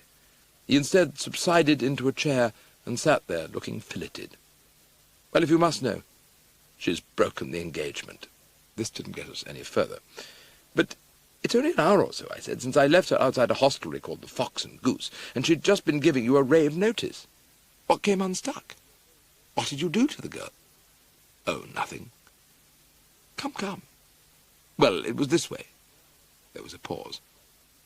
"Where I went wrong," he said, still speaking in that low, husky voice, as if he had been a ghost suffering from catarrh, "was in getting engaged to Phyllis Mills." "What?" I cried. "What on earth did you do that for?" said Aunt Dalia. He shifted uneasily in his chair. "It seemed a good idea at the time. Bobby had told me on the telephone that she never wanted to speak to me again. Phyllis had been telling me that while she shrank from Wilbert Cream because of his murky past, she found him so magnetic that she knew she wouldn't be able to refuse him if he proposed. I had been commissioned to stop him proposing, so I thought the simplest thing to do was to get engaged to her myself. So we talked it over, and having reached a thorough understanding that it was simply a ruse and nothing binding on either side, we announced it to Cream." "Very shrewd," said Aunt Dalia. "How did he take it?" "He reeled." "Lot of reeling there's been in this business," I said. "You reeled, if you recollect, when you remembered you'd written that letter to Bobby. And I reeled again when she suddenly appeared from nowhere, just as I was kissing Phyllis." I pursed the lips. "There was no need for you to do that." "No need, perhaps, but I wanted to make it look natural to Cream." "Oh, I see. Driving it home, as it were. That was the idea.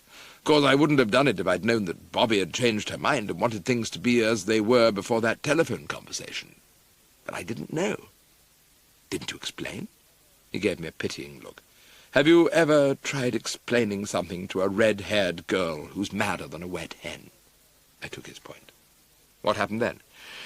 "Oh, she was very ladylike, talked amiably of this and that, till Phyllis had left us. Then she started in. She said she had raced here with a heart overflowing with love, longing to be in my arms, and a jolly surprise it was to find those arms squeezing the stuffing out of another, and, oh, well, a lot more along those lines." "Well, if you want to know what I think," said Aunt Dalia. But we never did get round to knowing what she thought, for at this moment Phyllis came in. Giving the wench the once-over as she entered, I found myself well able to understand why Bobby, on observing her entangled with Kipper, had exploded with so loud a report. I'm not myself, of course, an idealistic girl in love with a member of the staff of the Thursday Review, and never have been, but if I were, I know I'd get the megrims somewhat severely if I caught him in a clinch with anyone as personable as this stepdaughter of Aubrey Upjohn. For though shaky on the IQ, physically, she was a Piptorino of the first water. Her eyes were considerably bluer than the skies above. She was wearing a simple summer dress, which accentuated rather than hid the graceful outlines of her figure, if you know what I mean, and it was not surprising that Wilbert Cream, seeing her, should have lost no time in reaching for the book of poetry and making a beeline with her to the nearest leafy glade. "Oh, Mrs. Travers," she said, spotting Aunt Dalia, "I've just been talking to Daddy on the telephone." This took the old ancestor's mind right off the tangled affairs of the Kipper-Bobby axis.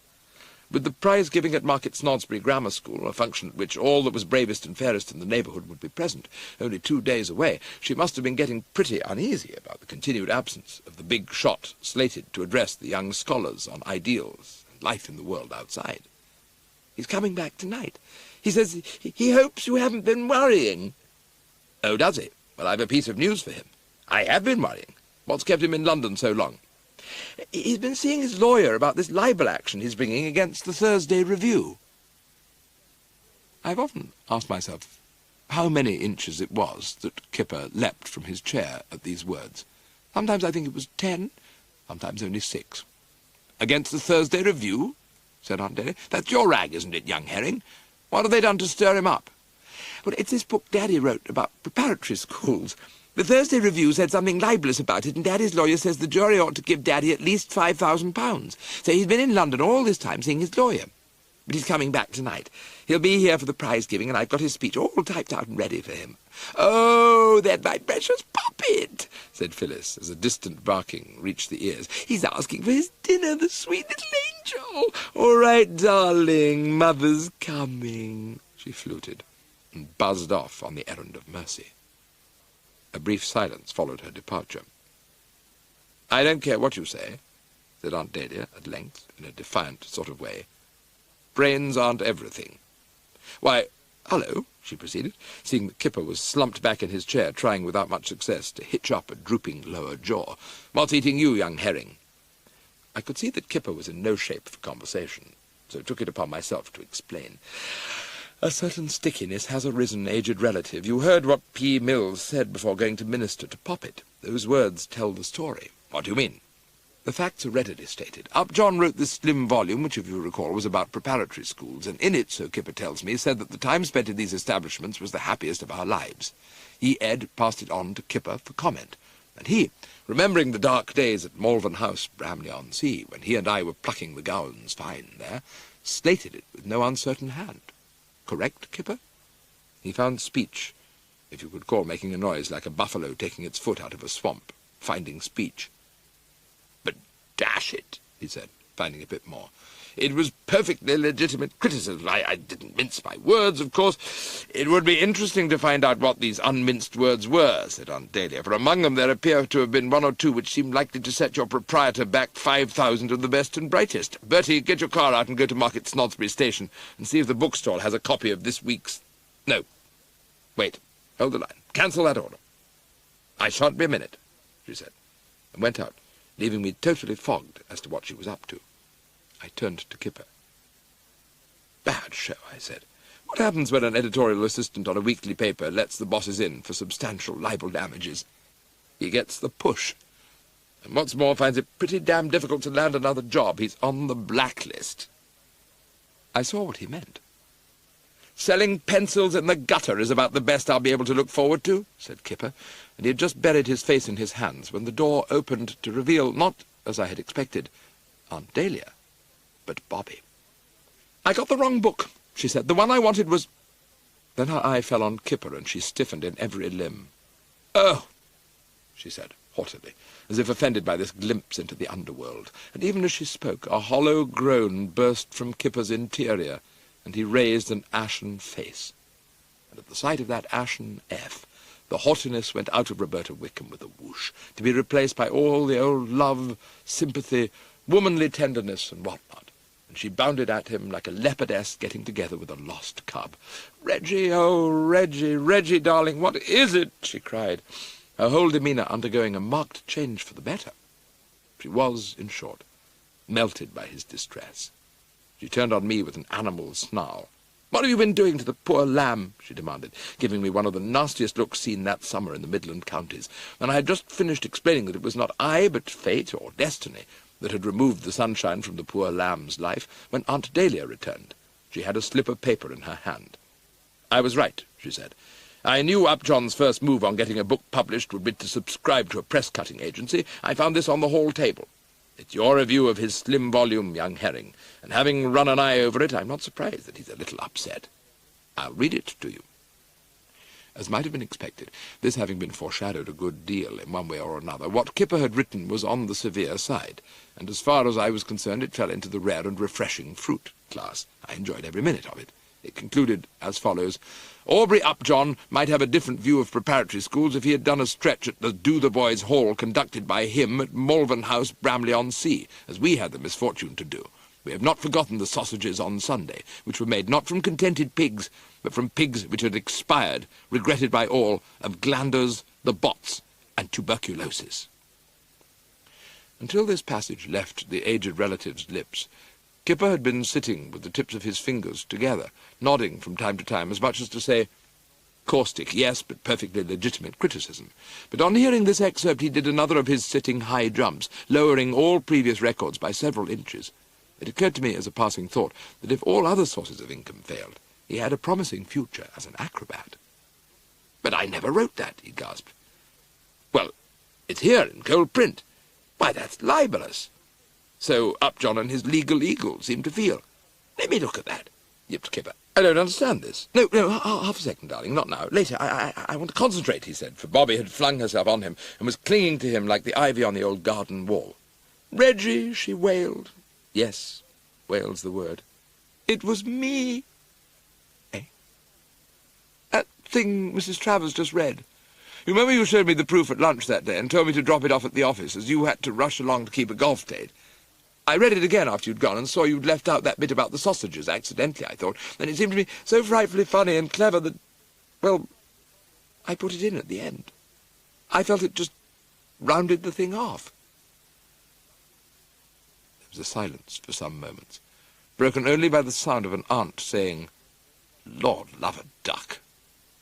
Kipper stood blinking. "Oh, I see. I'm so sorry." "Don't mention it. I've ruined your life." "Nonsense. The Thursday Review isn't the only paper in London.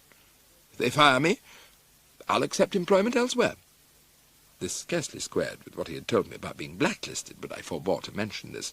"Of course," she said, "any paper would be glad to have a valuable man like you." "They'll fight like tigers for his services," I said, helping things along. "You don't find a chap like Kipper out of circulation for more than a day or so." "All the same," said Aunt Dalia, "I think when Upjohn arrives you had better do all you can to ingratiate yourself with him." I got her meaning. "Yes," I said, "exert the charm, Kipper, and there's a chance he might call the thing off." "Bound to," said Bobby.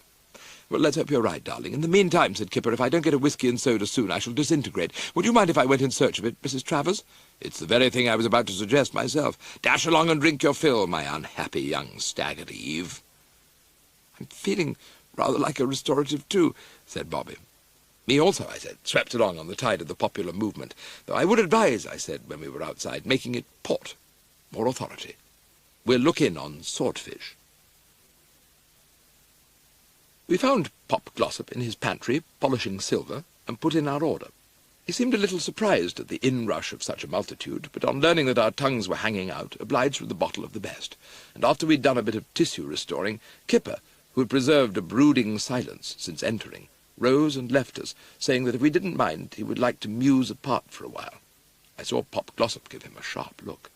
Tactfully waiting till the door had closed, he said, "Is Mr. Herring an old friend of yours, Mr. Wooster?" "Bertie. I beg your pardon. Bertie. You've known him for some time?" "Practically from the egg." "And is Miss Wickham a friend of his?" "Reggie and I are engaged, Sir Roderick," said Bobby. Her words seemed to seal the Glossop lips. He said, "Oh," and began to talk about the weather, and continued to do so, until Bobby said she thought she would go and see how Kipper was making out. Finding himself de-Wickhammed, he unsealed his lips without delay. "I did not like to mention it before Miss Wickham, as she and Mr. Herring are engaged, for one is always loath to occasion anxiety, but that young man has a neurosis. Let me tell you something, Roddy. If you were as up against it as he is, you'd have a neurosis too." And feeling that it would do no harm to get his views on the Kipper situation, I unfolded the tale. "So you see the position," I concluded. "The only way he can avoid the fate that is worse than death is by ingratiating himself with Upjohn, which would seem to any thinking man a shot that's not on the board. I mean, he had 4 years with him at Malvern House and didn't ingratiate himself once." To my surprise, instead of clicking the tongue and waggling the head gravely, he chuckled fatly. "Really is quite extraordinary, my dear Bertie," he said, "how associating with you restores my youth. Your lightest word seems to bring back old memories. This matter of the problem confronting your friend Mr. Herring is a case in point. While you were telling me of his troubles, I was once again a young fellow in my early 20s, deeply involved in the strange affair of Bertha Simmons, George Lanchester, and Bertha's father, old Mr. Simmons, who at that time resided in Putney. He was in the imported lard and butter business. The what? George, a young man of volcanic passions, met Bertha Simmons at a dance at Putney Town Hall and became instantly enamoured, and his love was returned. When he encountered Bertha next day in Putney High Street, and taking her off to a confectioner's for an ice cream, offered her with it his hand and heart, she accepted them enthusiastically. There was an obstacle, and a very serious one. George was a swimming instructor at the local baths, and Mr. Simmons had higher views for his daughter. He forbade the marriage. It was only when George saved him from drowning that he relented and gave the young couple his consent and blessing. How did that happen? Perfectly simple. I took Mr. Simmons for a stroll on the riverbank and pushed him in, and George, who was waiting in readiness, dived into the water and pulled him out. Naturally, I had to undergo a certain amount of criticism of my clumsiness, and it was many weeks before I received another invitation to Sunday supper at Chatsworth, the Simmons residence. But I was glad to sacrifice myself to help a friend, and the results, as far as George was concerned, were of the happiest. And what crossed my mind as you were telling me of Mr. Herring's desire to ingratiate himself with Mr. Upjohn was that a similar set up, the term you young fellows use, would answer in his case. All the facilities are here at Brinkley Court. In my rambles about the grounds I have noticed a small but quite adequate lake, and, well, there you have it, my dear Bertie. I throw it out, of course, merely as a suggestion. His words left me all of a glow. When I thought how I had misjudged him in the days when our relationships had been distant, I burned with shame and remorse. It seemed incredible that I could ever have looked on this loon doctor as a menace in the treatment. What a lesson, I felt. This should teach all of us that a man may have a bald head and bushy eyebrows and still remain at heart a jovial sportsman and one of the boys. There was about an inch of the ruby juice nestling in my glass, and as he finished speaking, I raised a beaker in a reverent toast. I told him he had hit the bull's eye and was entitled to a cigar or coconut, according to choice. I'll go and take the matter up with my principals immediately. Can Mr. Herring swim? Like several fishes. Then I see no obstacle in the path.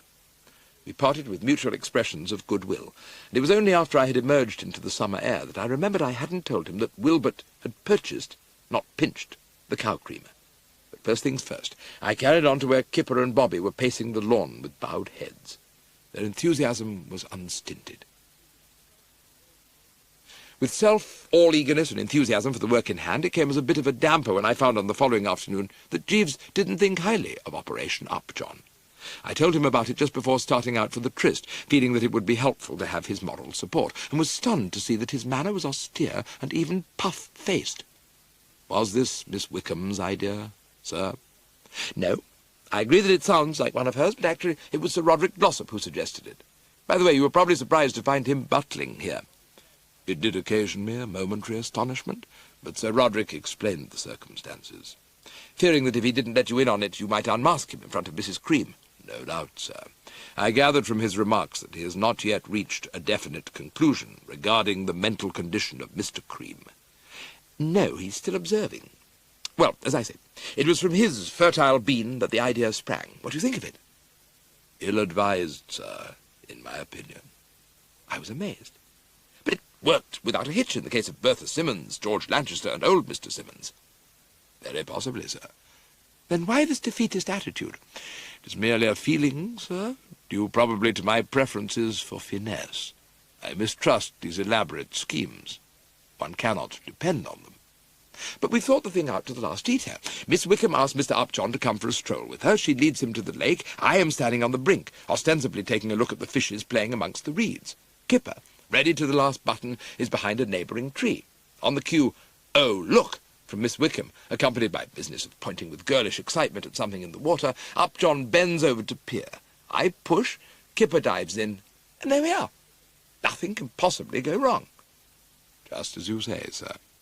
But I still have that feeling. The blood of the Worcesters is hot, and I was about to tell him in set terms what I thought of his bally feeling, and I suddenly spotted what it was that was making him crab the act. He was miffed because he wasn't the brains behind this binge. But even great men have their weaknesses, so I held back the acid crack I might have made, and went off with a mere, "Oh, yeah?" All the same, I remained a bit hot under the collar, because I was a bit strung up and tense.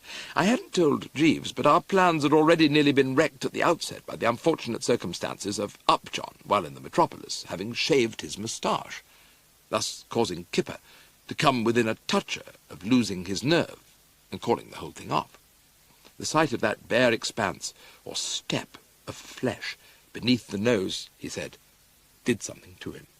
However, there was good stuff in the lad, and at 3:30 Greenwich Mean Time he was at his post behind the selected tree, resolved to do his bit. There being no signs as yet of the female star and her companion, I deduced that I was a bit on the early side, and I was standing there running over the stage directions in my mind to see that I'd got them all clear, when I beheld Wilbert Cream approaching, the dog Poppet curveting about his ankles. Young Cream was looking, I noticed, fairly green about the gills. It was plain that the loss of Phyllis Mills, goofy though she unquestionably was, had hit him a shrewd wallop, and I presumed that he was coming to me for sympathy. I hoped, of course, that he would make it crisp and remove himself at an early date. It was not, however, on the subject of Phyllis that he proceeded to touch. "Oh, Worcester, I was talking to my mother a night or two ago." "Oh, yes?" "She tells me you are interested in mice." I didn't like the trend the conversation was taking. "She says she found you trying to catch one in my bedroom." Yes, that's right." "Good of you to bother." "Not at all. Always a pleasure." "She says you seem to be making a very thorough search of my room." "Oh, well, you know, when one sets one's hand to the plough." "You didn't find a mouse?" "No, no mouse. Sorry." "I wonder if by any chance you happened to find an 18th century cow creamer." "Eh?" "A silver jug shaped like a cow." "No. Why, was it on the floor somewhere?" "It was in a drawer of the bureau." "Ah, then I would have missed it." "You'd certainly miss it now. It's gone." "Gone?" "Gone." "Strange. Very strange." "Yes, does seem extremely strange, doesn't it?" I had spoken with all the old Worcester coolness, and I doubt if a casual observer would have detected that Bertram was not at his ease, but I can assure my public that he wasn't, by a wide margin. My heart had leapt in the manner popularized by Kipper Herring and Scarface McCall, crashing against my front teeth with a thud which must have been audible in Market Snodsbury. A far less astute man would have been able to divine what had happened. Not knowing the score, owing to having missed the latest stop-press news, and looking on the cow creamer purely in the light of a bit of the swag collected by Wilbert in the course of his larcenous career, Pop Glossop, all zeal, had embarked on the search he had planned to make, and intuition, developed by years of Hunt the Slipper, had led him to the right spot. Too late I regretted sorely that, concentrating so tensely on Operation Upjohn, I had failed to place the facts before him. Had he but known, about summed it up. "I was going to ask you if you think I should inform Mrs. Travers." "Oh, I wouldn't do that. It might upset her." "You consider her a sensitive plant?" "Oh, very. Rugged exterior, of course, but you can't go by that. I suggest that you just stick around and you'll probably find the thing." "You think it will return?" "I do." "Oh?" said Wilbert, and turned away to greet Bobby and Upjohn, who had just arrived on the boathouse landing stage. I had found his manner a little peculiar, particularly that last "oh," but I was glad that there was no lurking suspicion in his mind that I had taken the bally thing. I made a mental note to tell Roddy Glossop to slip it back among his effects at the earliest possible moment. I shifted over to where Bobby and Upjohn were standing, and though up and doing with a heart for any fate, couldn't help getting that feeling you get at times like this of having swallowed a double portion of butterflies. "Hello, Bobby," I said. "Hello, Bertie," she said. "Hello, Upjohn," I said. The correct response to this would have been, "Hello, Worcester," but he blew up in his lines and merely made a noise like a wolf with its big toe caught in a trap. Bobby was all girlish animation. "I've been telling Mr. Upjohn about that big fish we saw in the lake yesterday, Bertie." "Ah, yes, the big fish. I brought him down here to show it to him. You'll enjoy the big fish, Upjohn." "I shall do nothing of the sort. It is most inconvenient for me to be away from the house at this time. I'm expecting a telephone call from my lawyer." "Oh, I wouldn't bother about telephone calls from lawyers," I said heartily. "These legal birds never say anything worth listening to. You'll never forgive yourself if you miss the big fish." "You were saying, Upjohn?" I broke off courteously, for he had spoken. "I am saying, Mr. Worcester, that both you and Miss Wickham are labouring under a singular delusion in supposing that I am interested in fish. I ought never to have left the house. I shall return there at once." "Oh, don't go yet," I said. "Wait for the big fish." said Bobby. "Bound to be along shortly," I said. "At any moment now," said Bobby. Her eyes met mine, and I read in them the message that the time had come to act. She bent over and pointed with an eager finger. "Oh, look!" she cried. This, as I had explained to Jeeves, should have been the cue for Upjohn to bend over, but he didn't bend over an inch. And why? Because at this moment the goof Phyllis, suddenly appearing in our midst, said, "Daddy dear, you're wanted on the telephone." Upon which, standing not on the order of his going, Upjohn was off as if propelled from a gun. As far as Bobby and I were concerned, silence then reigned, but Phyllis continued vocal. "I found this darling pussy-cat in the garden," she said, and for the first time I observed that she was bearing Augustus in her arms. She lowered him to the ground. "I brought him here to talk to Poppet. Poppet loves cats, don't you, Angel? Come and say how do you do to the sweet pussykins, darling." I shot a quick look at Wilbert Cream to see how he was reacting to this. Far from being revolted, he was gazing yearningly at her, as if her words were music to his ears. Very odd, I felt, and I was just saying to myself that you never could tell, when I became aware of a certain liveliness in my immediate vicinity.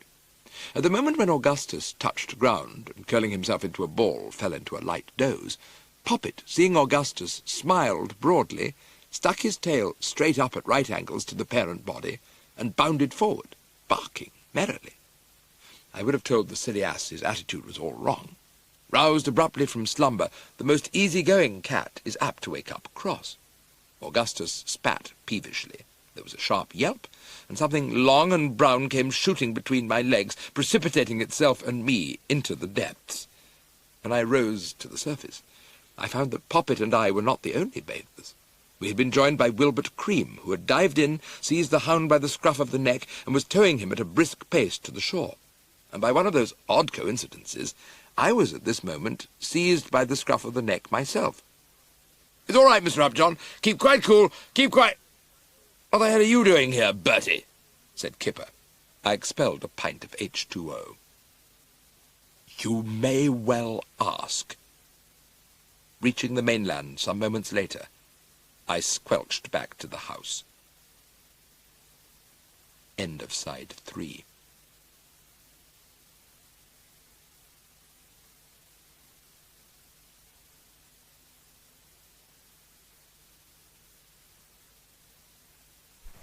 Side 4. I was in my room, having shed the moistened outer crust and substituted something a bit more sec in pale flannel, when there was a knock on the door. I flung wide the gates and found Bobby and Kipper on the threshold. The first thing I noticed about their demeanour was the strange absence of gloom. I asked if they'd decided to have another go along the same lines at some future date. The answer was in the negative. Kipper said, no, there was no likelihood of getting Upjohn down to the lake again, and Bobby said that even if they did, it wouldn't be any good because I would be sure to mess things up once more. Pardon me, I said. Still, it doesn't matter, said Bobby. No, it doesn't really matter, said Kipper, because your aunt has suggested a scheme that's just as good as the Lanchester-Simmons thing, if not better. She was telling Bobby about the time when Boko Fittleworth was trying to ingratiate himself with your Uncle Percy, and you very sportingly offered to go and call your Uncle Percy a lot of offensive names so that Boko, hovering outside the door, could come in and stick up for him. You probably remember the incident. I quivered. She thinks the same treatment would work with Upjohn, and I'm sure she's right. You know how you feel when you suddenly discover you've a real friend, and that's how Upjohn is going to feel about me, Bertie, when I come in and lend him my sympathy and support, as you stand there calling him all the names you can think of. Worcester, I shall say, I am shocked. Shocked and astounded. I cannot understand how you can talk like that to a man I have always respected and looked up to, a man in whose preparatory school I spent the happiest years of my life. I still think you ought to knock him down, put in Bobby. Having endeared myself to him thus, much more box office. Having endeared myself to him thus, I lead the conversation round to the libel suit. One good punch in the eye would do it. I say that I have seen the current issue of the Thursday Review, and I can quite understand him wanting to mulct the journal in substantial damages, but don't forget, Mr. Upjohn, I say, that when a weekly paper loses a chunk of money, it has to retrench, and the way it retrenches is by getting rid of the more junior members of its staff. You wouldn't want me to lose my job, would you, Mr. Upjohn? He starts. Are you on the staff of the Thursday Review, he says. For the time being, yes, I say. It will probably have been noticed that during these exchanges I had taken no part in the conversation. This was because I was fully occupied with envisaging the horror that lay before me. I knew that it did lie before me, of course, for where the ordinary man would have met the suggestion they had made with a firm nolle prosequi, I was barred from doing this by the code of the Worcesters, which, as is pretty generally known, renders it impossible for me to let a pal down. So I uttered a rather husky right-ho, and tried not to think of how the Upjohn face looked without its moustache. For what chilled the feet most was the mental picture of that bare upper lip which he had so often twitched at me in what are called days of yore. Dimly, as we started off for the arena, I could hear Bobby saying, "My hero," and Kipper asking anxiously if I was in good voice. Uncle Tom's study was a place I seldom entered during my visits to Brinkley Court, because when I did go there he always grabbed me and started to talk about old silver. I had forgotten how extraordinarily like its interior was to that of Aubrey Upjohn's lair at Malvern House. Discovering this now, and seeing Aubrey Upjohn seated at the desk, as I had so often seen him sit on the occasions when he had sent for me to discuss some recent departure of mine from the straight and narrow path, I found what little was left of my sang-froid expiring with a pop. And at the same time I spotted the flaw in this scheme I had undertaken to sit in on. It is, that you can't just charge into a room and start calling someone names. You have to lead up to the thing. So I said, "Oh, hello. Reading?" He lowered his book, one of Ma Cream's, I noticed, and flashed an upper lip at me. "Your powers of observation have not led you astray, Worcester. I am reading." "Interesting book?" "Very. I'm counting the minutes until I can resume its perusal undisturbed. I see you've shaved off your moustache." "I have. You do not feel, I hope, that I pursued a mistaken course?" "Oh, no, rather not. I grew a moustache myself last year, but had to get rid of it." "Well, I should be delighted to hear more of your reminiscences, Worcester, but at the moment I'm expecting a telephone call from my lawyer. When I returned from the lake he had grown tired of waiting and had rung off. I should never have allowed Miss Wickham to take me away from the house. She wanted you to see the big fish." So I understood her to say. "Talking of fish, you must have been surprised to find Kipper here." "Kipper?" "Herring." "Oh, herring," he said, and one spotted the almost total lack of animation in his voice. And conversation had started to flag when the door flew open and the goof Phyllis bounded in, full of girlish excitement. "Oh, Daddy," she burbled, "you busy?" "No, my dear." "Can I speak to you about something?" "Certainly. Goodbye, Worcester." I saw what this meant. I had hardly got outside when Bobby sprang at me like a leopardess. "What on earth are you fooling about for like this, Bertie?" she stage-whispered.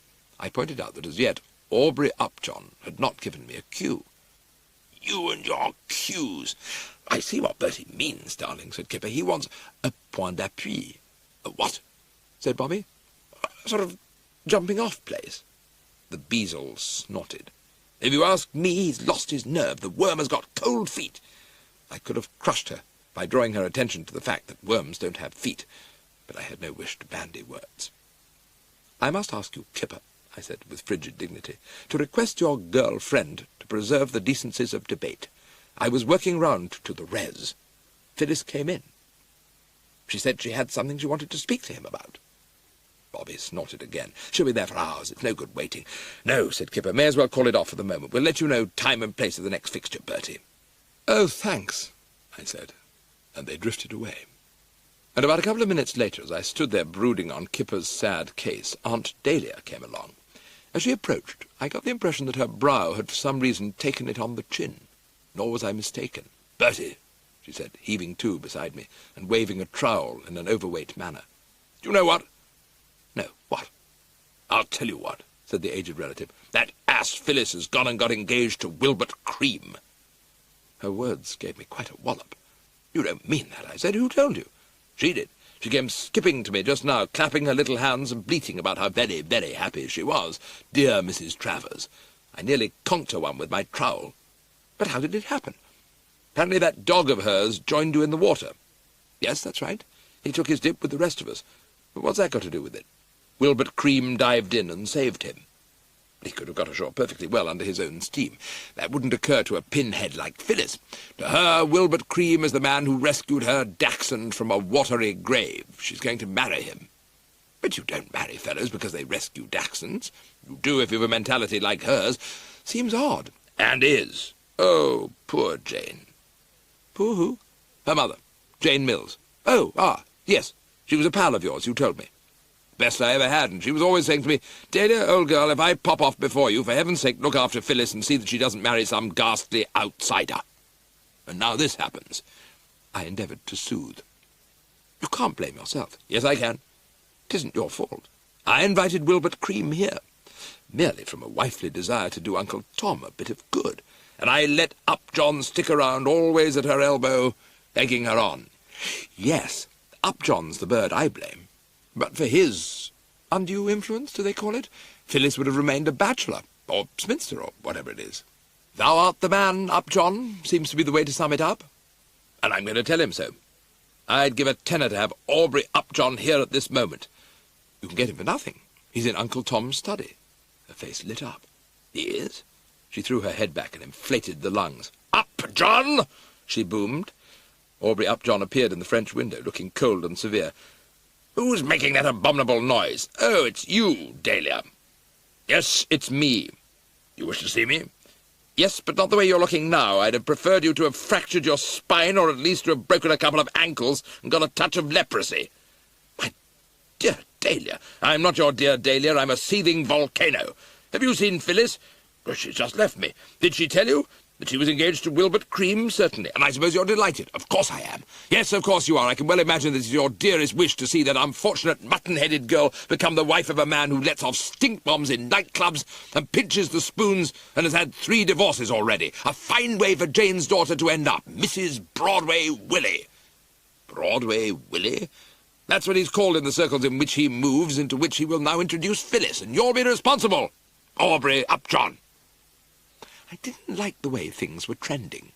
Admittedly, the aged relative was putting up a great show, and it was a pleasure to listen to her, but I had seen Upjohn's lip twitch, and that look of smug satisfaction come into his face, which I had so often seen when he had been counsel for the prosecution in some case in which I was involved, and had spotted a damaging flaw in my testimony. I was right. That twitching lip had not misled me. "If I might be allowed to make a remark, my dear Dalia," he said, "I think we are talking at cross purposes.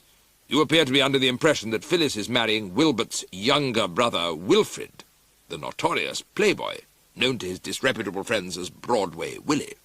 Wilfrid, I agree, would make, and on 3 successive occasions has made, a most undesirable husband. But no one, to my knowledge, has ever spoken a derogatory word of Wilbert. He's a member of the faculty of one of the greatest American universities over in this country on his sabbatical. He teaches Romance languages." Aunt Dalia gulped, like a bulldog trying to swallow a sirloin steak many sizes too large for its thoracic cavity. "You mean there are 2 of them?" "Exactly. You will appreciate now, my dear Dalia," said Upjohn, "that your concern, though doing you the greatest credit, has been needless. I could wish Phyllis no better husband. Wilbert has looks, brains, character, and excellent prospects. His father, I should imagine, would be worth at least $20 million, and Wilbert is the elder son." As he spoke, the telephone rang, and with a quick "ha!" he shot back into the study like a homing rabbit. For perhaps a quarter of a minute after he had passed from the scene, the aged relative stood struggling for utterance. At the end of this period she found speech. "Of all the damn silly fat-headed things, with 1,000,000 ruddy names to choose from, these ruddy creams call one ruddy son Wilbert and the other ruddy son Wilfrid, and both these ruddy sons are known as Willie. You'd think people would have more consideration." I begged her to keep an eye on her blood pressure and not get so worked up, and she brushed me off. "You'd be worked up if you'd just been scored off by Aubrey Upjohn with that loathsome self-satisfied look on his face. What's he doing here, anyway? I didn't invite him. Bung him out. I will if he gives me any more of his lip. My God, he's with us again." And A. Upjohn was indeed filtering through the French window. But he'd lost the look of which the ancestor had complained. The one he was wearing now seemed to suggest that since last heard from, something had occurred to wake the fiend that slept in him. "Dalia!" The fiend that slept in Aunt Dalia was also up on its toes. "Now what?" Just as Aunt Dalia had done, Aubrey Upjohn struggled for utterance. "I have just been speaking to my lawyer on the telephone. I had asked him to make inquiries and ascertain the name of the author of that libelous attack on me in the columns of the Thursday Review. He did so, and has now informed me that it was the work of my former pupil, Reginald Herring." "Oh, yes?" Upjohn blinked. "Is that all you can say?" "That's the lot." "Oh, Well, I'm suing the paper for heavy damages, and furthermore, I refuse to remain in the same house with Reginald Herring. Either he goes or I go. There was the sort of silence which I believe cyclones drop into for a second or two. I could see Aunt Dalia swelling slowly like a chunk of bubble gum. "Oh?" said the relative. I could have told Upjohn he was asking for it. "So you have decided to revise my guest list for me, have you? You have the nerve, the... I saw she needed helping out. "Audacity?" I said, throwing her the line. "The audacity to dictate to me who I shall have in my house?" It should have been whom, but I let it go. "Very well, if you feel unable to breathe the same air as my friends, you must please yourself. I believe the Bull and Bush in Market Snodsbury is quite comfortable." "I shall go there," said Upjohn. "I shall go there as soon as my things are packed. Perhaps you will be good enough to tell your butler to pack them." He strode off, and she went into Uncle Tom's study, me following, she still snorting. Then she rang the bell. Jeeves appeared. "Jeeves?" said the relative, surprised. "I was ringing for—" "It is Sir Roderick's afternoon off, madam."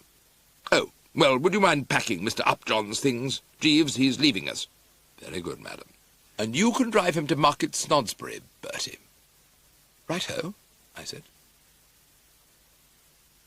It isn't much of a run from Brinkley Court to Market Snodsbury, and I deposited Upjohn at the Bull and Bush and started MPHing homeward in what you might call a trice. I garaged the car and went to Aunt Dahlia's sanctum to ascertain whether she had cooled off at all since I had left her. She wasn't there, having, I learned later, withdrawn to her room to bathe her temples with eau de cologne. But Bobby was. And not only Bobby, but Jeeves. He was handing her something in an envelope, and she was saying, "Oh, Jeeves, you've saved a human life," and he was saying, "Not at all, miss." The gist, of course, escaped me, but I had no leisure to probe into gists. "Where's Kipper?" I asked, and was surprised to note that Bobby was dancing round the room. "Reggie," she said, "he went for a walk." "Does he know that Upjohn's found out that he wrote that thing?" "Yes, your aunt told him." "Then we ought to be in conference. About Upjohn's libel action, it's all right about that. Jeeves has pinched his speech." I started.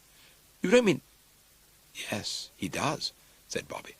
"Your aunt told him to pack Upjohn's bags, and the first thing he saw when he smacked into it was the speech. He trousered it and brought it along to me." I raised an eyebrow. "Well, really, Jeeves." "I deemed it best, sir." "And did you deem right?" said Bobby. "Either Upjohn agrees to drop that libel suit, or he doesn't get these notes, as he calls them, and without them he won't be able to utter a word. He'll have to come across with the price of the papers, won't he, Jeeves?" "He would appear to have no alternative, miss." "Yes, but half a second," I said. "Suppose he says he's ill and can't appear?" "He won't." "I would. But you aren't trying to get the Conservative Association of the Market Snodsbury Division to choose you as their candidate at the coming by-election. Their last nominee stuttered, and they didn't discover it till the time came for him to dish it out to the constituents. They don't want to make a mistake this time." "Yes, I get you now," I said. "I remember that Aunt Dalia had spoken to me of Upjohn's political ambitions." "So that fixes that," said Bobby. "His future hangs on this speech, and we've got it, and he hasn't. We take it from there." "And what exactly is the procedure?" "That's all arranged. He'll be ringing up any moment now, making inquiries. When he does, you step to the telephone and outline the position of affairs to him." "Me? Why me?" "Jeeves deems it best." "Well, really, Jeeves, why not Kipper? Mr. Herring and Mr. Upjohn are not on speaking terms, sir. So you can see what would happen if he heard Reggie's voice. He would hang up haughtily, whereas he'll drink in your every word. I do wish you wouldn't always be so difficult, Bertie." The telephone at this moment tinkled. The sound sent a sudden chill through the Worcester limbs. Bobby, too, was not unmoved. "Hello," she said. "This, if I mistake not, is our client now. In you go, Bertie." I have mentioned before that Bertram Worcester, chilled steel when dealing with the sterner sex, is always wax in a woman's hand, and the present case was no exception to the R. But as I approached the instrument and unhooked the thing you unhook, I was far from being at my most nonchalant, and when I heard Upjohn, "Are you there-ing?" at the other end, my manly spirit definitely blew a fuse, for I could tell by his voice that he was in the testiest of moods. "Hello, hello, are you there? This is Mr. Upjohn speaking. Is that Brinkley Court?" I could put him straight there. "None other," I told him. "Who are you?" I had to think for a moment. "This is Worcester." "Mr. Upjohn." "Well, listen to me carefully, Worcester." "Yes, Mr. Upjohn." "This is of vital importance. I wish to speak to the man who packed my things." "Jeeves?" "What?" "Jeeves." Yes, well, he carelessly omitted to pack the notes for my speech at Market Snodsbury Grammar School tomorrow. No, really? I don't wonder you're sore. Send for this man Jeeves immediately and ask him what he did with the notes for my speech. Yes, Mr. Upjohn. At once. Don't stand there saying, yes, Mr. Upjohn. Yes, Mr. Upjohn. Well, I suppose, looking at it squarely, I hadn't made much real progress, but that didn't, in my opinion, justify Bobby at this point in snatching the receiver from my grasp and bellowing the word worm at me. What did you call me? Said Upjohn. I didn't call you anything, I said. Somebody called me something. I wish to speak to this man Jeeves. You do you? Said Bobby. Well, you're going to speak to me. This is Roberta Wickham, Upjohn. If I might have your kind attention for a moment. I must say that much as I disapproved in many ways of this carrot-topped Jezebel, as she was sometimes called, there was no getting away from it that she had mastered the art of talking to retired preparatory schoolmasters. The golden words came pouring out like syrup. Beginning with a curt, "Listen, Buster," she proceeded to sketch out with admirable clearness the salient points of the situation, and judging from the loud buzzing noises that came over the wire, clearly audible to me, though now standing in the background, it was evident that the nub was not escaping him. They were the buzzing noises of a man slowly coming to the realization that a woman's hand had got him by the short hairs. Presently they died away, and Bobby spoke. That's fine. I was sure you'd come round to our view. Then I will be with you shortly. Mind there's plenty of ink in your fountain pen. She hung up and legged it from the room, and I turned to Jeeves. Women, Jeeves. Yes, sir. If anyone had told me that I should live to hear Aubrey Upjohn addressed as Buster, I would have spoken further, but before I could get under way, the door opened, revealing Ma Cream, and Jeeves shimmered silently from the room. This was the first time I had seen Ma Cream today, she having gone off around noon to lunch with some friends in Birmingham, and I would willingly not have seen her now, for something in her manner seemed to suggest that she spelled trouble. Oh, there you are, Mr. Wooster. I was looking for you. I wanted to say now perhaps you'd believe me. About the butler. What about him? I'll tell you about him. I'd sit down if I were you. I sat down. You remember I told you I mistrusted him from the first? Well, he is no more a butler than I am. I did my best. But think of those references of his. I am thinking of them. I remember very well what Miss Wickham said. She told me he had been with Sir Roderick Glossop for years. Well, then, Sir Roderick Glossop has a large clinic down in Somersetshire at a place called Chuffnell Regis, and a friend of mine is there. I wrote to her asking her to see Lady Glossop and get all the information she could about a former butler of hers named Swordfish. When I got back from Birmingham just now, I found a letter from her. She says that Lady Glossop told her she had never employed a butler called Swordfish. Try that one on for size. I continued to do my best. The Woosters never give up. You don't know Lady Glossop, do you? Of course I don't, or I'd have written to her direct. Charming woman, but with a memory like a sieve. I've no doubt that one of these fine mornings Lady Glossop will suddenly smack herself on the forehead and cry, "Swordfish, of course, and all this time I've been thinking of the honest fellow as Catbird." She sniffed. Honest fellow, did you say? Then how do you account for this? I saw Willie just now, and he tells me that a valuable 18th century cow creamer which he bought from Mr. Travers is missing. And where is it, you ask? At this moment it is tucked away in Swordfish's bedroom, in a drawer under his clean shirts. Oh, is it? I said. Not good, but the best I could do. Yes, sir. Directly Willie told me the thing had gone, I knew where it had gone, too. I went to this man Swordfish's room and searched it, and there it was. I've sent for the police. You've sent for the police? I have, and they're sending a sergeant. He ought to be here at any moment. And shall I tell you something? I'm going now to stand outside Swordfish's door to see that nobody tampers with the evidence. I wouldn't want to say anything to suggest that I don't trust you implicitly, Mr. Wooster, but I don't like the way you've been sticking up for this fellow. It's just that I think he may have yielded to sudden temptation. Nonsense, she said, and buzzed off to keep her vigil. I was still wondering what was to be done for the best, when Bobby and Aunt Dalia came in looking like a young female and an elderly female who was sitting on top of the world. Roberta tells me she's got Upjohn to withdraw the libel suit, said Aunt Dalia. I couldn't be more pleased, but I'm blowed if I can imagine how she did it. Oh, I just appealed to his better feelings, said Bobby, giving me one of those significant glances. I got the message. So now everything's fine? I uttered a hacking laugh. No, I said. Ironical that the young blister should say that everything is fine, for at this very moment disaster stares us in the eyeball. I have a story to relate which I think you will agree falls into the fretful porpentine class, and without further pourparlers, I unshipped my tale. I had anticipated that it would shake them to their foundation garments, and it did. Aunt Dalia had sunk into a chair and was starting to turn purple. Strong emotion always has this effect on her. The only thing left, it seems to me, I said, is to put our trust in a higher power. You're right, said the relative, fanning her brow. Go and fetch Jeeves, Roberta. And what you do, Bertie, is get out that car of yours and scour the countryside for Glossop. It may be possible to head him off. Of course, as I had anticipated from the start, the thing was a washout. I stuck it out for about an hour, and then, apprised by a hollow feeling in the midriff that the dinner hour was approaching, laid a course for home. Arriving there, I found Bobby in the drawing-room. She had the air of a girl who was waiting for something, and when she told me that the cocktails would be coming along in a moment, I knew what it was. Cocktails? Eh?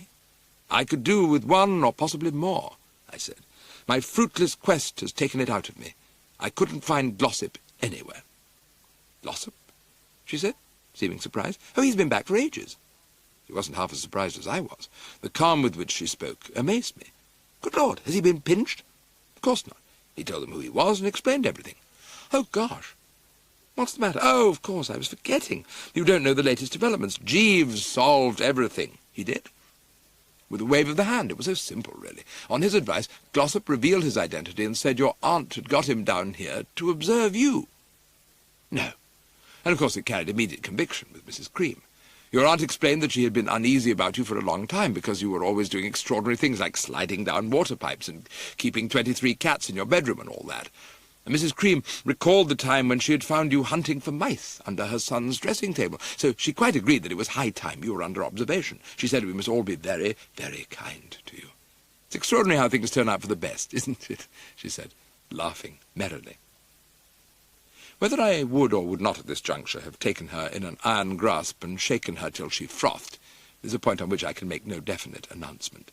But as it happened, the matter was not put to the test, for at this moment Jeeves entered, bearing a tray on which were glasses and a substantial shaker filled to the brim with the juice of the juniper berry. Bobby drained her beaker with all possible speed and left us, and Jeeves and I were alone. Well, Jeeves. Sir. Miss Wickham has been telling me all. Ah, yes, sir. The words, ah, yes, sir, fall far short of an adequate comment on the situation. It was not easy to think of an alternative scheme, sir. Well, let me tell you, I said, and I meant this to sting, it's amazing that you got away with it. Sir, there's a flaw in your story that sticks up like a sore thumb. Sir, the cow creamer was in Glossop's bedroom. How did he account for that? On my suggestion, sir, he explained that he had removed it from your room, where he had ascertained that you had hidden it after purloining it from Mr. Cream. I started. You mean that I am now labelled not only as a loony, in a general sort of way, but also as a whatever it is? Merely to your immediate circle, now resident at Brinkley Court, sir. You don't really think the Creams will maintain a tactful reserve? They'll dine out on it for years. Returning to America, they'll spread the story from the rock-bound coasts of Maine to the Everglades of Florida. And you realize that in a few shakes I've got to show up at dinner and have Mrs. Cream being very, very kind to me? It hurts the pride of the Worcesters, Jeeves. My advice, sir, would be to fortify yourself for the ordeal. How? There are always cocktails, sir. Should I pour you another? You should. And we must always remember what the poet Longfellow said, sir. What was that? Something attempted, something done, has earned a night's repose. You have the satisfaction of having sacrificed yourself in the interests of Mrs. Travers. He had found a talking point.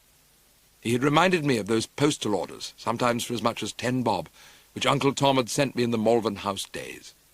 I softened. Whether or not a tear rose to my eye, I cannot say, but it may be taken as official that I softened.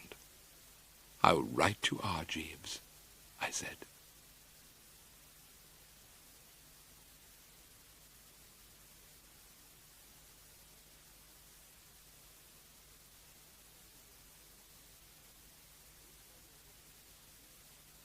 This audiobook was produced and published by Penguin Books Limited. Thank You Jeeves by P.G. Wodehouse. Read by Simon Callow. I was a shade perturbed. As I sat in the old flat, idly touching the strings of my banjolele, an instrument to which I had become greatly addicted of late, you couldn't have said that the brow was actually furrowed, and yet you couldn't have stated absolutely that it wasn't. Jeeves, do you know whom I saw last night? No, sir. J. Washburn Stoker and his daughter Pauline. Awkward, what? I can conceive that after what occurred in New York it might be distressing for you to encounter Miss Stoker, sir. But I fancy the contingency need scarcely arise. I weighed this. When you start talking about contingencies arising, Jeeves, do you mean that I ought to be able to keep out of her way? Yes, sir. Avoid her? Yes, sir. I played 5 bars of Old Man River with something of abandon. His pronouncement had eased my mind. I followed his reasoning. After all, London's a large place. It gave me rather a shock, though. I can readily imagine so, sir. Accentuated by the fact that they were accompanied by Sir Roderick Glossop. Indeed, sir. Yes, it was at the Savoy Grill. They were putting on the nosebag together at a table by the window. And here's rather a rummy thing, Jeeves. The 4th member of the party was Lord Chuffnell's aunt, Myrtle. Did you enter into conversation with them, sir? Who, me? No, Jeeves. Apart from wishing to dodge the Stokers, could you see me wantonly and deliberately going and chatting with old Glossop? I forgot to mention, sir, that Sir Roderick called to see you this morning. What? Yes, sir. After what has passed between us? Yes, sir. Well, I'm dashed. Yes, sir. I informed him that you had not yet risen, and he said that he would return later. I laughed. One of those sardonic ones. Well, when he does, set the dog on him. We have no dog, sir. Then step down to the flat below and borrow Mrs. Tinkler-Mook's Pomeranian. Paying social calls after the way he behaved in New York, the man must have the crust of a rhinoceros. And when I have given you the inside story, I think you will agree with me that my heat was justified. Let me marshal my facts and go to it. About 3 months before, noting a certain liveliness in my Aunt Agatha, I had deemed it prudent to pop across to New York for a space to give her time to blow over. And about halfway through my first week there, I made the acquaintance of Pauline Stoker. Her beauty maddened me like wine. Now, in New York, I have always found, one gets off the mark quickly in matters of the heart. For 2 weeks later, I proposed to Pauline. She accepted me. So far, so good. But mark the sequel. Scarcely 48 hours after that, a monkey wrench was bunged into the machinery and the whole thing was off. The hand that flung that monkey wrench was the hand of Sir Roderick Glossop. In these memoirs of mine, as you may recall, I have had occasion to make somewhat frequent mention of this old pot of poison, a bold-domed, bushy-browed blighter, ostensibly a nerve specialist, but in reality, as everybody knows, nothing more nor less than a high-priced loony doctor. And it so happened that he was in New York when the announcement of my engagement appeared in the papers. What brought him there was one of his periodical visits to J. Washburn Stoker's second cousin, George. This George was a man who, after a lifetime of doing down the widow and orphan, had begun to feel the strain of it. His conversation was odd, and he had a tendency to walk on his hands. He'd been a patient of Sir Roderick's for some years, and it was the latter's practice to dash over to New York every once in a while to take a look at him. He arrived on the present occasion just in time to read over the morning coffee and egg the news that Bertram Wooster and Pauline Stoker were planning to do the wedding glide. And as far as I can ascertain, he was at the telephone, ringing up the father of the bride-to-be without so much as stopping to wipe his mouth. Well, what he told J. Washburn about me I cannot, of course, say. But as a venture, I imagine he informed him that I had once been engaged to his daughter Honoria, and that he had broken off the match because he had decided that I was balmy to the core. Within a mere 48 hours I was notified that my nomination had been cancelled. And it was this man who was having the cool, that's the word, to come calling at the Wooster home. I was still playing the banjolele when the door opened and Jeeves shovelled in the foul strait-waistcoat specialist. "Ah, Sir Roderick, good morning." You want to be certified. "I beg your pardon?" You're a public menace. For weeks, it appears, you've been making life a hell for all your neighbours with some hideous musical instrument. I see you have it with you now. Infernal din! I remained cool and dignified. "Did you say infernal din?" I did. Are you aware that the occupant of the flat below, Mrs. Tinkler-Mook, is one of my patients? A woman in a highly nervous condition. I've had to give her a sedative. I raised a hand. "Spare me the gossip from the loony bin. Might I inquire, on my side, if you are aware that Mrs. Tinkler-Moulk owns a Pomeranian? This animal yaps all day and not infrequently far into the night. Let her first pluck out the pom which is in her own eye, I said, becoming a bit scriptural. I am not here to talk about dogs. I wish for your assurance that you will immediately cease annoying this unfortunate woman. I shook the head. I am sorry she is a cold audience, but my art must come first. That is your final word, is it? It is. You will hear more of this, and Mrs. Tinkler-Moulk will hear more of this, I replied, brandishing the banjolele. I touched the buzzer. Jeeves, show Sir R. Glossop out. I confess that I was well pleased with the manner in which I had comported myself during this clash of wills. With a good deal of quiet self-satisfaction, I proceeded to play The Wedding of the Painted Doll, Singing in the Rain, Three Little Words, Good Night, Sweetheart, and part of I Want an Automobile with a Horn that Goes Toot-Toot. And it was as I was approaching the end of this last number that the telephone rang. I went to the instrument and stood listening, and as I listened, my face grew hard and set. "Very good, Mr. Mangelhofer," I said coldly. "You may inform Mrs. Tinkler-Moulk and her associates that I choose the latter alternative." I touched the bell. "Jeeves?" "Sir?" "Unpleasantness is rearing its ugly head in Berkeley Mansions, W1. I've just been talking to the manager of this building on the telephone. He says I must either chuck playing the banjolele or clear out." "Indeed, sir?" "Complaints, it would seem, have been lodged by the Honourable Mrs. Tinkler-Moulk of C6, by Lieutenant Colonel J.J. Bustard, DSO, of B5, and Sir Everard and Lady Blennerhassett of B7. So be it. I don't care. I leave them without a pang." "You are proposing to move, sir?" I raised the eyebrows. "Surely, Jeeves, you cannot imagine that I ever considered any other course." "I fear you will encounter a similar hostility elsewhere, sir." "Not where I am going. I shall find a cottage." The next moment you could have knocked me down with a toothpick. "In that case, I fear I must give my notice." I stared at the man. "Jeeves, you actually contemplate leaving my entourage?" "Only with the greatest reluctance, sir. But if it is your intention to play that instrument within the narrow confines of a country cottage—" I drew myself up. "You say that instrument, Jeeves. Am I to understand that you dislike this banjolele?" "Yes, sir." "You've stood it all right up to now?" "With grave difficulty, sir." "You mean this, Jeeves?" "Yes, sir." "Then leave. Dash it." "Very good, sir." I confess that it was in sombre mood that I assembled the stick, the hat, and the lemon-coloured gloves some half-hour later and strode out into the streets of London. But as I turned the corner into Piccadilly, I observed on the skyline a familiar form. This familiar form was none other than that of my boyhood friend, the 5th Baron Chuffnell, the chap, if you remember, whose Aunt Myrtle I had seen the previous night.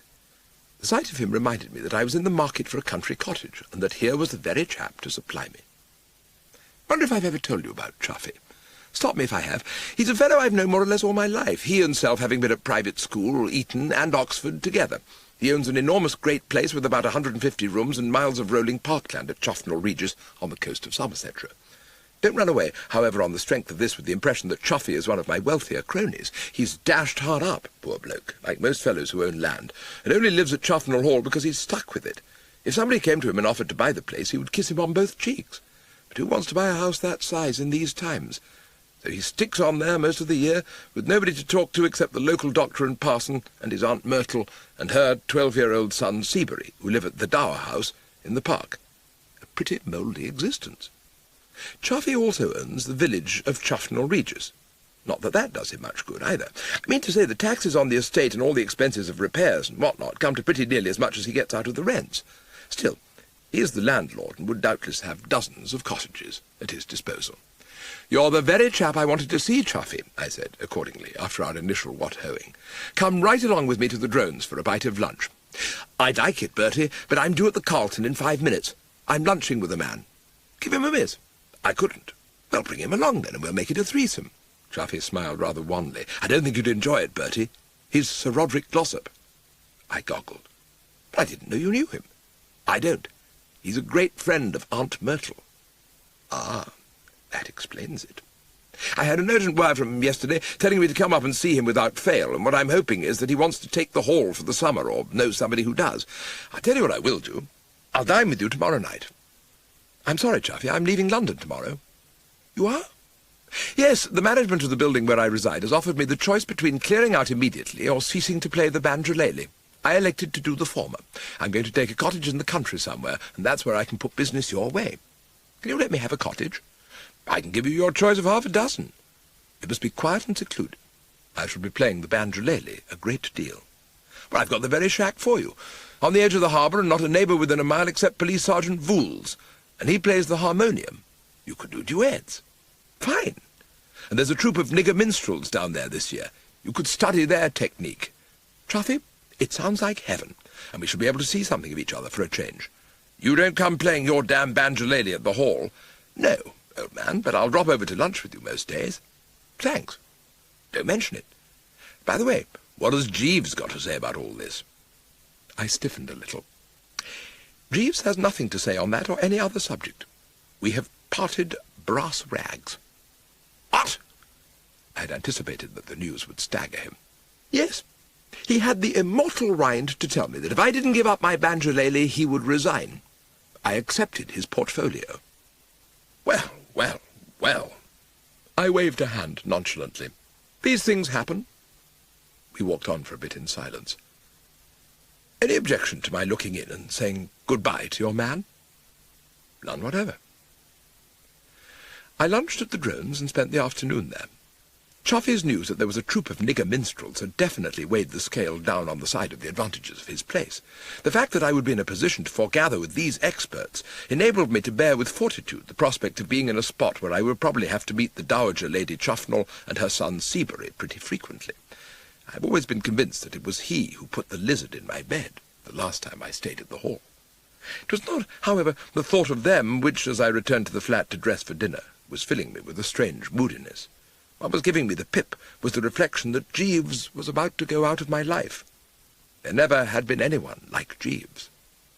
So when my toilet was completed and I stood before the mirror, surveying that perfectly pressed coat, those superbly creased trousers, I came to a swift decision.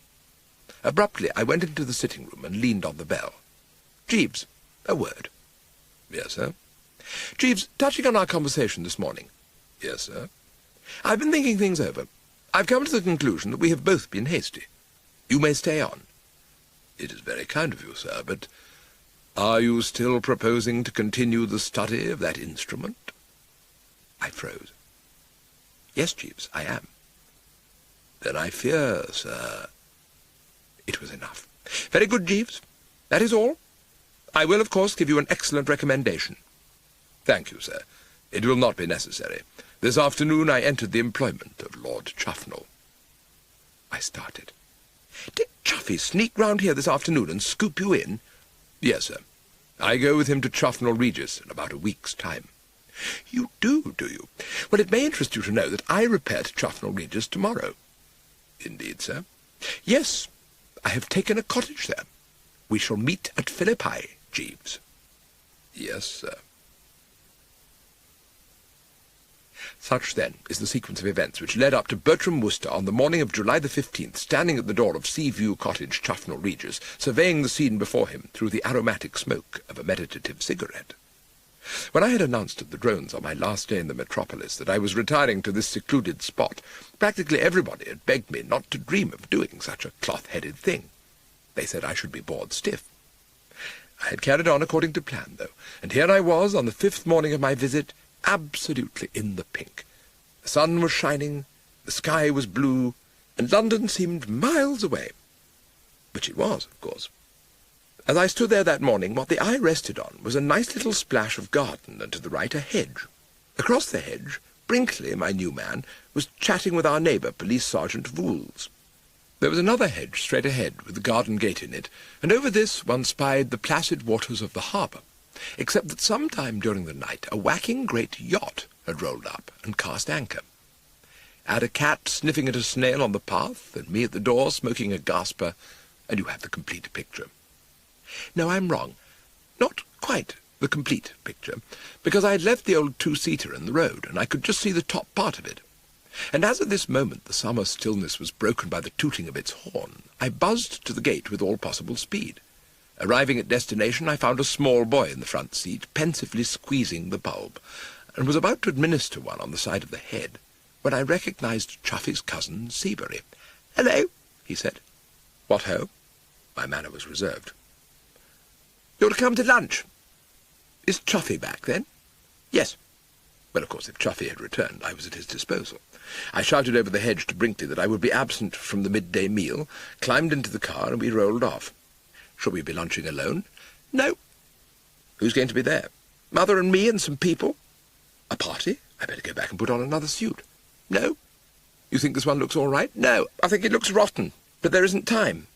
This point settled, he passed into the silence for a while. "Mother and I living at the Hall again." "What?" "Yes, there's a smell at the Dower House. I've started breeding mice and puppies. Can you give me 5 shillings? I simply couldn't follow his train of thought. "What do you mean, 5 shillings?" "For protection." "What? You don't get any 5 shillings out of me." "Oh, all right." He sat silent for a space. "Things happen to guys that don't kick in their protection money," he said, dreamily. And on this note of mystery, the conversation concluded, for we were moving up the drive of the Hall, and on the steps I perceived Chuffy standing. I stopped the car and got out. "Hello, Bertie," said Chuffy. "Welcome to Chuffnell Hall," I replied. I looked round. The kid had vanished. "I say, Chuffy, young blighted Seabury, he's gone off his rocker. He's just been trying to touch me for 5 bob and babbling about protection." Chuffy laughed heartily. "Oh, that! He's been seeing gangster films." "He's turned racketeer?" "Yes.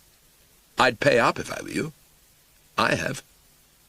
I was shocked, not so much at the information that the foul child had given this additional evidence of a diseased mind, as that Chuffy should be exhibiting this attitude of amused tolerance. "How is your Aunt Myrtle?" "She's fine." "Living at the Hall now, I hear." "Yes." "Indefinitely?" "Oh, yes." It was enough. One of the things I must mention, which has always made poor old Chuffy's lot so hard, is his aunt's attitude toward him. She's never been quite able to get over that matter of the succession. Seabury, you see, was not the son of Chuffy's late uncle, the 4th Baron. He was simply something Lady Chuffnell had picked up en route in the course of a former marriage, and consequently did not come under the head of what the peerage calls issue. And in matters of succession, if you aren't issue, you haven't a hope. When the 4th Baron pegged out, accordingly, it was Chuffy who copped the title and estates. All perfectly square and above board, of course, but you can't get a woman to see these things. And the relict's manner, Chuffy has often told me, was consistently unpleasant. Nothing actually said, you understand, but her whole attitude was that of a woman who considers she has been the victim of sharp practice.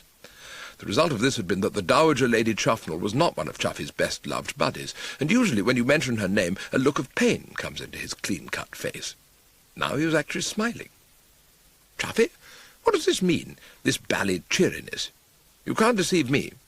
He hesitated. "Can you keep a secret?" "No."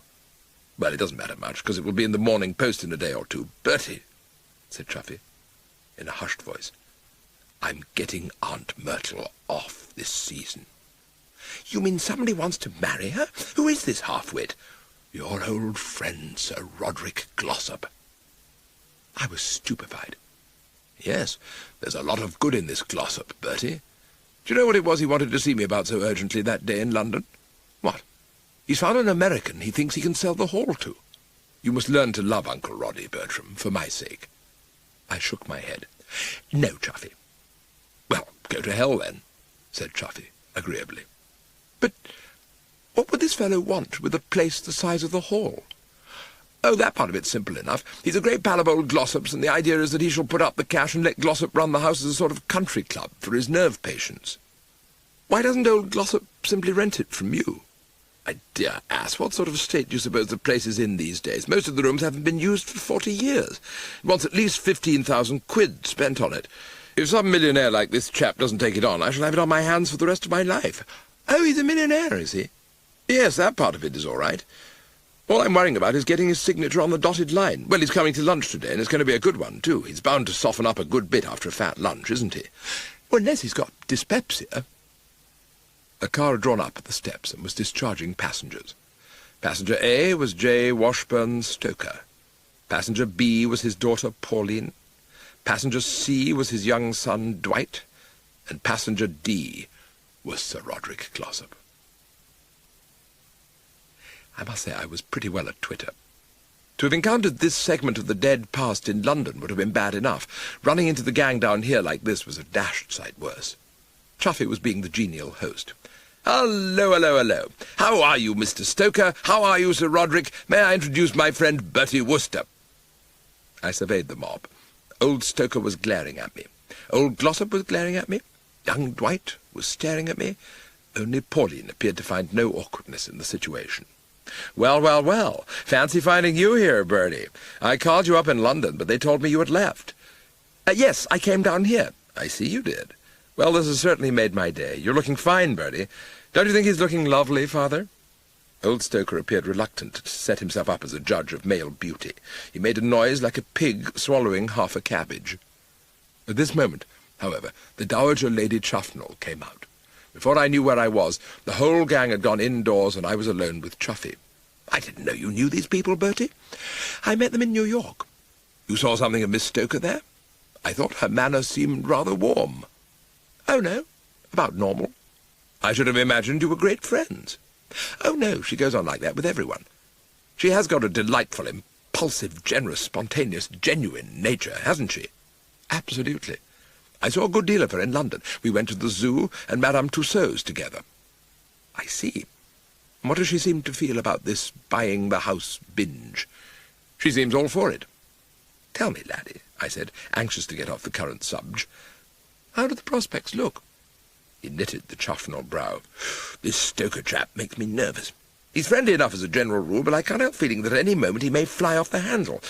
You can't tell me if there are any special subjects to avoid when talking to him, can you?" "Well, if I were you, I wouldn't harp too much on the topic of B. Wooster.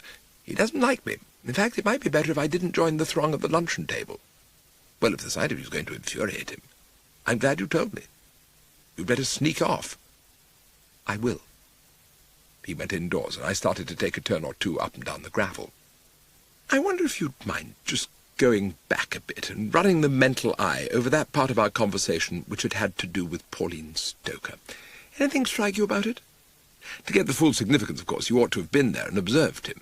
Not only had Chuffy's expression, as he spoke of Pauline, been that of a stuffed frog with a touch of the soul's awakening about it, but it had also turned a fairly deepish crimson in colour, the result being that I had become firmly convinced that the old schoolmate had copped it properly. Well, if it was so, it was all right with me. As far as I was concerned, Pauline Stoker could hitch up with anyone she liked, and she would draw a hearty "go to it" from the discarded suitor. I could still see that Pauline was one of the most beautiful girls I had ever met, but of the ancient fire which had caused me to bung my heart at her feet that night at the Plaza, there remained not a trace. Unquestionably an eyeful, Pauline Stoker had the grave defect of being one of those girls who want you to come and swim a mile before breakfast and rout you out when you're trying to snatch a wink of sleep after lunch for a merry 5 sets of tennis. And Chuffy is very much on the dynamic side himself. He rides, swims, shoots, chivies foxes with loud cries, and generally bustles about. He and this P. Stoker would make the perfect pair, and I felt that if there was anything I could do to push the thing along, it should be done unstintedly. So when at this point I saw Pauline coming out of the house and bearing down on me, I did not leg it, but greeted her with a bright "what ho!" and allowed her to steer me into the shelter of a path that led through the rhododendron shrubbery. We parked ourselves on a rustic bench and got down to the agenda.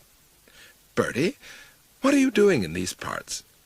"I needed a place where I could play the banjolele in solitude, and I took this cottage." "What cottage?" "I got a cottage down by the harbour." "You must have been surprised to see us." "I was. More surprised than pleased, eh?"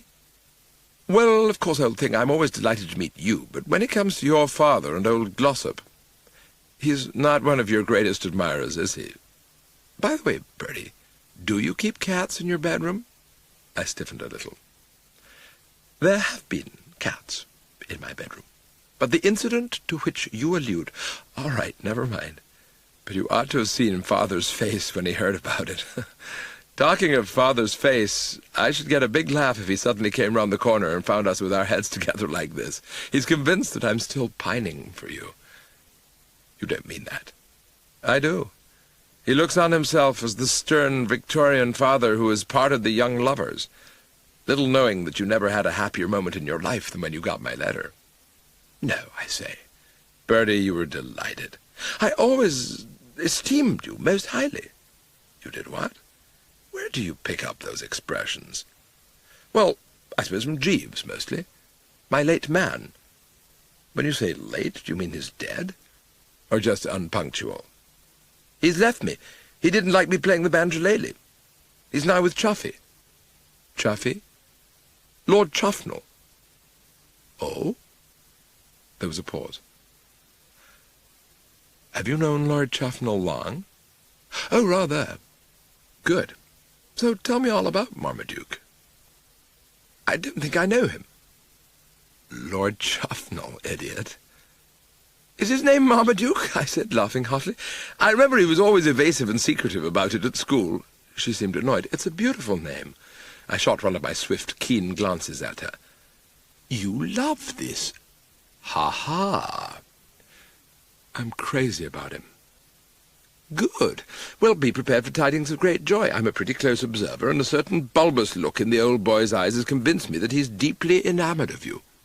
I know that, you chump. I was nonplussed. Well, if he loves you and you love him, I fail to comprehend what you're beefing about. Why, can't you understand? He's obviously dippy about me, but not a yip from him. He will not speak? Not a syllable. Well, what do you want me to do about it? You're a friend of his. You could tell him there's no need for cold feet. It is not cold feet. We men have our code in these matters. We feel that it ill becomes us to make a beeline for a girl, like a man charging into a railway restaurant for a bowl of soup. What utter nonsense. You asked me to marry you after you had known me 2 weeks. Ah, but there you were dealing with one of the wild Worcesters. Well, I can't see. She was looking past at me at something to the southeast, and turning, I perceived, standing in an attitude of respectful courtliness, Jeeves.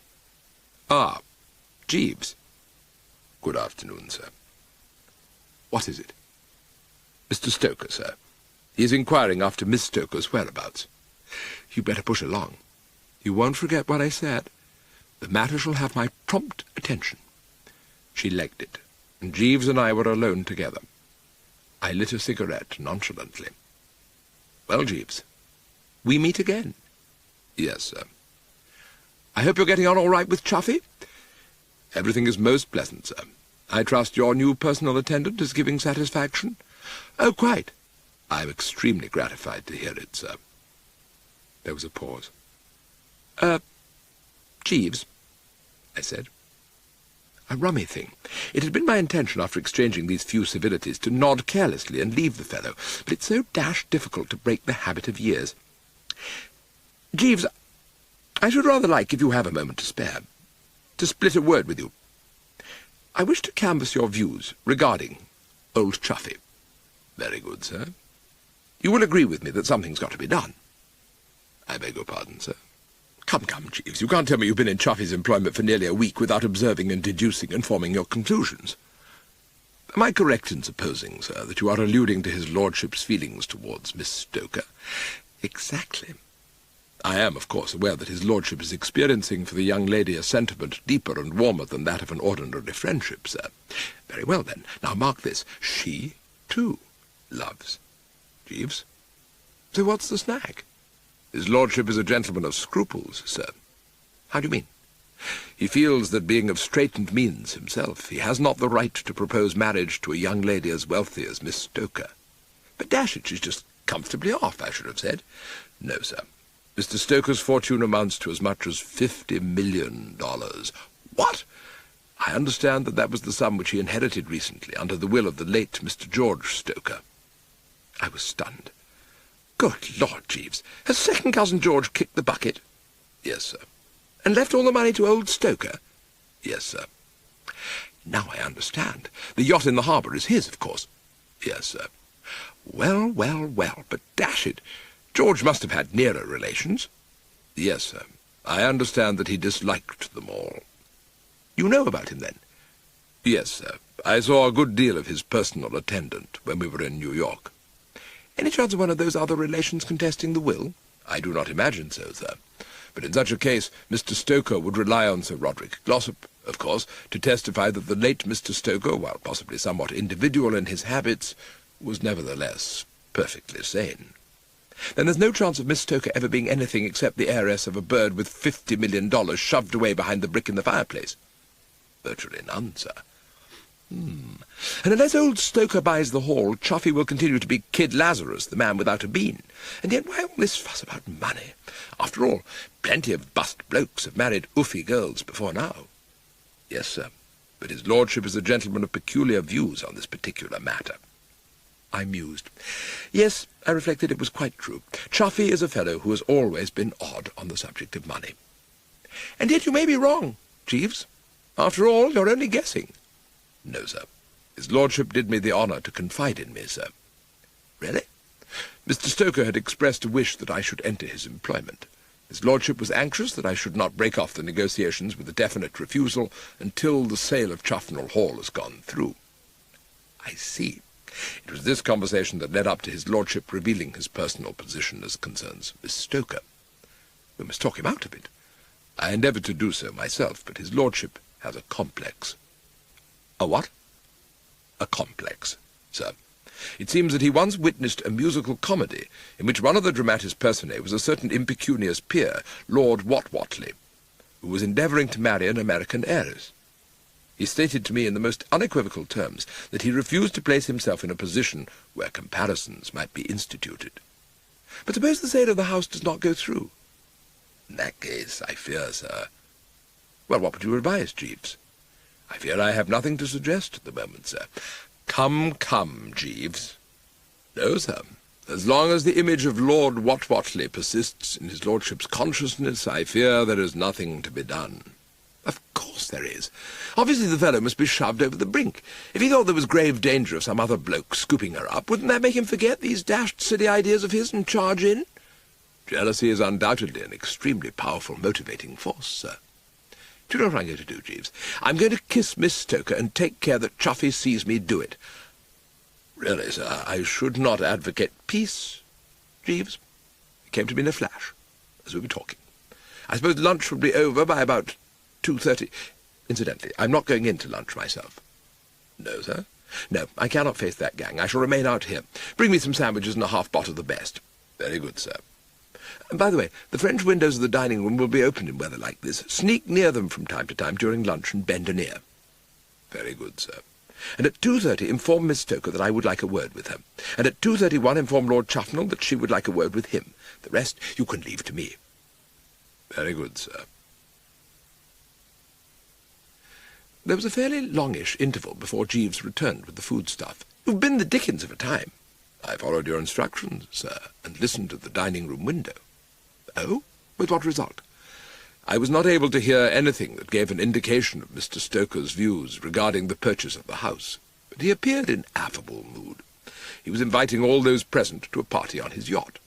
It appears that it is Master Dwight Stoker's birthday tomorrow, sir. And was the invitation well received? Extremely, sir. Though Master Seabury appeared to experience a certain chagrin at Master Dwight's somewhat arrogant assertion that he betted this was the first time that Master Seabury had ever so much as smelled a yacht. What did he say? He retorted that he'd been on trillions of yachts. Mr. Stoker, however, threw oil upon the troubled waters by announcing his intention of hiring the troupe of Negro minstrels to perform at the party. I left the whole company on what appeared to be the most amicable terms. Well, bustle back and see if you can hear some more. Very good, sir. I finished my sandwiches and half-pot, and lit a cigarette, wishing that I had told Jeeves to bring me some coffee, but in due course up he rolled with the steaming cupful. Luncheon has just concluded, sir. Ah, did you see Miss Stoker? Yes, sir, I informed her that you desired a word with her, and she will be here shortly. Why not now? His lordship engaged her in conversation immediately after I had given her your message. Had you told him to come here too? Yes, sir. Jeeves, I see a flaw. They will arrive together. No, sir. On observing his lordship making in this direction, I can easily detain him for a moment on some matter. At this point I observed a gleam of white among the bushes. The next moment the girl appeared. "Hello, Bertie," said Pauline. "What's all this about your having a headache? You seem to have been doing yourself pretty well in spite of it." "I found I could peck a bit. You'd better take these things back, Jeeves." "Very good, sir. And you won't forget that if his lordship should want me, I'm here."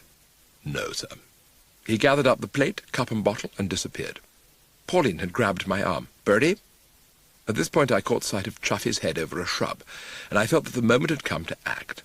Folding the girl in my arms, I got home on her right eyebrow. It wasn't one of my best, I will admit, but it was a kiss within the meaning of the act, and I fancied that it ought to produce results. And so, no doubt, it would have done had the fellow who entered at this critical point been Chuffy.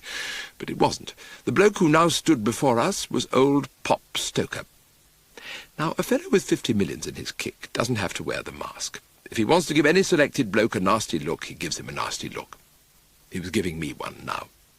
He collected Pauline, and the next moment I was alone and at liberty to think the thing over. And it was as I was doing so, with the help of a soothing cigarette, that Chuffy bounded into my little sylvan glade. He, too, appeared to have something on his mind. "Look here, Bertie, what's all this I hear?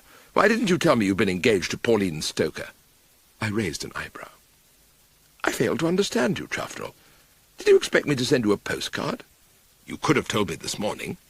"I saw no reason to do so. How did you hear about it, anyhow?" "Sir Roderick Glossop happened to mention it." "Oh, he did he? Well, he's the bird who broke it off." "What do you mean?" "He happened to be in New York at the time, and it was the work of a moment with him to tap old Stoker on the chest and urge him to give me the push. The whole thing didn't last more than 48 hours from kick-off to finish." Chuffy eyed me narrowly. "You swear that?" "Certainly." "Only 48 hours?" "Less." "And there's nothing between you now?" His demeanour was not matey. "Nothing whatsoever. So charge in, Chuffy, old man. Follow the dictates of the old heart. The girl is potty about you." "Who told you that?" "She did." "She does really love me?" "Passionately." A look of relief came into the old egg's careworn face. "Well, that's all right, then. Sorry, but when a fellow's just got engaged to a girl, it's rather a jar to find that she was engaged to somebody else about 2 months before." I was astounded. "Are you engaged? Since when?" "Since shortly after lunch." "But how about Wat Watley?" "Who told you about Wat Watley?" "Jeeves." "Jeeves talks too much. As a matter of fact, Wat Watley didn't enter the matter at all. Immediately before I fixed things up with Pauline, old Stoker told me that he'd decided to buy the house." "Really?" "Absolutely. I think it was the 85 port that did it." "You couldn't have done a wiser thing. Well, I'll be getting along. I suppose Stoker will want to talk to me about the house. You coming?" "No, thanks. The fact of the matter is, old man, I'm not so dash keen on mingling with your little troop. I shall take a stroll about the estate." This domain or seat of Chuffy's was a topping place for a stroll. I spent an agreeable 2 hours messing about, and it was well along into the late afternoon when the imperative need for a cup of tea sent me sauntering round to the back premises, where I anticipated finding Jeeves. A scullery maid of sorts directed me to his quarters. The happy ending of which Chuffy had recently apprised me had induced contentment, and a nice hot cup and slab of toast would, I felt, just top the thing off. "Jeeves, you heard about Stoker promising to buy the house?" "Yes, sir." "And the engagement?" "Yes, sir." "I suppose old Chuffy is feeling great?" "Not altogether, sir." "Eh?" "No, sir. I regret to say that there has been something in the nature of a hitch." "What?" "The origin of the trouble was a physical contest between Master Dwight Stoker and Master Seabury, sir. Some 40 minutes after the conclusion of the meal, the young gentlemen had gone off together to the small morning-room, and there, it appears, Master Seabury endeavoured to exact from Master Dwight the sum of 1 shilling and 6pence for what he termed protection. Oh, golly! Master Dwight, I gathered, declined in a somewhat high-spirited manner, and one word led to another, with the result that at about 3:30 sounds indicative of a brawl were heard proceeding from the morning-room, and the senior members of the party, repairing thither, discovered the young gentleman on the floor surrounded by the débris of a china cabinet. The moment of their arrival, Master Dwight appeared to be having somewhat the better of the exchanges, for he was seated on Master Seabury's chest, bumping his head on the carpet. On witnessing the position of affairs, her ladyship uttered a sharp cry, and struck Master Dwight with considerable force on the right ear. Upon which, of course— "Precisely, sir. Mr. Stoker, espousing the cause of his son, aimed a powerful kick at Master Seabury." "Tell me he got him." "Yes, sir. The next moment a heated altercation had broken out between her ladyship and Mr. Stoker. Her ladyship called to Sir Roderick for support, and he proceeded to take Mr. Stoker to task for the assault. High words ensued, and the upshot of it was that Mr. Stoker, with a good deal of warmth, informed Sir Roderick that if he supposed that he, Mr. Stoker, intended to purchase Chuffnell Hall after what had occurred, he, Sir Roderick, was in grave error. I buried the head in the hands. Upon this, his lordship, who had been an agitated auditor, gave vent to a startled exclamation, and urged Mr. Stoker to disclaim these words. It was his lordship's view that Mr. Stoker, having given his promise to purchase Chufnell Hall, could not, as an honourable man, recede from his obligation. Upon Mr. Stoker replying that he did not care what he had promised or what he had not promised, and continuing to asseverate that not a penny of his money should be expended in the direction indicated, his lordship, I regret to say, became somewhat unguarded in his speech, stating in an extremely candid manner his opinion of the latter's character, commercial probity, and even appearance. That terminated the distressing scene, sir. Mr. Stoker returned to the yacht with Miss Stoker and Master Dwight. Sir Roderick has gone to secure accommodation for himself at the local inn. Lady Chufnell is applying arnica to Master Seabury in his bedroom. His lordship, I believe, is taking the dog for a run in the West Park. I mused. When all this happened, had Chuffy told Stoker he wanted to marry Miss Stoker? No, sir. They will have to meet by stealth. Even that will be a little difficult, sir. I should have mentioned that I chanced to be an auditor of a conversation between Mr. and Miss Stoker, from the substance of which I gather that it was the gentleman's intention to keep Miss Stoker virtually in durance while on board the yacht. But you said he didn't know anything about the engagement. Mr. Stoker's motive in immuring Miss Stoker on the vessel is not to prevent her encountering his lordship, but to obviate any chance of her meeting you, sir. The fact that you embraced the young lady has convinced him that her affection for you has persisted since your parting in New York. You're sure you really heard all this? Yes, sir. I was conversing with his lordship at the moment on one side of a screen of bushes, when the conversation which I have described broke out on the other side. I started visibly. You were talking with Chuffy, did you say? Yes, sir. I wiped the brow. Jeeves, advise me. Well, sir, I think it might be judicious if you were to attempt to persuade his lordship that the spirit in which you embraced Miss Stoker was a purely brotherly one. You think I could get away with that? I fancy so, sir. After all, you are an old friend of the young lady. I rose. It is at least worth trying, Jeeves. I shall now leave you. Your tea will be here in a moment, sir. No, Jeeves, this is no time for tea. I dare say I shall be getting a call from Chuffy shortly. It would not surprise me if you were to find his lordship awaiting you at your cottage now, sir. End of Side 1. Side 2. Jeeves was absolutely correct. No sooner had I crossed the threshold than something exploded out of the armchair, and there was Chuffy. "Ah," he said, speaking the word between clenched teeth. I slipped him a sympathetic smile. "Chuffy, I've heard all. Jeeves told me. Too bad, too bad. I little thought, old man, when I bestowed a brotherly kiss on Pauline Stoker by way of congratulating her on your engagement, that all this trouble would be bobbing up so soon afterwards."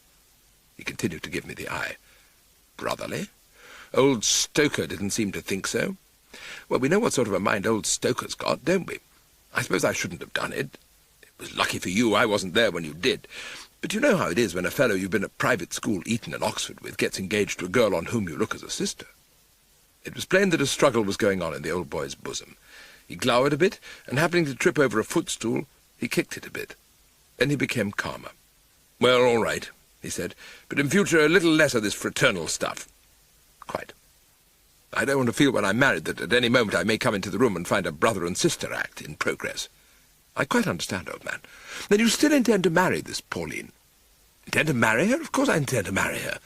But if Stoker's not going to buy the hall, aren't you rather by way of being back in the position you were in before?" He gave a slight shudder. "Bertie, don't remind me of a time when I must have been absolutely potty. If I can dig up 7 and 6 for the licence and the couple of quid or whatever it is for the man behind the prayer book, this wedding's going through. I mean, love's love. You never spoke a truer word, laddie. If I were you, I'd write her a letter embodying those views. I will, and by Jove, Jeeves shall take it to her, thus removing any chance of old Stoker intercepting it."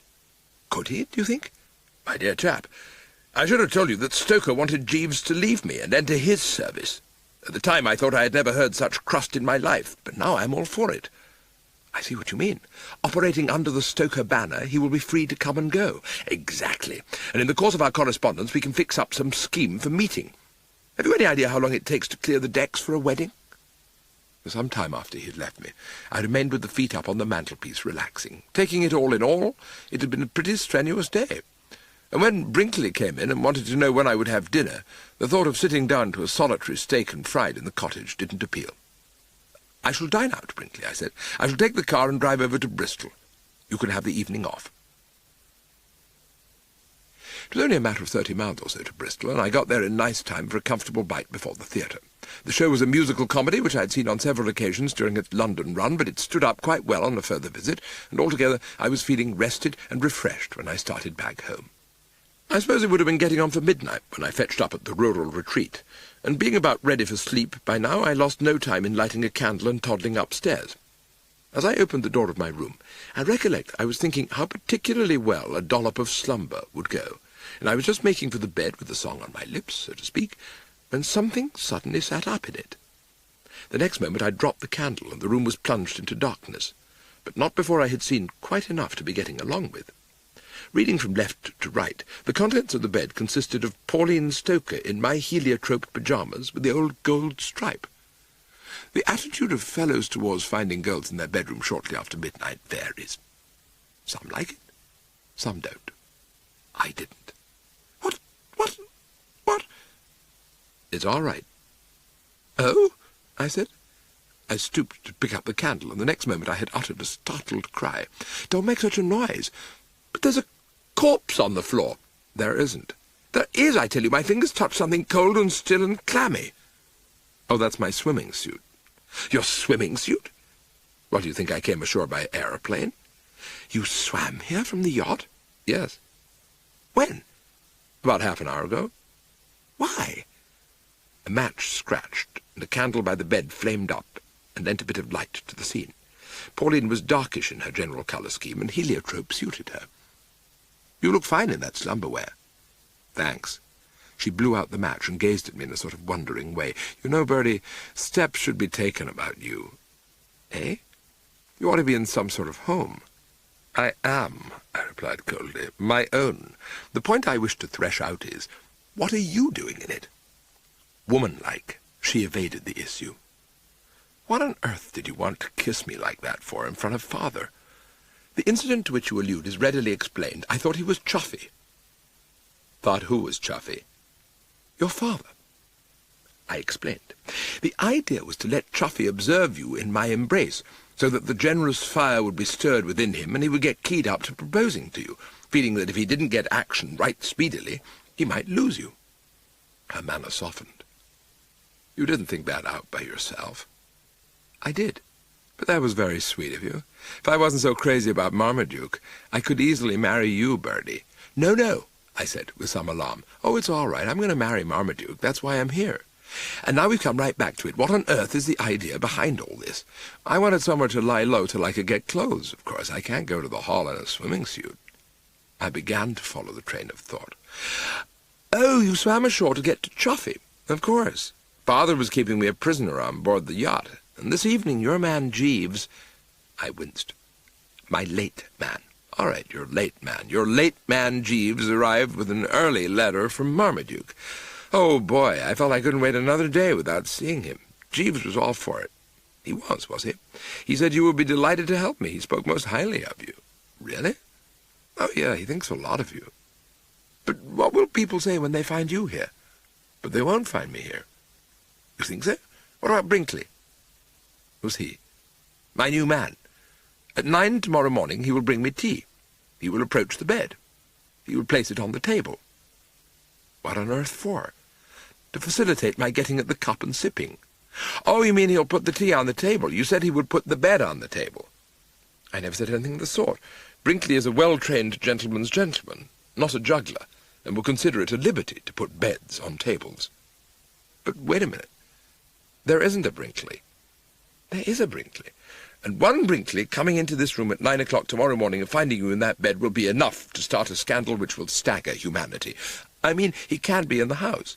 I made enough noise getting into Wake 6, gentlemen's gentlemen, apart from smashing a window at the back." "Did you smash a window at the back?" "I had to. It was the window of some sort of bedroom on the ground floor." "Why, dash it, that's Brinkley's bedroom."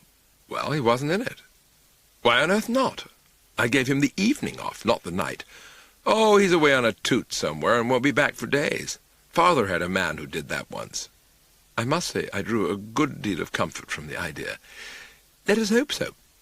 So you see you've been making a fuss about nothing. I always say—" But what it was she always said I was not privileged to learn, for at that moment she broke off with a sharp squeak. Somebody was knocking on the front door. We looked at each other with a mild surmise, silent upon a first floor back in Chuffnell Regis. We both jumped simultaneously to the same ghastly conclusion. "It's Father," Pauline gargled, and with a swift flip of her finger she doused the candle. "What did you do that for?" "So that he shouldn't see a light in the window, of course. If he thinks you're asleep, he may go away." "What a hope," I retorted as the knocking started again. "I'll have to see him," I said. "Well, be careful." I hurried down the stairs and flung open the front door. Well, when I say flung, I opened it a matter of 6 inches, not omitting to keep it on the chain. "Hello?" I don't know when I felt such a chunk of relief as surged over me the next moment. "Taking your time, haven't you? What's the matter with you, young man? Deaf or something?" It wasn't the voice of J. Washbourne Stoker. "Frightfully sorry. Sort of reverie, if you know what I mean." The voice spoke again, not without a pretty goodish modicum of suavity this time. "Oh, I beg your pardon, sir. I thought you was the young man Brinkley." "Brinkley's out. Who are you?" "Sergeant Vooles, sir." I opened the door. It was pretty dark outside, but I could recognize the arm of the law all right. "Anything I can do for you, Sergeant?" My eyes were getting accustomed to the darkness by this time, and I was enabled to spot certain objects of interest by the wayside. The principal one was another policeman, tall and lean and stringy, this one. "This is my young nephew, sir, Constable Dobson." Well, I wasn't exactly in the mood for a social reunion. "Are you aware, sir, that there's a window broke at the back of your residence? My young nephew here spotted it and thought best to wake me up and have me investigate." "Oh, that? Yes. Brinkley did that yesterday. Silly ass." "You know about it, then, sir?" "Oh, yes. Quite all right, Sergeant." "Well, you know best if it's quite all right, sir, but I should say there was a danger of marauders getting through." "I thought I did see a marauder getting through, Uncle Ted." "What? Then why didn't you tell me before? And don't call me Uncle Ted when we're on duty. You'd best let us make a search of the house, sir." "Well, I put the presidential veto on this pretty quick." "Certainly not, Sergeant." "Well, please yourself, sir, but you're shackling the police. That's what you're doing." "Well, I'm sorry." "And you're going to be sorrier when you go upstairs to your bedroom and a marauder cuts your throat from ear to ear." Fight against these gloomy views, my dear old police sergeant. Nothing could happen to anyone in a place like Chuffnell Regis. Don't you believe it, sir. Chuffnell Regis is going down. I would never have thought to have seen a troop of nigger minstrels singing comic songs within a stone's throw of my police station. You view them with concern. There's been fowls missing, and I have my suspicions. Well, come along, Constable. If we're to be shackled, there's nothing to keep us here. Good night, sir." "Good night." I shut the door and buzzed back to the bedroom. Pauline was sitting up in bed. "Who was it?" "The constabulary." "What did they want?" "Apparently they saw you getting in." "Oh, what a lot of trouble I'm giving you, Bertie." "Oh, no, only too pleased." "Well, I suppose I might as well be pushing along." "Are you going?" "In the circumstances I can hardly doss on the premises. I shall withdraw to the garage." And so saying, I popped off, trickled down the stairs, opened the front door, and out into the scented night, and I don't suppose I was a dozen yards from the house when a heavy hand fell on my shoulder. "Gotcha!" "Ouch!" I replied. The shadowy form now revealed itself as that of Constable Dobson. "I'm sure I beg your pardon, sir. I thought you was the marauder." "Quite all right, Constable. Just going for a stroll." "I understand, sir. Breath of air." "You have put it in a nutshell. The house is quite close." "Yes, sir. Just over there." "I mean stuffy." "Oh, yes, sir. Well, good night, sir." "Tra-la, Constable." I proceeded on my way, a little shaken. I had left the garage door open, and I felt my way to the old two-seater. I climbed into the car and, leaning back, endeavoured to compose myself for sleep. However, I don't suppose I could have counted more than about a platoon and a half of sheep when a light suddenly flashed on the features and a voice instructed me to come on out of it. I sat up. "Ah, Sergeant." "Is that you, sir?" "Yes." "Can't say it occurred to me that it might be you in here, sir." "I thought I'd try to get a bit of sleep in the old car, Sergeant. Such a warm night." "Just so, sir." His voice was respectful, but I could not conquer a suspicion that he was beginning to look a bit askance. "Good night, Sergeant." "Good night, sir." Well, you know how it is when someone butts in on you just as you're shaping for the beauty sleep. It breaks the spell, if you know what I mean. I curled up again, but I soon saw that all efforts in the direction of the restful night in my present environment would be fruitless. Steps, I realized, would have to be taken through other channels. I hadn't done a great deal of exploring in these grounds of mine, but it so happened that one morning a sharp shower had driven me to the shelter of a species of shed, or outhouse, down in the southwest corner of the estate. And unless memory deceived me, there had been in that outhouse or shed a pile of sacking on the floor. In addition to smelling of mice and mould, the particular segment of sacking on which some 2 minutes later I was reclining had a marked aroma of by-the-day gardener, and at the end of about half an hour a soothing drowsiness had begun to steal over me. And at the end of about 35 minutes the door flew open, and there was the old familiar lantern shining in again. I realized that the time had come to strike a forceful note with these two pests. "Yes, what is it now?" "Is that you again, sir?" inquired the sergeant. "Yes, it is, dash it. What, may I ask, is the meaning of this incessant chivying? Sleep under these conditions becomes impossible." "Very sorry, sir. It never occurred to me that it could be you sleeping in a shed. Sir, you do not dispute the fact that it is my shed?" "No, sir, but it sort of seems funny." "I see nothing funny in it whatsoever." "Uncle Ted means odd, sir. Not so much of what Uncle Ted means, and don't call me Uncle Ted. What it sort of seemed to us, sir, was peculiar." "I cannot subscribe to your opinion, Sergeant," I said stiffly. "I have a perfect right, have I not, to sleep where I please?" "Yes, sir." "Exactly. Good night, Sergeant." "Good night, sir." "Good night, Constable." "Good night, sir." The door closed softly. I could hear them whispering for a moment or two, then they appeared to ooze off, for all became quiet save for the lapping of the waves on the shore. And not 10 minutes after I had made up my mind that I should never get to sleep again, I was off as comfortably as a babe. It couldn't last, of course. The next thing I remember is someone joggling my arm. I sat up. There was the good old lantern once more. "Now listen." The words froze on my lips. The fellow who was joggling my arm was Chuffy. He was bending over me with a sort of bedside manner. In the background I could see Sergeant Vooles hovering with something of the air of a trained nurse. What had become of Constable Dobson I did not know.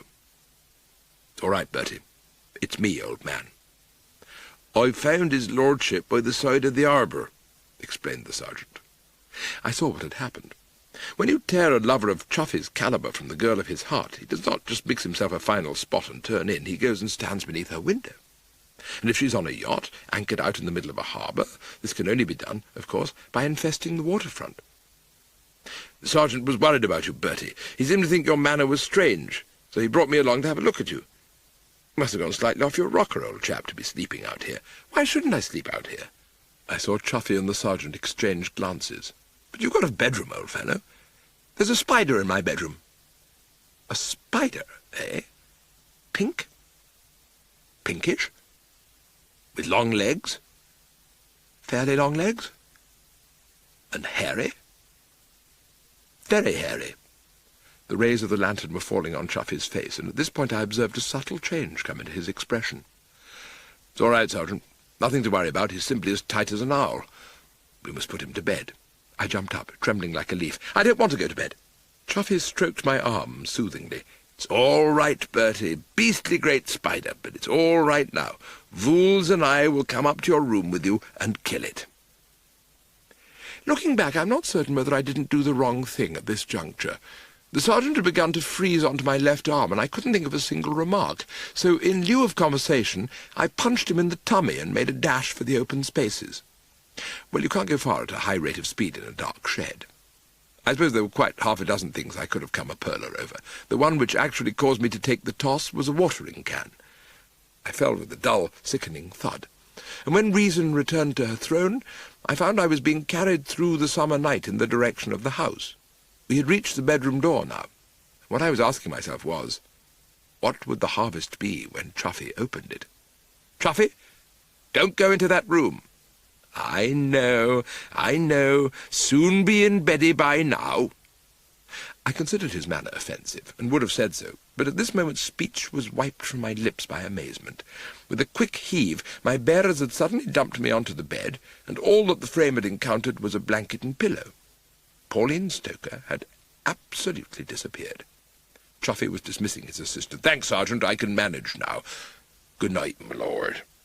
The sergeant clumped down the stairs, making enough row for 2 sergeants, and Chuffy, with something of the air of a mother brooding over a sleeping child, took off my boots. "Now you lie quite quiet, Bertie." It was while I was searching in my mind for a telling riposte that the door of the hanging cupboard outside the room opened, and Pauline Stoker came strolling in as if she hadn't a care in the world. What a night, what a night! A close call, that, Bertie. Who were those men I heard going out? And then suddenly she sighted Chuffy, and the love-light came into her eyes. Marmaduke. The poor old schoolmate appeared to be trying to say something, but in this he flopped badly. Nothing came through except a rather unpleasant whistling sound. Pauline, meanwhile, had begun to advance, but any observant outsider like myself could see so clearly that she had got quite the wrong angle. Marmaduke. "So," he said. "What do you mean? Why are you looking like that?" I thought it about time that I put in a word. "What you want on an occasion like this, Chuffy, old man," I said, "is simple faith." "Shut up," said Chuffy. "I don't want to hear anything from you." "Righto," I said. Pauline was looking a bit fogged. "Simple faith? What? Oh," she said, abruptly signing off, and I noted that the features were suffused with a crimson blush. "Oh," she said. At first, I take it, had been caused by her catching sight of her pyjamaed limbs and suddenly getting onto the equivocal nature of her position. The second one was different. It was the heart-cry of a woman who is madder than a hornet. "Oh," she said for the 3rd time, "so that's what you think. I don't think anything of the kind. I know that Bertie has been scrupulously correct in his behaviour throughout," I suggested. "Sleeping in a potting shed," continued Chuffy, and I must say it didn't sound half as good as my version. "The fact remains that in spite of being engaged to me and pretending this afternoon that you were tickled pink to be engaged to me, you are still so much in love with Bertie that you can't keep away from him. You have a perfect right, of course, to love who you like." "Whom?" "Old man," I couldn't help saying. "Will you keep quiet?" "Of course, of course." "I made me forget what I was going to say," he said in a rather peevish manner. Pauline took the floor. Her eyes were gleaming glitteringly. "Well, in that case, perhaps you'll listen to what I'm going to say. In the first place, you make me sick." "Indeed?" "Yes, indeed. In the second place, I hope I shall never see you again in this world or the next." "Really?" "Yes, really. I hate you. I wish I'd never met you." "Well, all right," said Chuffy. "If that's how you feel, well, all right." "You bet it's all right. Are you going to spend the night here? I wish you would leave off talking and go." "I will," said Chuffy.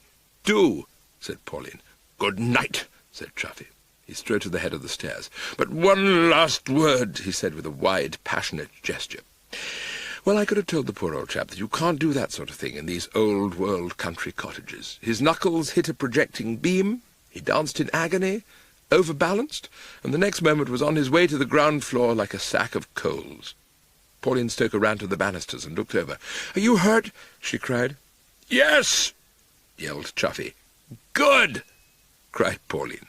She came back into the room, and the front door slammed like the bursting of an overwrought heart. I drew a deepish breath. Pauline was panting somewhat. She picked up her bathing suit. "Push off, Bertie. I've been hoping for a quiet chat in the course of which we would review the situation. But listen, I want to change." "Change what?" "Put on my swimming suit." "Why?" "Because I'm going to swim." I stared. "You aren't going back to the yacht, but I wanted to talk about Chuffy. I never wish to hear his name mentioned again. So will you remove yourself and let me change?" I went out onto the landing, and presently she emerged in the bathing suit. "You needn't see me out." "Of course I will, if you're really going." Outside the front door, the air seemed nippier than ever. She slipped off into the darkness without a word, and I went upstairs to bed. You might have thought that after garages and potting sheds, the fact that I was in bed would have resulted in instant slumber. I don't mind admitting that my heart ached for Chuffy. It also ached for Pauline. It ached for both of them. There is only one thing for the sympathetic bystander to do on these occasions, and I realize now that it was madness not to have done it before going to bed and attempting sleep. I slid out from between the sheets and went downstairs. The whisky bottle was in the cupboard. So was the siphon. So was the glass. I mixed myself a healing beaker and sat down. And as I did so, I observed on the table a sheet of paper. It was a note from Pauline Stoker. Dear Bertie, I couldn't face the swim, but there's a boat down by the landing stage. I shall row to the yacht and set it adrift. I've come back to borrow your overcoat. I didn't want to disturb you, so I climbed in through the window. I'm afraid you will have to sacrifice the coat, as of course I shall have to throw it overboard when I get to the yacht. Sorry. You notice the style? Curt. Evidence of the wounded heart and the heavy mind. I tore up the note and returned to my spot. There is nothing like a strong W&S for calming the system. In about another quarter of an hour I was feeling so soothed that I could contemplate bed once more. I rose accordingly, and was just about to ankle upstairs, when for the second time that night there was the dickens of a knocking on the front door. I don't know that you would call me an irascible man, but I can be pushed too far. It was with drawn brow and cold eye that I now undid the chain. I was just about ready to give Sergeant Vooles the ticking off of a lifetime. What caused me to refrain was not weakness or pity, but the fact that the man attached to the knocker wasn't Vooles at all. It was J. Washburn Stoker, and he was regarding me with a sort of hard-boiled fury. He pushed past me into the house, then turned and grabbed me by the shoulder. Now then! I beg your pardon? Where's my daughter? Your daughter Pauline? I have only one daughter. And you ask me where this one daughter is? I know where she is. Then why did you ask? She's here. Then give me my pyjama jacket and tell her to come in, I said. She's in this house. I went to her stateroom half an hour ago and it was empty, and I know she's infatuated with you. Not at all. She regards me as a sister. I am going to search this house. Charge right ahead. He dashed upstairs and I returned to my spot. And presently my visitor, who had gone up like a lion, came down like a lamb. I owe you an apology, Mr. Wooster. Don't give it a thought. It beats me where she can have gone. I endeavoured to throw out a word of cheer. I expect she's gone for a swim. At this time of night? Girls do rummy things. And she's a curious girl. This infatuation of hers for you, for instance. This seemed to me lacking in tact. Correct this notion that Miss Stoker is under my fatal spell. She laughs herself sick at the sight of me. I did not get that impression this afternoon. Oh, that's just brother and sister stuff. It shan't occur again. It had better not. Well, I won't keep you up, Mr. Wooster. I apologize again for making a darned fool of myself. He went down the garden path, and I, having waited up about 10 minutes on the chance that somebody else might come, paying a social call, drained my glass and popped up to bed. It was not long before the weary eyelids closed, and I was off. It seems almost incredible, but the next thing that woke me was birds outside my window heralding in a new day. Well, when I say heralding, it was about 10:30 of a fine summer morning. I had a hasty bath and shave, and trotted down to the kitchen full of joie de vivre. It was not until I had finished breakfast, and was playing the banjolele in the front garden, that something seemed to whisper reproachfully in my ear that I had no right to be feeling as perky as this on what was essentially the morning after. Something, I felt, must be done. But I could not conceal from myself that the situation was complex. I was still brooding on the prob, when the garden gate clicked, and I perceived Jeeves walking up the path. "Ah, Jeeves, have you come from the yacht?" "Yes, sir."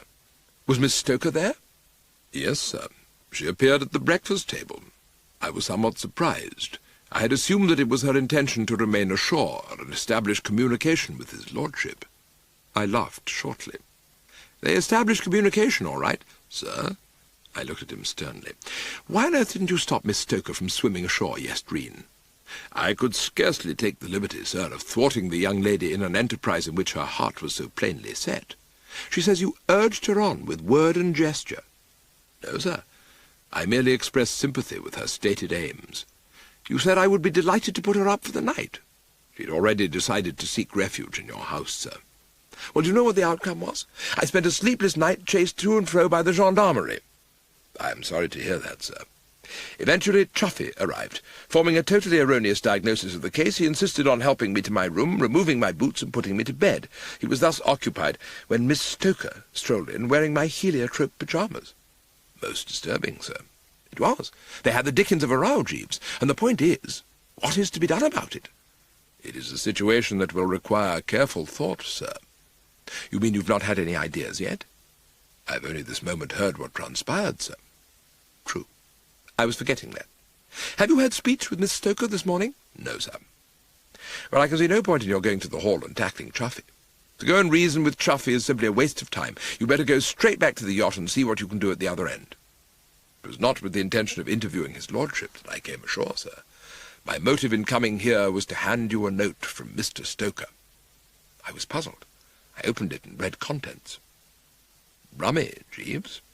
Sir, this is a letter of invitation, bidding me to the feast. Dear Mr. Worcester, writes Pop Stoker, I shall be frightfully bucked if you will come and mangle a spot of garbage on the boat tonight. Don't dress. I give you the gist of the thing. Peculiar, Jeeves. Certainly unforeseen, sir. I forgot to tell you that among my visitors last night was this same Stoker. He bounded in, shouting that his daughter was on the premises, and searched the house. Indeed, sir. Well, of course, he didn't find any daughter, because she was already on her way back to the yacht. Last night he seemed apologetic, rather than matey. I think it is possible that a conversation which I had this morning with the gentleman, sir— Ah, it was you. He said that he fancied that he recalled having seen me at your apartment in New York. On my replying in the affirmative, he proceeded to question me with regard to certain incidents in the past. The cats in the bedroom, and the hot water bottle episode, the purloined hat, and also the matter of your sliding down pipes, sir. And you said— I explained that Sir Roderick Glossop had taken a biased view of these occurrences, sir, and proceeded to relate their inner history. And he seemed pleased, sir. He appeared to think that he had misjudged you. It was, I imagine, shortly after this that he must have written this letter inviting you to dinner, sir. I was pleased with the man. When Bertram Wooster finds the old feudal spirit flourishing, he views it with approval and puts that approval into words. Thank you, Jeeves. I shall accept his invitation. And shall I tell you why I shall accept his invitation? Because it will enable me to get together with Miss Stoker and plead Chuffy's cause. I understand, sir. Not that it's going to be easy. I hardly know what line to take. If I might make the suggestion, sir, I should imagine that the young lady would respond most satisfactorily to the statement that his lordship was in poor health. She knows he's as fit as a fiddle. Poor health induced since her parting from him by distress of mind. Her gentle heart will be touched by that, you think? Very conceivably, sir. Then that is the vein I shall work. I see this invitation says dinner at 7. Bit on the early side, what? I presume that the arrangements have been made with a view to the convenience of Master Dwight, sir. Of course, yes. With Negro minstrel entertainment to follow. I wonder if there'd be any chance of a word with the one who plays the banjo. No doubt it could be arranged, sir. He seemed to speak with a certain reserve. I'm making great progress with the banjolele, Jeeves. Indeed, sir. Would you like me to play you What Is This Thing Called Love? No, sir. At 7 on the dot I stepped aboard Stoker's yacht. In my experience there are two kinds of elderly American. One, the stout and horn-rimmed, greets you as if you were a favourite son.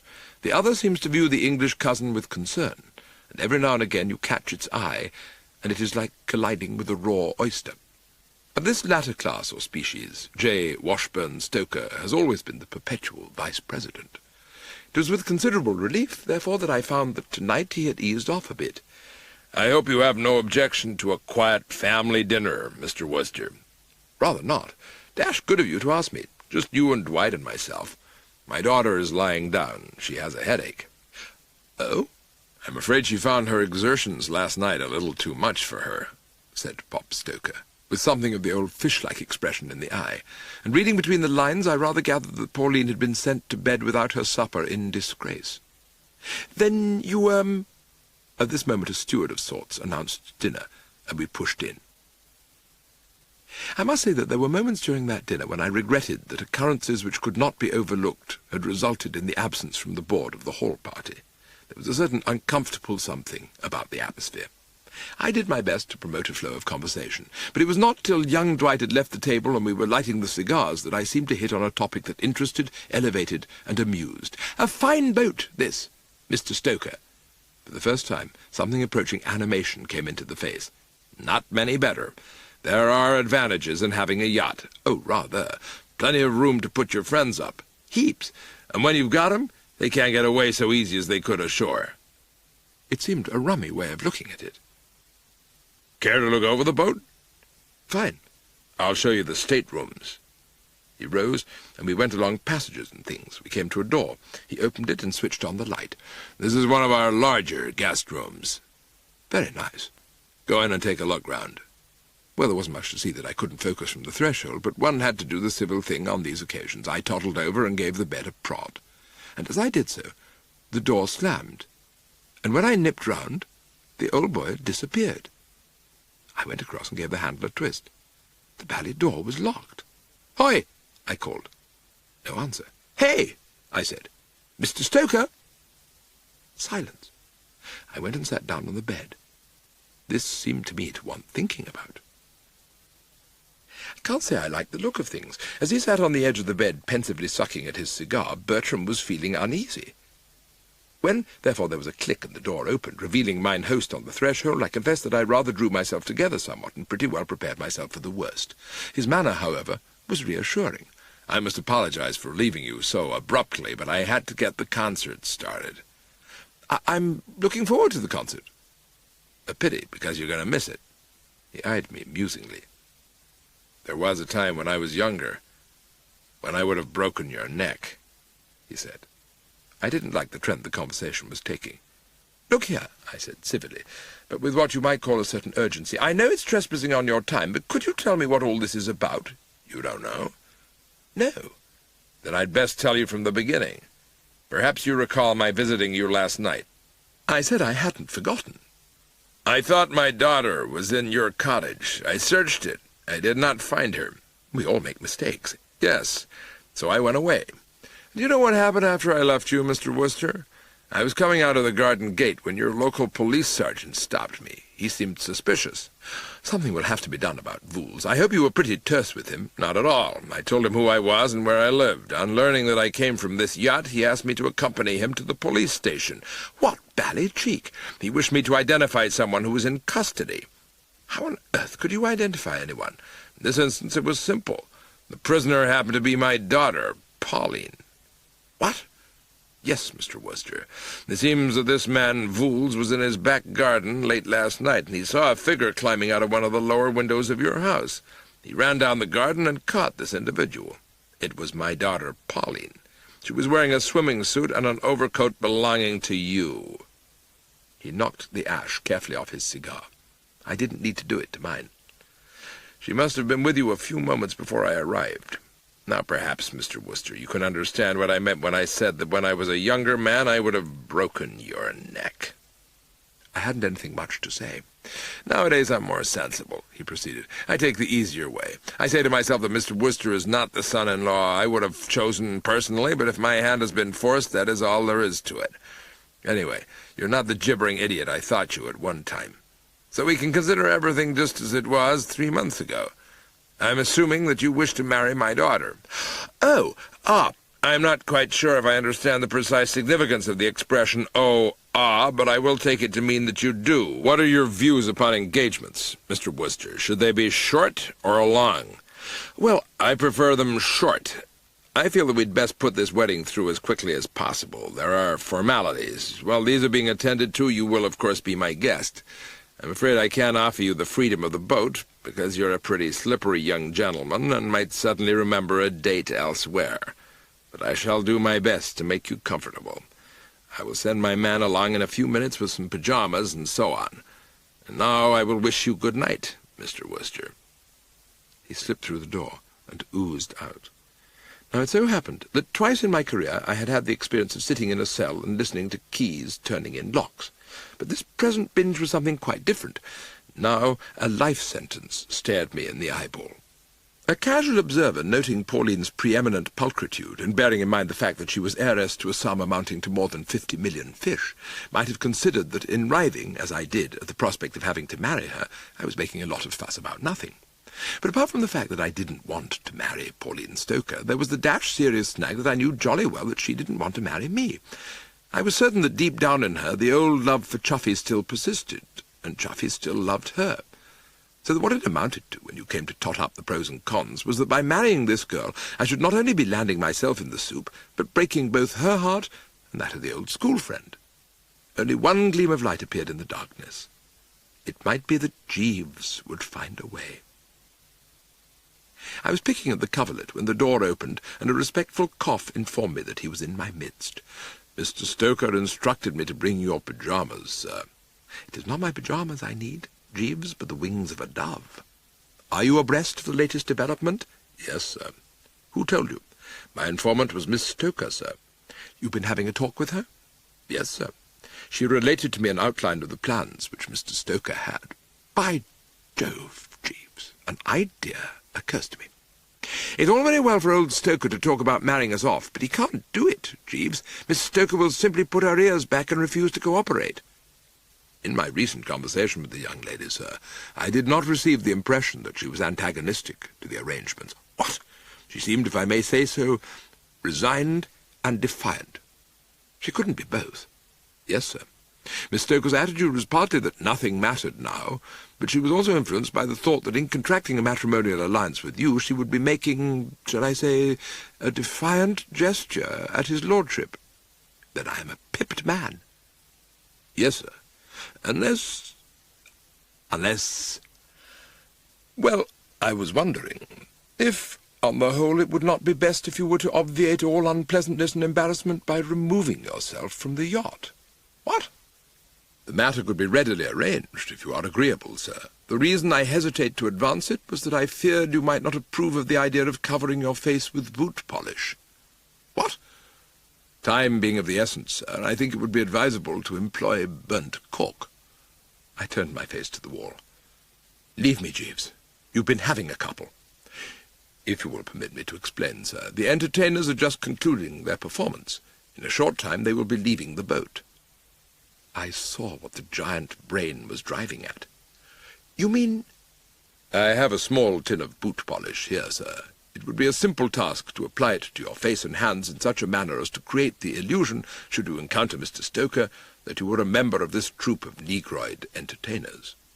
Jeeves, the suggestion I would make, sir, is that if you are amenable to what I propose, we should wait until these black-faced persons have left for the shore. I could then inform the captain that one of them, a personal friend of mine, had lingered behind to talk with me, and so had missed the motor launch. I have little doubt that he would accord me permission to row you ashore in one of the smaller boats. I stared at the man. Jeeves, as I have so often had occasion to say before, you stand alone. I must say, as a general rule, I always bar stories where the chap who's telling them skips lightly from point to point and leaves you to work it out for yourself as best you can just what has happened in the interim. And strictly speaking, I suppose I ought at this juncture to describe step by step the various moves which led me to safety and freedom, if you see what I mean. But when a tactician like Jeeves is in charge of the arrangements, it all seems so unnecessary. For there were no difficulties, absolutely nothing to report. A smooth bit of work. I mentioned this to Jeeves as we tied up at the landing stage. Thank you, sir. Thank you, Jeeves. And now what? We had left the landing stage and were standing on the road that ran past my garden gate. All was still. The stars twinkled above. And now what, Jeeves? I would advise repairing to your cottage, sir, and cleansing your face and hands. So far, sound. After which, if I might hazard the advice, sir, I think it would be well if you were to catch the next train to London. Again, sound. Once there, sir, I would advocate a visit to some continental resort, such as Paris or Berlin, or even, perhaps, as far afield as Italy. Do you intend to go back to the yacht and continue mingling with that gruesome bird? No, sir. I fancy Mr. Stoker would not receive me cordially. I shall return to his lordship's employment, sir. He'll be very glad to get you back. It is very kind of you to say so, sir. A very hearty good night, then. I will drop you a line to let you know where I am and how I have made out. By the way, is there a train to London tonight? Yes, sir. The 10:21. Thank you, Jeeves. End of Side 2.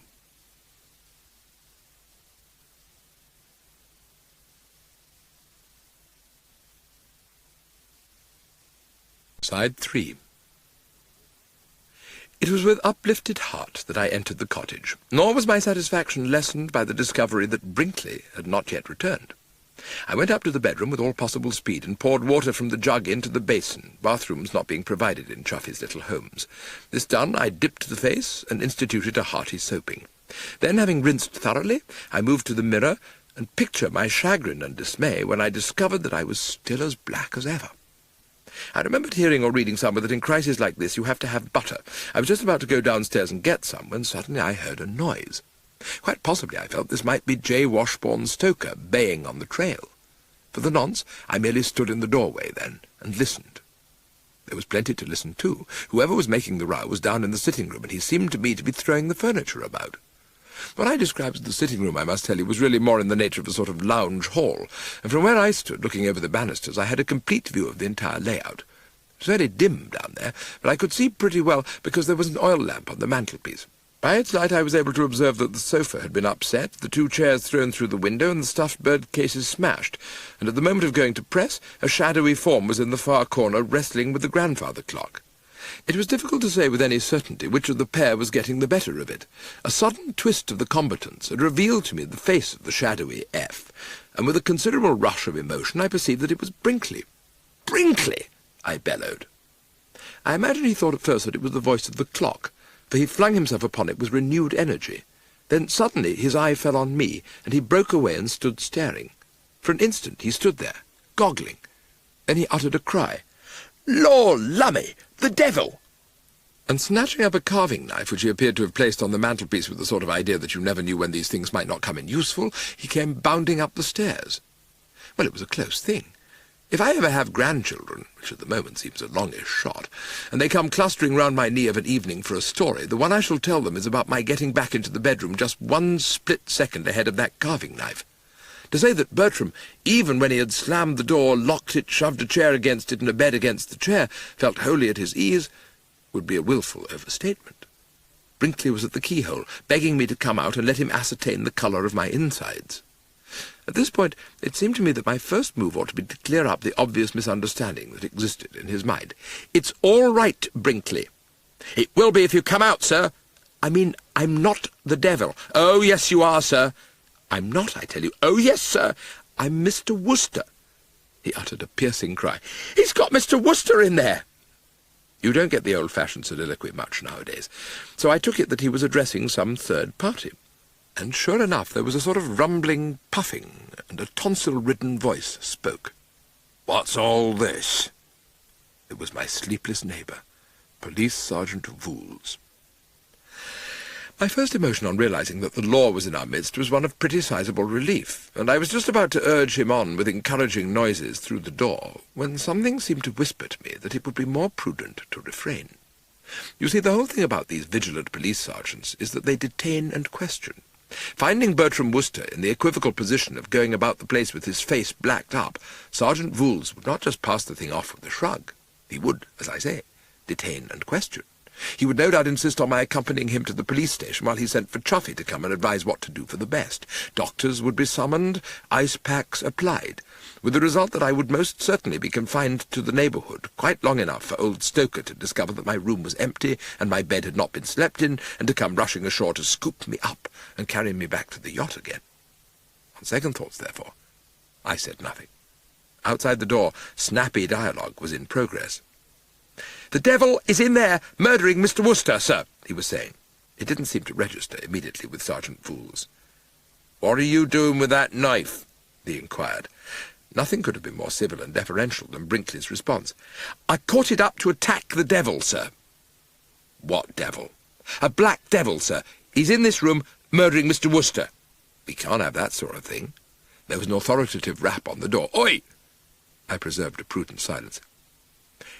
"Excuse me, sir," I heard Brinkley say, and from the sound of feet on the stairs I took it that he was leaving our little symposium.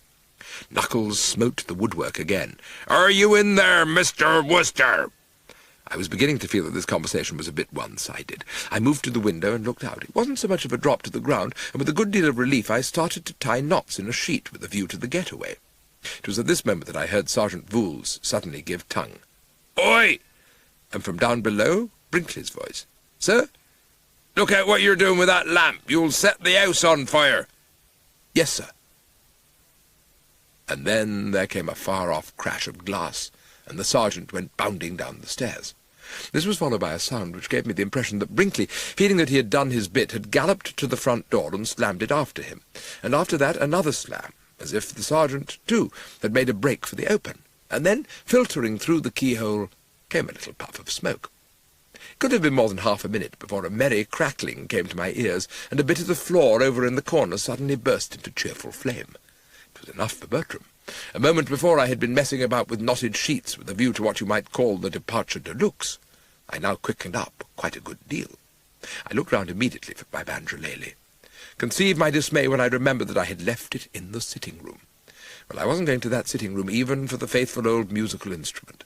With a regretful sigh, I hopped hurriedly to the window, and the next moment I was dropping like the gentle dew upon the place beneath. Or is it rain? I always forget. I made a smooth landing, and shot silently through the hedge of the junction between my back garden and Sergeant Voules's little bit, and continued to leg it till I was in a sort of wood. The sky was all lit up, and in the distance I could hear the sound of the local fire brigade going about its duties. I sat down on a stump, and took time off to pass the situation under review. Wasn't it Robinson Crusoe or someone who, when things were working out a bit messily for him, used to draw up a sort of credit and debit account? This was what I now did. The thing came out as follows. Credit? Well, here I am, what? Debit? Yes, but your bally house is burned down. Credit? Not mine. Choffy's. Debit? Yes, I know, but all your things are in it. Credit? Nothing of value. Debit? How about the banjolele? Credit?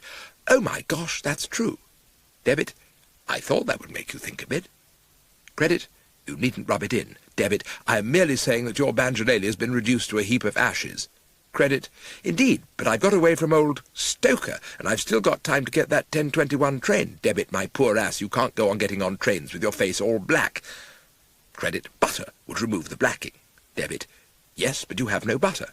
Credit? I can buy some. Debit? How? Got any money on you? Credit? Well, no. Debit? Ah. Credit? Why shouldn't I get someone to give me butter? Debit? Who? Credit? Why, Jeeves, of course. All I have to do is to go to the hall and put the whole case before Jeeves and tell him to rally round, and there I'll be as right as rain. And by Jove, there didn't seem a single debit to shove against that, and I don't suppose it was more than a quarter of an hour later that I was rapping at the back door of the hall. It was opened by a small female, a scullery maid of sorts, who, on observing me, gaped for a moment with a sort of shocked horror, and then with a piercing squeal, keeled over. I must admit it was a fairly nasty shock. I had never realized before what an important part one's complexion plays in life. Well, there was only one thing to do, of course. I picked up the feet and pushed off. I hared round to the front and came to roost in a patch of bushes not far from the main entrance.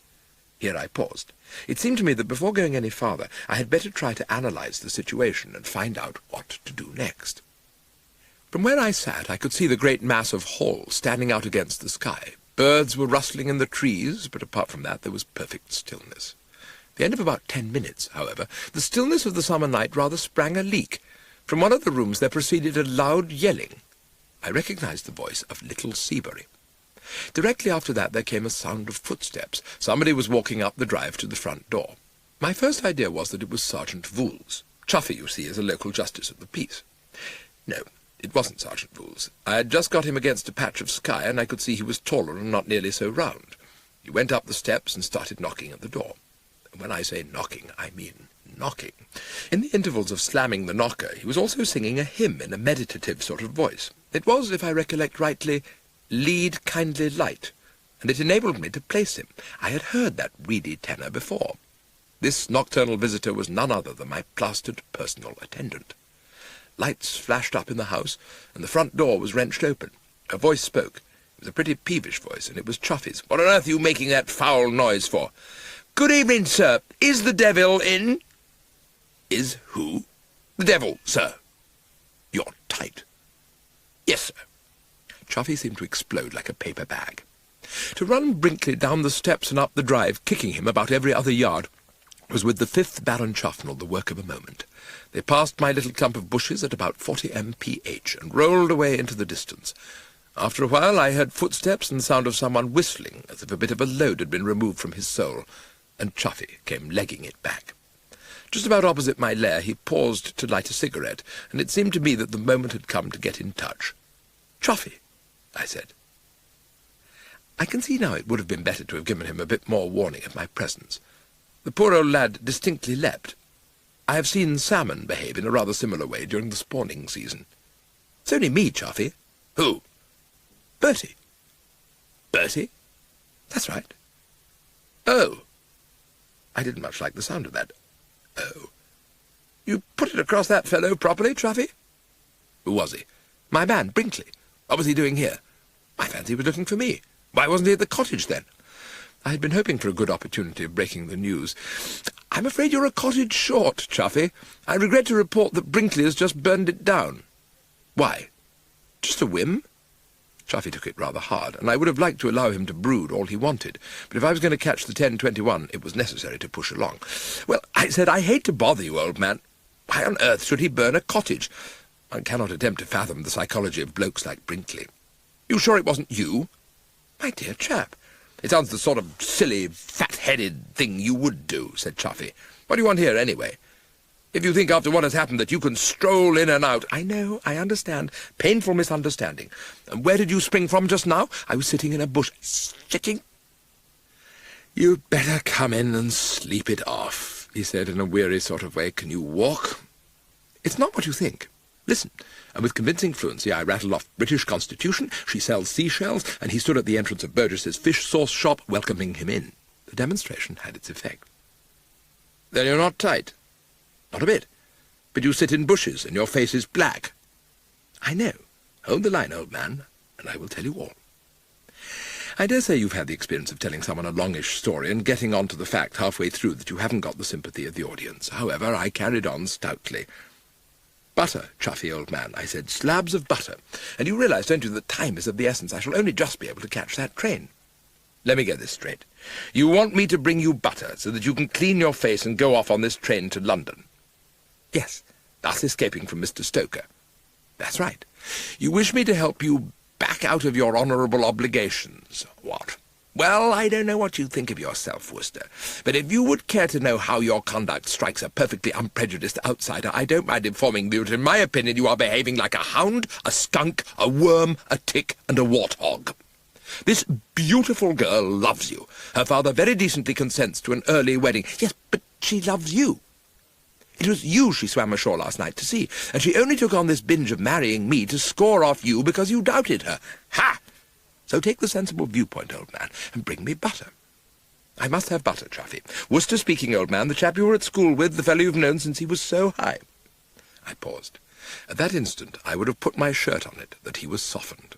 And so he was, but not along the right lines. I will tell you exactly how I feel about this, Bertie, he said, and there was a sort of beastly gentleness in his manner. I won't pretend that I don't love this girl. I loved her from the first moment we met. Our eyes met, and I knew that I had found the only girl in the world for me, not having the foggiest that she was really crazy about you. She isn't. I realize it now, and I know, of course, that I can never win her for myself. But I can do this, Bertie, having this great love for her. I can see to it that she is not robbed of her happiness. You will remain exactly as you are, and after thinking it over, I have no doubt that you will find your better self pointing the way, and that you will go back to the yacht. But, Chuffy, butter, no butter, Worcester. You are better without it. And flinging aside my hand like a soiled glove, he stalked past me into the night. I don't know how long it was I stood there. Let us say, then, that at some point, 5, 10, 15, or it might have been 20 minutes later, I became aware of somebody coughing softly at my side. I perceived Jeeves. I was hoping that you would not have left the grounds, sir. On learning that the scullery maid had become a victim of hysterics as the result of opening the back door and observing a black man, I sprang to the conclusion that you must have been calling there. Has something gone wrong, sir? Jeeves, what are those sore things people find themselves in? Straits, sir.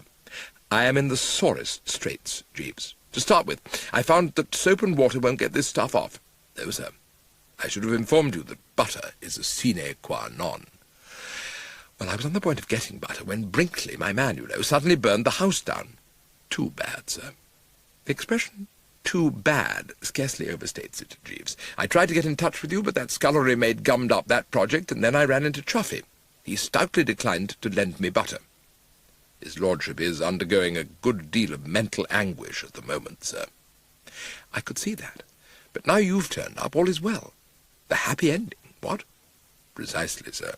I shall be delighted to procure you butter.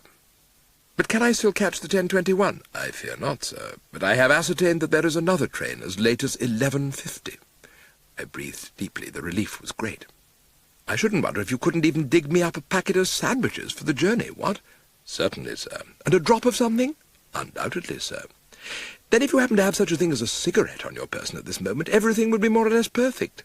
Turkish or Virginian, sir? Both. There's nothing like a quiet cigarette for soothing the system. What was all that yelling about, Jeeves? It sounded like Seabury. It was Master Seabury, sir. He is a little fractious tonight. What's biting him? He is somewhat acutely disappointed, sir, at having missed the Negro entertainment on the yacht. Absolutely his own fault. Just so, sir. What did they do about it? I understand that steps are being taken to provide something in the nature of an alternative entertainment for the little fellow. How do you mean, Jeeves? I understand that her ladyship has induced Sir Roderick Glossop to offer his services. He has a pleasing baritone voice, and as a younger man was often accustomed to render songs at smoking concerts. Then you mean he's going to soothe young Seabury with song, accompanied by her ladyship on the piano? I spotted the snag. It won't work, Jeeves. Here's a kid who has been looking forward to seeing a troupe of Negro minstrels do their stuff. Is he likely to accept as an adequate substitute a white-faced loony doctor, accompanied by his mother on the piano? Not white-faced, sir. The question was debated, and it was her ladyship's view that something in the nature of a negroid performance was indispensable. Old Glossop isn't blacking up. Yes, sir. Sir Roderick is very amenable at the moment to any suggestion emanating from her ladyship. You mean he's in love? Yes, sir. But even so, Sir Roderick did endeavour to protest, but her ladyship overruled his objections. As a matter of fact, sir, I think that on the whole it is a good thing that she did. Sir Roderick's kindly act will serve to heal the breach between Master Seabury and himself. I happen to know that the young gentleman has been unsuccessful in his endeavour to extract protection money from Sir Roderick, and was resenting the fact keenly. Apparently Sir Roderick read the young gentleman something of a lecture.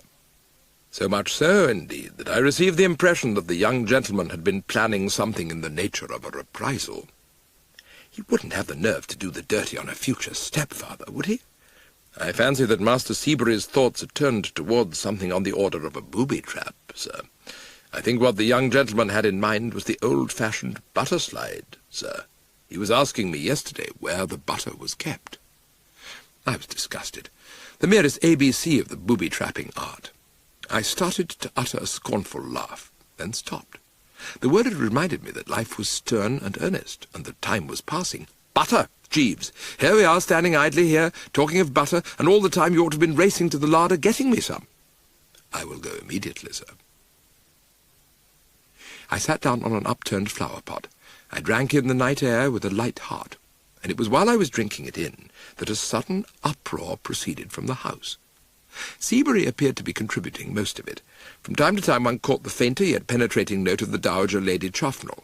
Blending with this, there could be discerned a deeper voice, the unmistakable baritone woofle of Sir Roderick Glossop.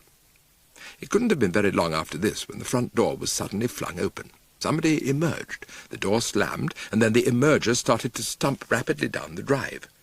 There had been just a moment when the light from the hall shone upon this bloke. It had been long enough for me to identify him. This sudden exeter was none other than Sir Roderick Glossop, and his face, I noted, was as black as the ace of spades. A few moments later I observed Jeeves looming up on the right flank. What was all that, Jeeves? Sounded as if little Seabury was being murdered. The young gentleman was the victim of a personal assault, sir, at the hands of Sir Roderick Glossop.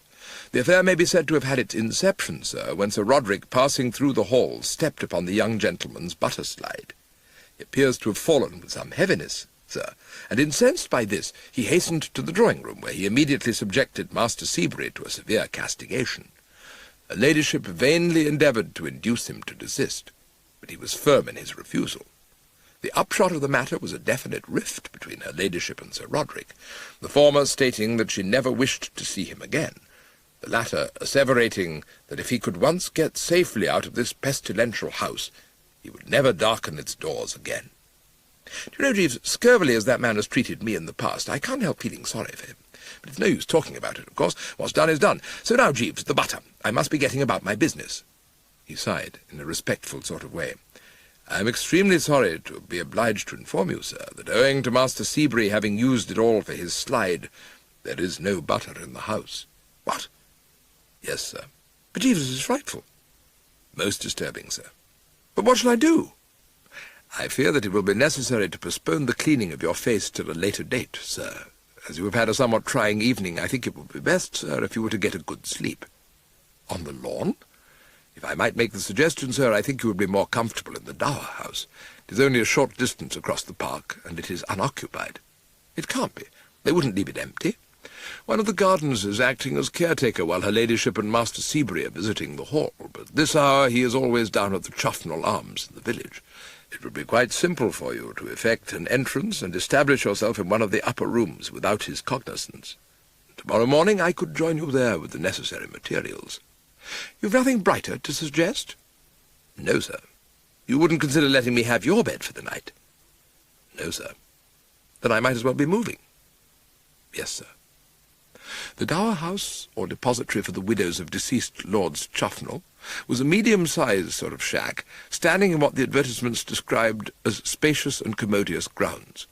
It was with a pretty goodish amount of caution, however, that I now sidled round to the back, and when the first thing the eye fell on was the kitchen door standing ajar, I did not rush in with vim.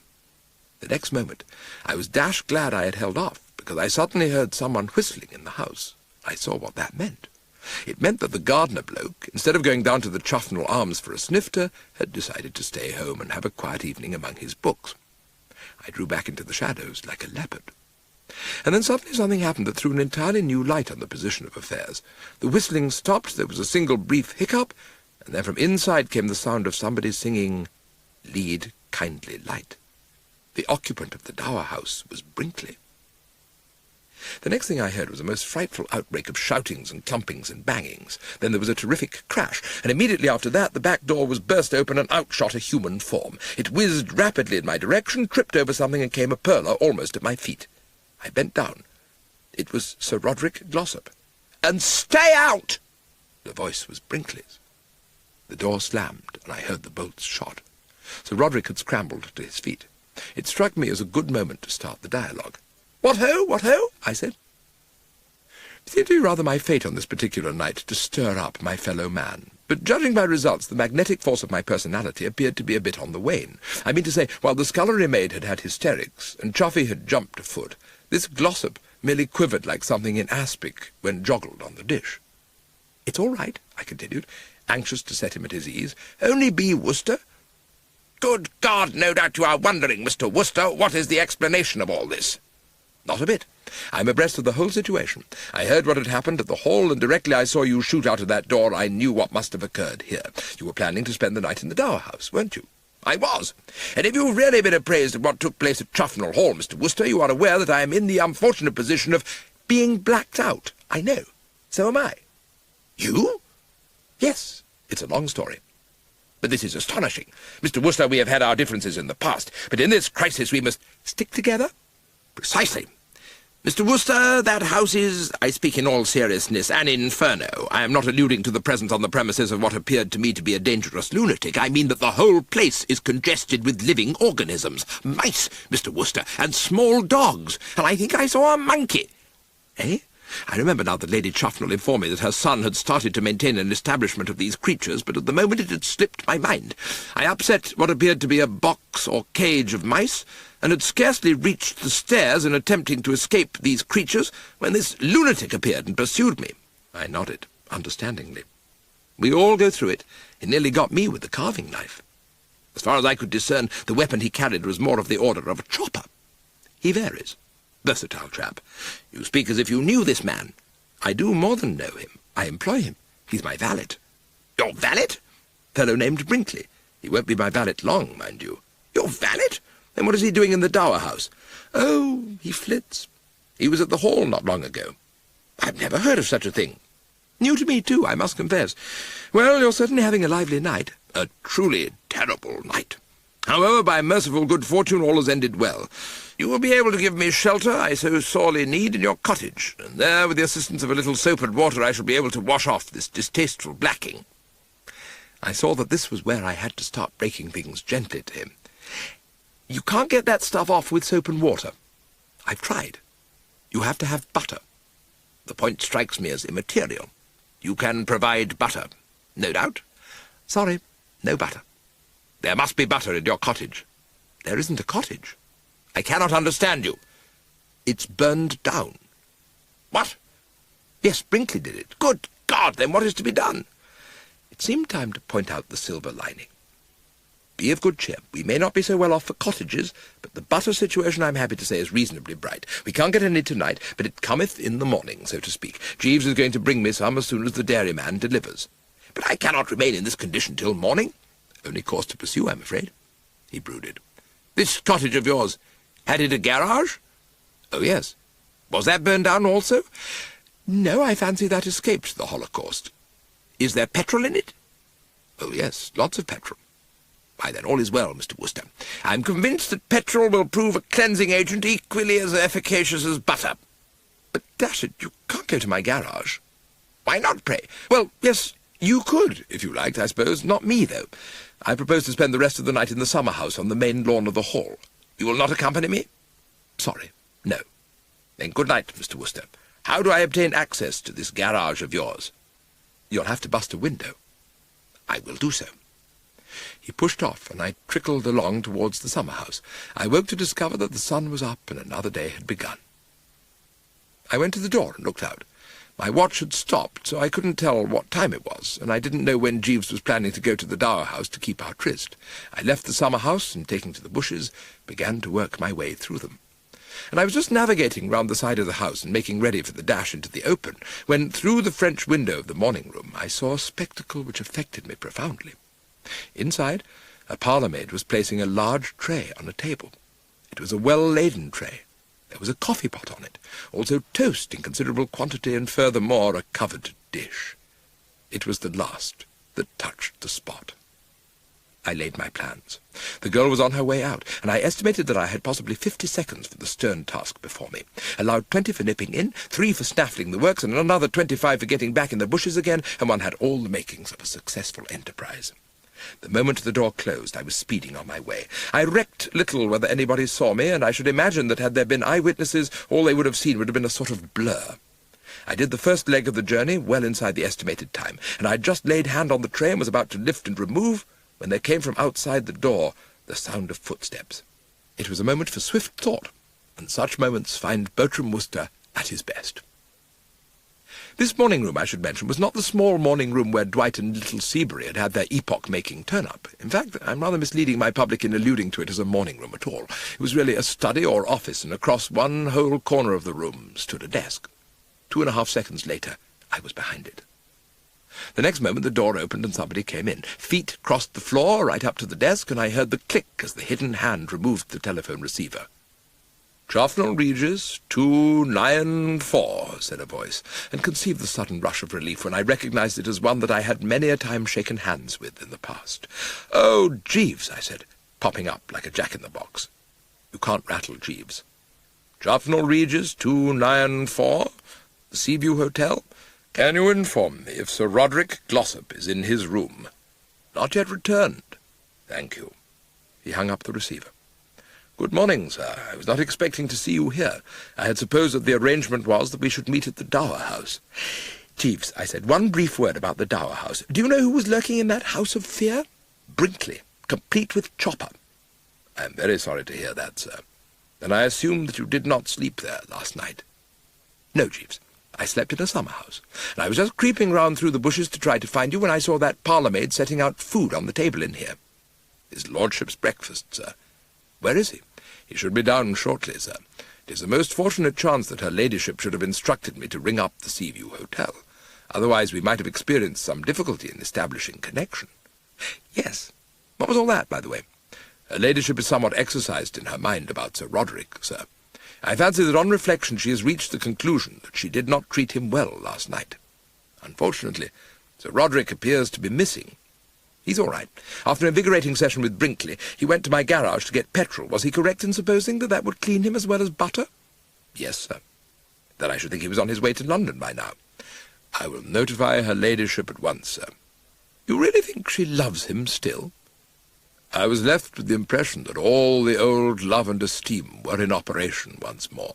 "And I'm very glad to hear it," I said cordially, "for I must tell you, Jeeves, that since we last got together I have completely changed my mind about the above Glossop.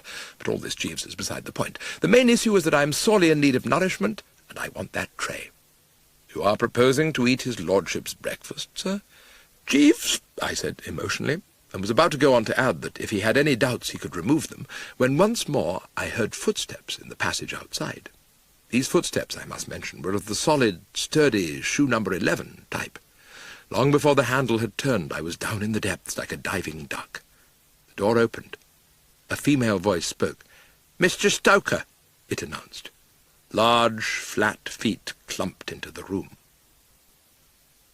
I wedged myself a little tighter in behind the old zareba. I was wondering how Jeeves would handle this situation. "Good morning, sir," said Jeeves.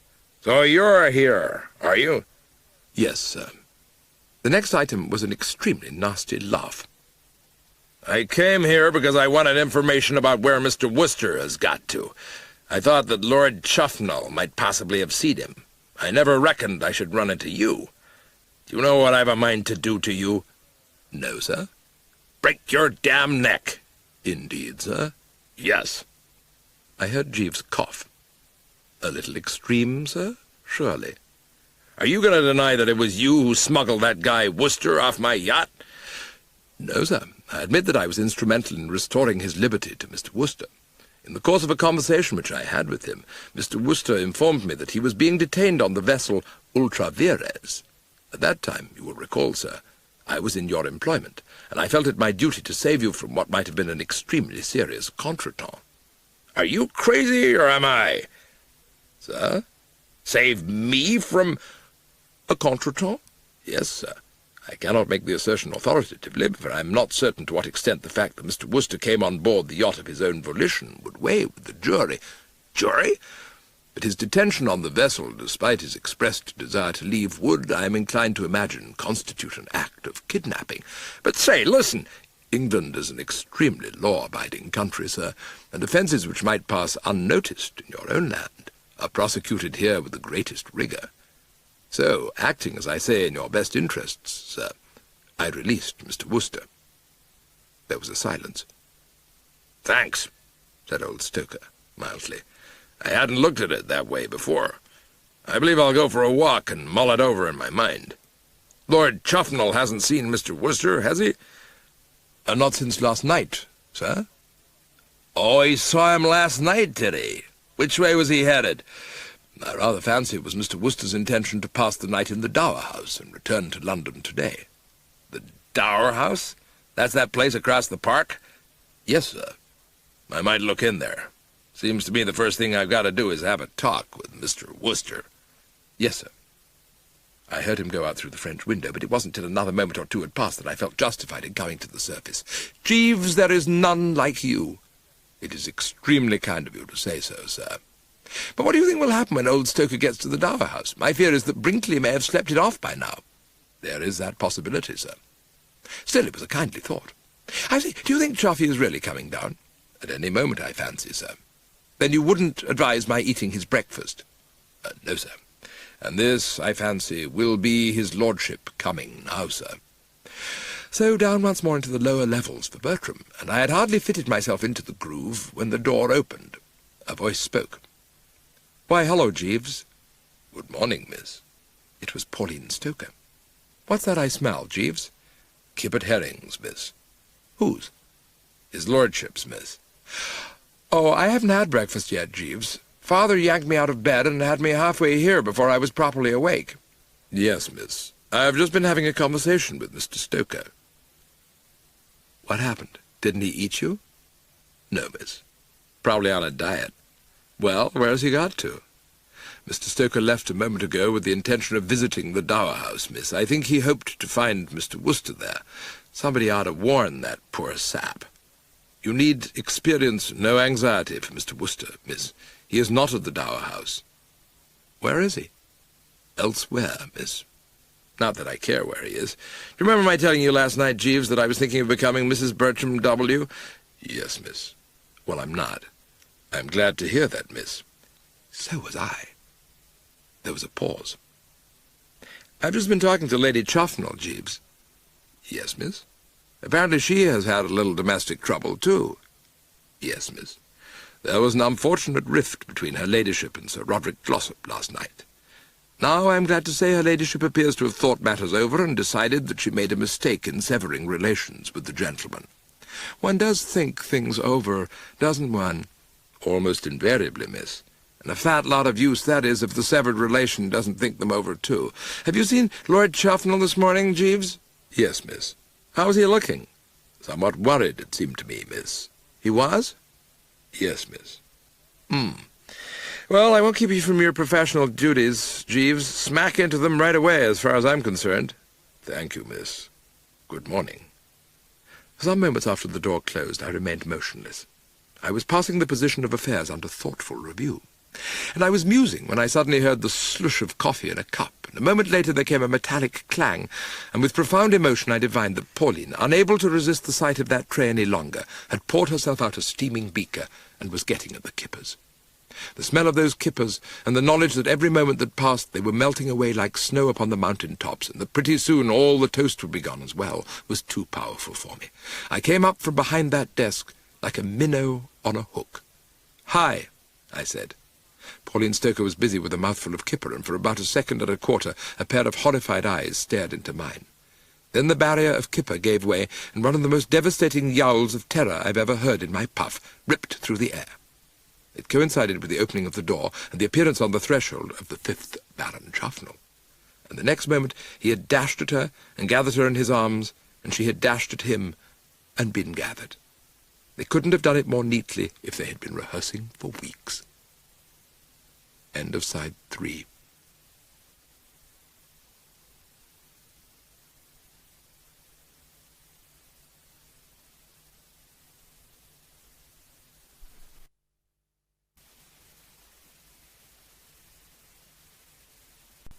Side 4.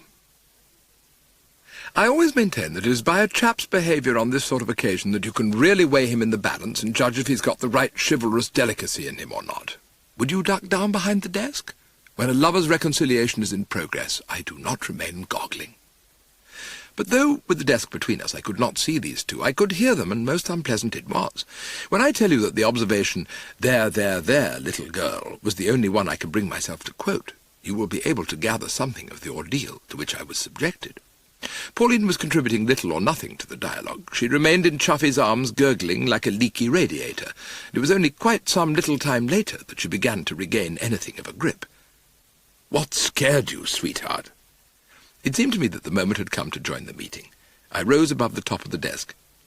"Hello, Chuffy," I said. "Nice day." You might have thought that relief would have been the emotion uppermost in Pauline Stoker's bosom on discovering that the cause of her panic was merely an old friend. But no.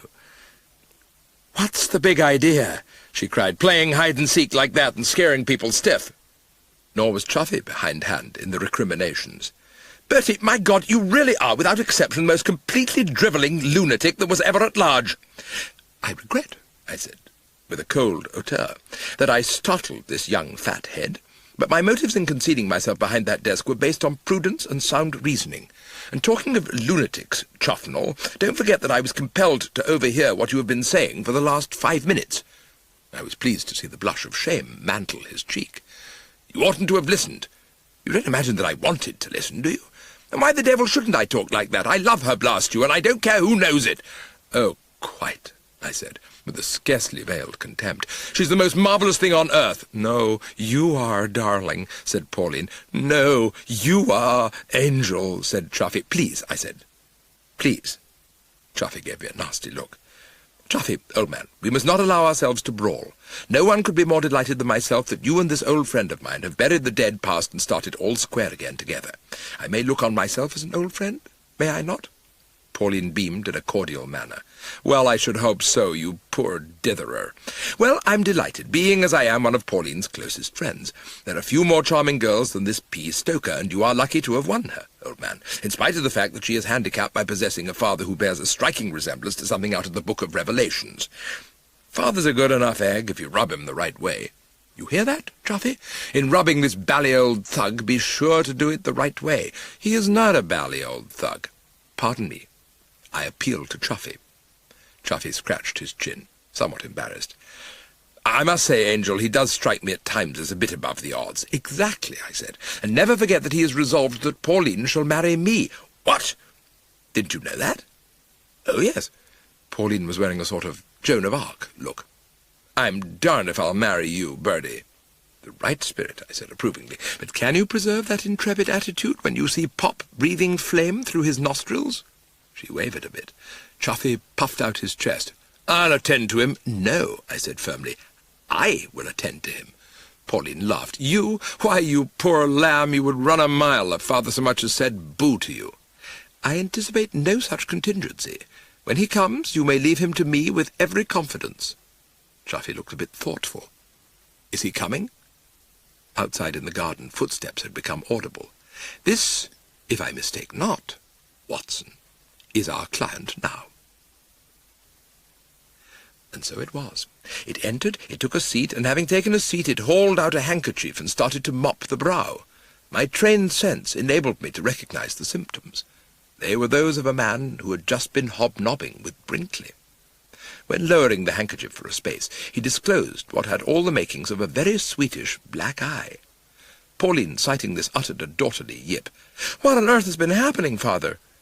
"I couldn't get at the fellow," he said, with a sort of wild regret in his voice. "What fellow?" "I don't know who he was, some lunatic in that dower house. He stood there at the window throwing potatoes at me." I confess that as I had heard these words, a sort of reluctant admiration for this bloke Brinkley stole over me. "You can consider yourself dashed lucky," I said, "that the fellow elected to deal with you at long range. For close-quarters work he usually employs a carving knife."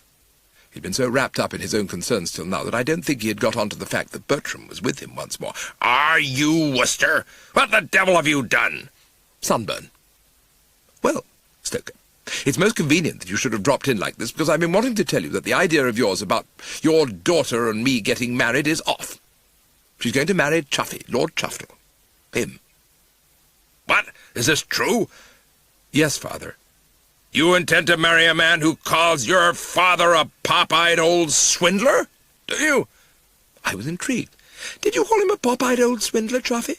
Chuffy hitched up a lower jaw which had sagged a bit. "You know how it is." Pauline intervened. "I'm going to marry him, father. I love him." "And only yesterday you were in love with this damned sooty-faced imbecile here." "I wasn't." "You said you were." "Well, I wasn't." "The fact of the matter is you don't know your own mind, and I'm going to make it up for you." "I'm not going to marry Bertie, whatever you say." "Well, you're certainly not going to marry a fortune-hunting English lord." Chuffy took this fairly big. "What do you mean, a fortune-hunting English lord?" "I mean what I say. Why, darn it, you're just like that fellow in that musical comedy I once saw, Lord What-Watley." An animal cry escaped Chuffy's ashen lips. "What-Watley?" "The living spit of him." "You're talking perfect nonsense, father. The whole trouble all along was that Marmaduke was so scrupulous and chivalrous that he wouldn't ask me to marry him till he felt he had enough money. I couldn't think what was the matter with him. And then you promised to buy Chuffnell Hall, and 5 minutes later he came bounding up to me and started proposing. If you didn't mean to buy the hall, you ought not to have said you would. And I don't see why you won't, either." "I was planning to buy it because Glossop asked me to. The way I feel towards that guy now, I wouldn't buy a peanut stand to please him." I felt impelled to put in a word. "Not a bad sort, old Glossop." "You can have him." "What first endeared him to me was the way he set about little Seabury last night. It seemed to me to argue the right outlook." Stoker was staring with his left eye. "What's that you're saying? Glossop soaked that boy?" "With a will, they tell me." "Well, I'm darned." I don't know if you've ever seen one of those films where the tough guy hears the old song his mother used to teach him at her knee, and you get a close-up of his face working, and before you know where you are, he's a melted man. Well, before our very eyes, old Stoker was undergoing one of those moments. "Well, I'm darned." Pauline was doing a bit of eye-sparkling. "You see, father, you got him all wrong. You'll have to go to him and tell him you're sorry you were so snooty and that you're going to buy the house for him after all." Left to himself, this Stoker, in about another half-minute, would have been dancing round the room strewing roses out of his hat. Now he suddenly stiffened. "I won't do anything of the sort. Telling me what I'm to do and what I'm not to do." At that moment there was a knock at the door, and in floated Jeeves. "Excuse me, sir," he said, shimmering towards old Stoker and presenting an envelope on a salver. "A seaman from your yacht has just brought this cablegram, which arrived shortly after your departure this morning. The captain of the vessel, fancying that it might be of an urgent nature, instructed him to convey it to this house." "What you mean is, there's a cable for me?" "Yes, sir. "I shall certainly not say anything of the kind to Glossop," he said, resuming the discussion. "If he cares to come to me and—" His voice had died away. His jaw had dropped. The next moment there proceeded from his lips an observation which, even in these lax modern days, I should certainly not have considered suitable for mixed company. Pauline hopped towards him. "What's the matter, father?" "It's happened.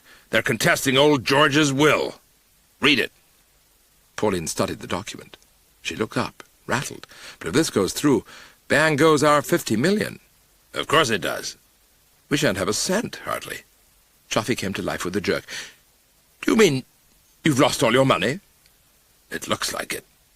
"Fine," said Chuffy. "Great." Pauline gave a sort of jump. "Why, so it is. Of course it is. I'm broke, you're broke. Let's rush off and get married. Of course. This makes everything all right. Nobody can say I'm like Watley now. What a bit of luck. Come just at the right time." "Exactly at the right time." Their fresh young enthusiasm seemed to affect old Stoker like a boil on the cheekbone. "Stop talking that infernal rot and listen to me. Haven't you any sense at all? What do you mean you've lost your money? Do you think I'm going to lie down and let this go through without making any comeback? Old George was as sane as I am, and I've got Sir Roderick Glossop, the greatest alienist in England, to prove it." "But you haven't." "I've only got to put Glossop on the witness stand and their case collapses like a bubble." "But Sir Roderick won't testify for you now you've quarrelled with him." "Who says I've quarrelled with him?" "But suppose he won't apologise to you?" "There has never been any question of his apologising to me. I shall naturally apologise to him. What's the name of that place he's staying at? Seaview Hotel, isn't it? I'll get him on the wire at once and arrange a meeting." I had to put in a word here. "He's not at the hotel. I know because Jeeves was trying to get him just now and drew a blank." "Then where is he?" "Quite possibly he's in London by now." "Was he planning to go to London? What's his address in London?" "I don't know." "Don't any of you know?" "I don't," said Pauline. "I don't," said Chuffy. "A lot of use you are to a man," said old Stoker severely. "Get out. We're busy." This remark was addressed to Jeeves, who had come floating in again. It's one of this man's most remarkable properties, that now you see him and now you don't. "I beg your pardon, sir," said Jeeves. "I was desirous of speaking to his lordship for a moment." Chuffy waved a hand. "We're a little busy just now." "Just so, my lord." "Well, it's not going to be so hard to locate a man of Sir Roderick's eminence," said old Stoker, resuming. "His address would be in Who's Who. Have you got a Who's Who?" "No," said Chuffy. "Good God!" Jeeves coughed. "If you will pardon me for intruding the observation, sir, I think I can tell you where Sir Roderick is." "Where is he, then?" "In the garden, sir." "Then go and ask him to come here at once. Whereabouts in the garden did you see him?" "I did not see him, sir. I was merely informed that he was there." "Well, damn it, whereabouts?" "In the potting shed, sir." "The potting shed?" "Yes, sir." "What's he doing in the potting shed?" "Sitting, sir, I imagine. My informant is Constable Dobson." "Who's he?" "The police officer who arrested Sir Roderick last night, sir." Chuffy took the floor, Stoker being occupied for the nonce with making a noise like a wounded buffalo. "Did you say that Sir Roderick Glossop had been arrested?" "Yes, my lord. It was on that point that I wished to speak to your lordship. I came to inform you that Sir Roderick had been apprehended by Constable Dobson last night and placed in the potting shed in the hall grounds, the constable remaining on guard at the door. The potting shed to which I allude is the potting shed on the right as you enter the kitchen garden. It appears, my lord, that Constable Dobson arrested Sir Roderick at an advanced hour last night. He was then in something of a quandary as to what means to take for his disposal. You must understand, my lord, that in the conflagration which destroyed Mr. Worcester's cottage, that of Sergeant Wool's, which is contiguous, was also burned down. And as this cottage of Sergeant Wools's is also the local police station, Constable Dobson was not unnaturally somewhat at a loss to know where to place his prisoner. The more so as Sergeant Wool's was not there to advise him, he, in fighting the flames, having sustained an unfortunate injury to his head and having been removed to the house of his aunt. I refer to his Aunt Maud. Never mind which aunt, Jeeves. No, sir. Carry on, Jeeves. Very good, sir. So in the end, acting upon his own initiative, the constable arrived at the conclusion that as secure a place as any would be the potting shed. Some little time ago the gardeners came on duty, and the constable, summoning one of them, dispatched him to the temporary residence of Sergeant Wool's. On receiving the communication, Sergeant Wool's hastened to the hall to interview his lordship. Why his lordship? His lordship is a justice of the peace, sir. Of course, yes. And as such has the power to commit the prisoner to incarceration in a more recognized prison. He is waiting in the library now, my lord, till your lordship is at leisure to see him. It appeared that the word prison tickled old Stoker up properly. Why does this fool of a cop think he ought to be in prison? The charge, I understand, sir, is one of burglary. Burglary? Yes, sir. Old Stoker looked so piteously at me, why me, I don't know, but he did, that I nearly patted him on the head. In fact, I might quite easily have done so, had not my hand stayed by a sudden noise in my rear, like that made by a frightened hen or a rising pheasant. The Dowager Lady Chuffnell had come charging into the room. "Marmaduke, I have the most terrible news. Roderick—" "All right," said Chuffy. "We've had it too. Jeeves is just telling us. It's all my fault. All my fault. Oh, don't say that, Aunt Myrtle. You couldn't have helped it. I could. If it had not been for me, he would never have gone out of the house with that black stuff on his face." I was really sorry for poor old Stoker. Black stuff? He had covered his face with burnt cork to amuse Seabury. Old Stoker tottered to a chair and sank into it. "This is the finish. This is where I drop $50 million and try to like it. A lot of use any testimony in a lunacy case is going to be from a fellow who gets himself pinched while wandering round the country in a blackface. Why, there isn't a judge in America who wouldn't rule out anything he said on the ground that he was crazy himself. Loonier than ever old George could have been if he'd tried for 1,000 years. Ironical. Reminds one of that thing about lo, somebody's name led all the rest." Jeeves coughed. The poem to which you allude relates to a certain Abu Ben Adhem, who, according to the story, awoke one night from a deep dream of peace to find an angel— "Get out of this room before I murder you," said old Stoker, very quietly. "Yes, sir." The door closed. Old Stoker puffed out his breath. "Now, what's the matter with going and breaking the door down and getting him out and smuggling him away and hiding him somewhere, and letting these darned cops run circles round themselves trying to find him?" Chuffy demurred. "We couldn't." "Why not?" "You heard Jeeves say Dobson was on guard." "Bat him over the head with the shovel." Chuffy didn't seem to like this idea much. "I suppose if you're a JP, you have to be careful what you do." "Well, darn it, then bribe him." "You can't bribe an English policeman." "You mean that?" "Not a chance." "My God, what a country," said old Stoker with a sort of whistling groan. My dudgeon melted. I crossed to the fireplace and pressed the bell, with the result that just as old Stoker was beginning to say what he thought about the English policeman, the door opened and there was Jeeves. Old Stoker eyed him balefully. "You back?" "Yes, sir." "The bell rang, sir." Chuffy did another spot of hand-waving. No, Jeeves, nobody rang." I stepped forward. "I rang, Chuffy." "We don't want Jeeves." "Chuffy, old man, you know as well as I do that on these occasions Jeeves always finds the way." "By Jove, that's right." I shot a quelling glance at old Stoker, who had started to say something, and then turned to the man. "Jeeves, we require your cooperation and advice." "Very good, sir." "To begin with, let me give you a brief synopsis," which I did, and concluded, "So what is to be done?" "I would suggest removing Sir Roderick from the shed, sir." I turned to the meeting. There, one dissentient voice, old Stoker's.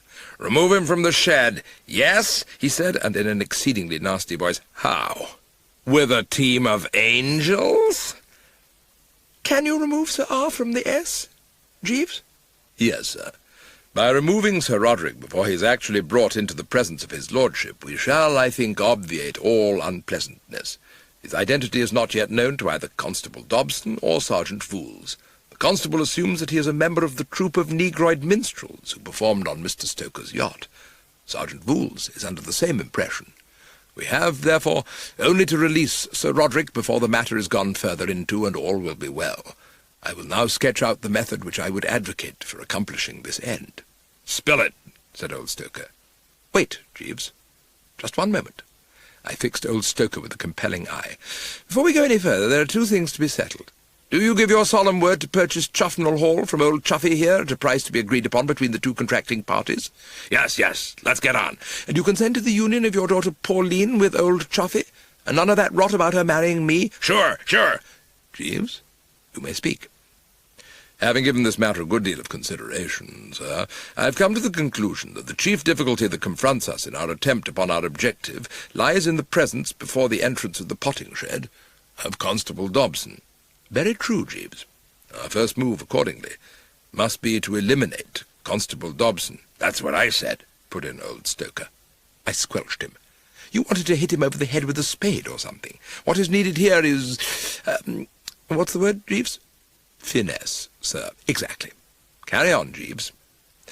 This, in my opinion, may be readily accomplished by sending word to him that the parlour-maid, Mary, wishes to see him in the raspberry bushes. I turned to the others to add an explanatory footnote. This parlour-maid, I said, is betrothed to the blighter Dobson. I think we might make matters even more certain by including in the message a word to the effect that she had a cup of coffee and a ham sandwich for him. You will have to square Mary, of course, I interposed. No, sir, I've been canvassing her views, and I find that she is extremely eager to convey refreshment to the officer. I would suggest giving her a message, ostensibly from the latter, to the effect that he is waiting at the spot indicated. I had to interrupt. A snag, Jeeves? If he wanted food, why wouldn't he come straight to the house? He would be apprehensive of being observed by Sergeant Wools, sir. In his absence, then, sir, it would be a simple task to remove Sir Roderick and lead him to some place of concealment. And Dobson wouldn't have the nerve to confess that he had abandoned the post of duty. That's what you're arriving at? Precisely, sir. Old Stoker shoved himself forward again. No good, he said. Wouldn't work. I'm not saying we couldn't get Glossop away, but the cops would see that there'd been funny business. Their man would have gone. No, sir. The officers would find a prisoner in the shed. I would advocate substituting Mr. Wooster for Sir Roderick. I stared at the man. Me? It is vital, if I may be allowed to point it out, sir, that a black-faced prisoner be found in the shed. But I don't look like old Glossop. You're forgetting, sir, that only Constable Dobson has actually seen the prisoner, and his lips, as I say, will be sealed. Yes, but Jeeves, dash it, anxious as I am to bring aid and comfort to this stricken home, I'm not so bally keen on doing 5 years in the jug for burglary. There is no danger of that, sir. The building into which Sir Roderick was breaking at the moment of his arrest was your own garage. But, Jeeves, am I supposed to have allowed myself to be pinched for breaking into my own garage and shut up in a shed all night without saying a word? It is only necessary to induce Sergeant Wools to believe it, sir. What the constable may think is immaterial, owing to the fact that his lips are sealed. But Wools wouldn't believe it for a minute. Oh, yes, sir. I fancy that he is under the impression that it is a frequent practice of yours to sleep in sheds. So I'm to go down in the history of Chufnell Regis as one of our leading dipsomaniacs. He may just think you potty, suggested Pauline. Exactly, said Chuffy. Of course you'll do it.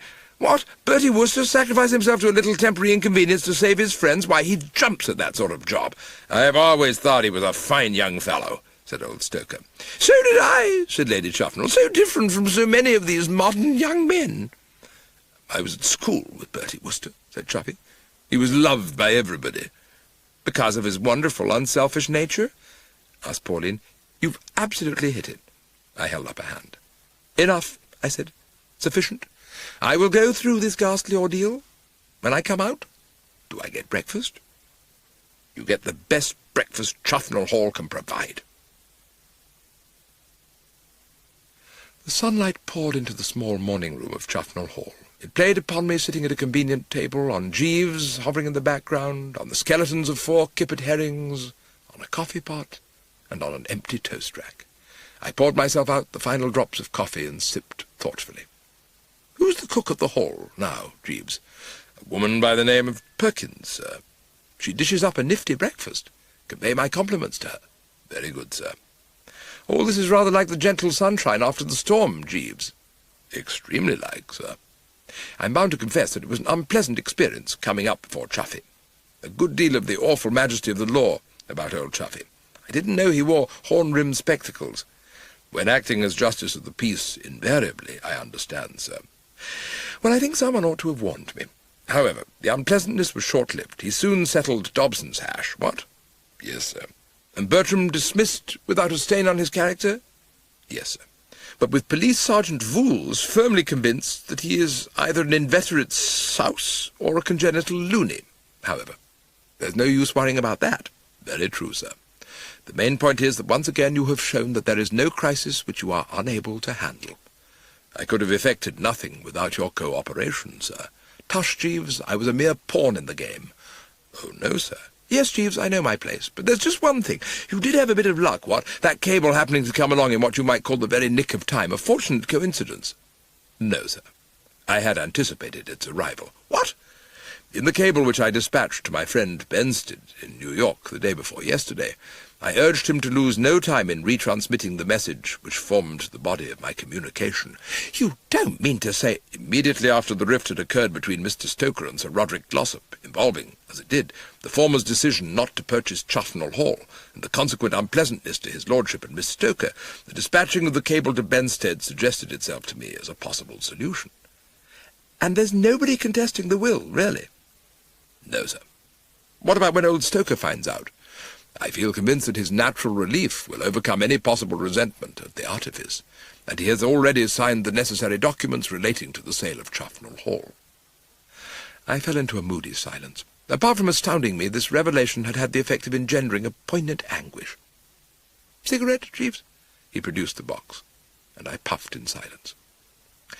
Might I ask, sir, now that your cottage has burned down, sir, is it your purpose to take another in this neighbourhood?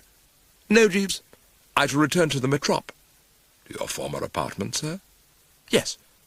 But I anticipated the question. I know what you're going to say, Jeeves. From now on there will be no friction. My banjolele perished in the flames last night, Jeeves. I shall not buy another. I should not be able to twang a string without thinking of Brinkley. And the one thing I do not wish to do till further notice is think of that man of wrath. You are not intending to retain him in your employment, then, sir? After what has occurred? I do not so intend, Jeeves. He coughed. Then, as there is a vacancy in your establishment, sir, I wonder if you would consider it a liberty if I were to offer my services. What, Jeeves? I ventured to express the hope, sir, that you might be agreeable to considering my application for the post. But I should not wish to continue in the employment of his lordship, sir, now that he is about to be married. I yield to no one in my admiration for the many qualities of Miss Stoker, but it has never been my policy to serve in the household of a married gentleman. Ah, the psychology of the individual. Precisely, sir. And you really want to come back with me? I should esteem it a great privilege, sir. It is not easy to find words in these supreme moments, if you know what I mean. Thank you, Jeeves, I said. Not at all, sir.